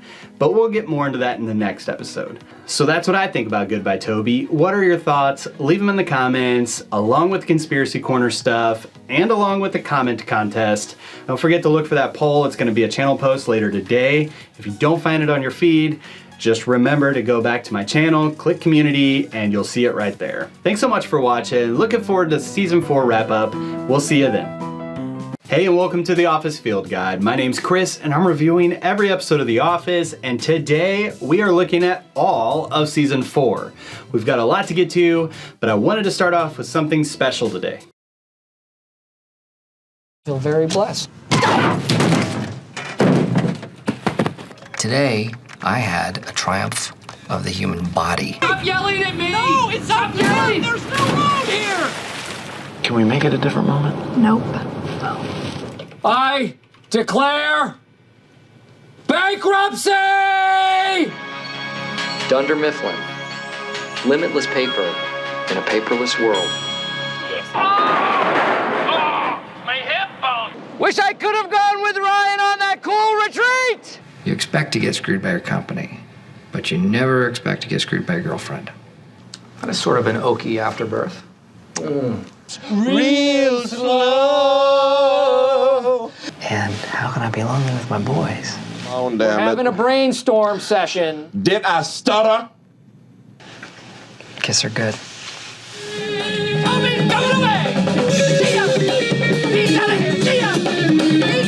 And that was harder than I thought it would be. That's what she said. That's what she said. That's what she said. That's what she said. That's what she said. That's what she said. That's what she said. Did you plan that? No. All right, so for today, what we're gonna do is we're gonna break down some of the Season 4 arcs. I'm gonna give my reflections on the season, give some awards, and then we're gonna announce the winner of the Michael Scott parody contest. And don't forget to keep an eye out for the Easter eggs. I'm gonna put 2 of them into this video, representing the 2 that I had throughout Season 4. So let's jump right in. I understand nothing. So we're gonna start with everyone's favorite HR rep, Tobias. Toby. Yeah. Carrying on from this moment in Season 3 when Toby first comprehends that Pam's back on the market. Really? She's dating? Toby's ready for action. I was pretty hard on Toby last season for a lot of his missteps or failures to launch. Here. Hey, where have you been all night? I was looking forward to hanging out with you. But he for sure missed the Pam boat. Damn it. Throughout Season 4, we see Toby dealing with the fact that he's missed his chance and even starts to act as a silent antagonist for the couple, both delaying the HR paperwork for the relationship. Sorry, so do we need to sign one, or? Let's just wait and see what happens. Yeah. What? Let's just wait. Oh, okay. Okay. Great. And for backing up Ryan's bogus performance warning to Jim. That's how the goofing around at Pam's desk and hanging out with Pam was finally caught up to him. You know, with Pam. I think from Toby in this season, we get a glimpse of what Jim's life would have been like if he refused to speak up, quietly pining over a girl, never making a move, and then only finding out later that he could have had a shot. Oscar's kind of cute. Yeah, I like Oscar. Ooh, Toby. Don't tell him I said this, but I always thought he was kind of cute. Oh man, just thinking about that, do you think this statement is why Toby's so bummed out in the finale? I mean, he had to have seen the entire doc, it's what he would have done, and I wonder, what did he think of when he realized that he could have had a shot with Pam? Either way, I think we learned that when we don't speak up, yet continue to harbor those feelings, they're gonna come out one way or another.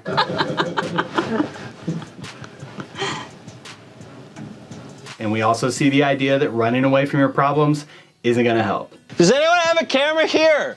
And that's a great segue to Michael. Michael Scott, Regional Manager, Dunder Mifflin. Michael ended up last season on a downward note, and the jabs just kept coming. He lost his corporate job, reignited a dysfunctional relationship for a dysfunctional reason. It's not because of the boob job. Jan then lost her job, and Michael offered for her to stay with him, which leads to some serious money issues. Michael is beaten up from every angle in this season. Every pretense he wants to stand up on is ripped out from under him. And it leads to this gut-wrenching dinner party. Everybody enjoying their meal? Michael's rebound ultimately do teach him to keep his head up. It's not about the horniness, it's about the loneliness. And how can I be lonely with my boys? And his clash with Stanley teaches him to begin to deal with his problems straight on. A crazy idea, right? That sometimes you're shooting yourself in the foot, Michael. Fettuccine Alfredo. While I eventually puked my guts out, I never puked my heart out. By the time we get to Goodbye Toby, we see a Michael who's willing to listen to advice. Just pleasantries, nothing, not like, do you want kids or religion or what side of the bed do you want? Hey. As his way of life just hasn't been working for him. And then that leads us to Jim and Pam. They're kind of in the background for most of this season. They ended season 3 with a date proposal, and they began this season dating incognito, soon busted out. And then they were super cute and unshakable throughout this entire season, but in the background. And then we ended this season with the idea that their relationship is heading for marriage. I'm going to propose tonight. Individually, though, there's some really interesting stuff here. Jim's arc takes him from a slacker to someone who's aggressively trying to save his job. Keep trying to push me out of this place, but guess what? I'm not going anywhere. Pam's arc takes her from an ambition-less receptionist to someone who's exploring if she has more to offer. Guess who just got into the Pratt School of Design? No way. And I guess if we're talking about ambition, we have to talk about Ryan. Ryan's arc from a temp to the junior sales employee to the director of Northeast Sales and director of new media shows us the dangers of unchecked cutthroat ambition. And then all the other prisoners are gonna be like, damn, Ryan, you got a hot ex-girlfriend. Ooh, I would never have treated her so bad when I was outside of prison. I think from Ryan we can learn that if you talk a big game, you gotta be able to back it up. Or cheat good enough to not get caught. No, probably not that last one. That's not good advice. With 14 episodes, season 4 really does a lot of storytelling with a heavy focus on Michael, with a dive into the depths of despair back up to light and hope, which really kind of borders the real life story of The Office, the stuff that's happening off the show, with the whole writer's arc and everything happening pre-dinner party, with this downward trajectory, and then ultimately this climb up out of it into hope.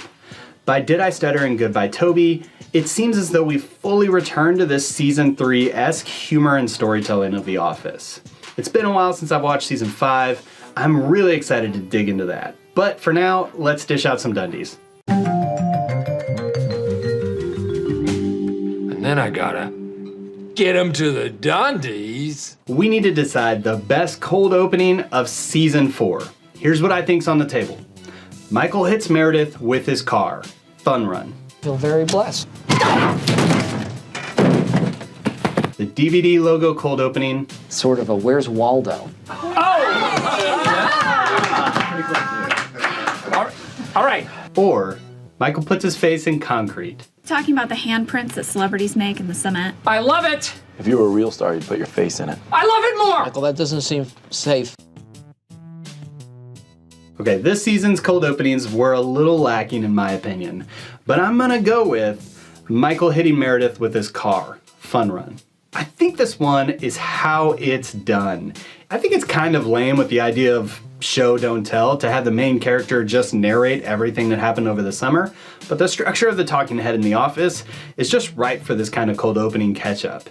This is exactly what we needed it to be. Michael in his condo, smiling naively when everything else that he's talking about is just bad. And then it goes from bad to worse. This cold opening is both shocking, funny, and does an amazing job of setting up the entire season. All right, so love it. Let's move on to the worst episode of season 4. Candidates are Dunder Mifflin Infinity. You should call it Dunder Mifflin Infinity. You know, push the words together. Launch Party. What are you doing? That is an invitation to an online party. No. And Chair Model. What do? You wait till next year's chair catalog comes out. And the winner is, or loser, I guess, loser. And the loser is Chair Model. This one is a dud amongst a couple other duds in season 4. And look, there's probably plenty of reasons for why this episode ranks where it does in my opinion. Maybe it's because the episode that preceded Chair Model is maybe one of the best episodes of The Office. Maybe it's because we're all watching Michael deal with the fallout of a long-term relationship and that kind of invokes some sort of feeling. Or maybe it's because we all have some sort of unresolved issue with catalog models that we've fallen in love with in the past. I don't know. But it's no reflection on the awesome April Eden, the chair model herself. It was cool to get to speak with her about her experiences with the show and just acting in general. Check out that one if you want. So the big one, the best season 4 episode is obviously Dinner Party, but no one wants to hear me go on about that again. Go watch that episode if you haven't. The best non-Dinner Party episode of season 4. The options are Fun Run. The computer crashes with the porn, and then Meredith with the accident, and then Prinkles. Local Ad. I can tell that your time is valuable. Actually, I don't get paid by the hour anymore, but thank you. I get paid by the year. The Deposition. Who you refer to here as just as hot as Jan, but in a different way. Not a woman, just a cool, great-looking best friend. Or Goodbye Toby. If the devil were to explode and evil were gone forever, what sort of party would you have? And the winner of the best non-Dinner Party episode of season 4 is The Deposition. You expect to get screwed by your company, but you never expect to get screwed by your girlfriend. Guys, this episode's amazing. If it wasn't for that bland ping pong plotline, I think this might go in history as one of the best episodes of The Office, period. Delivery's all wrong, butchering it.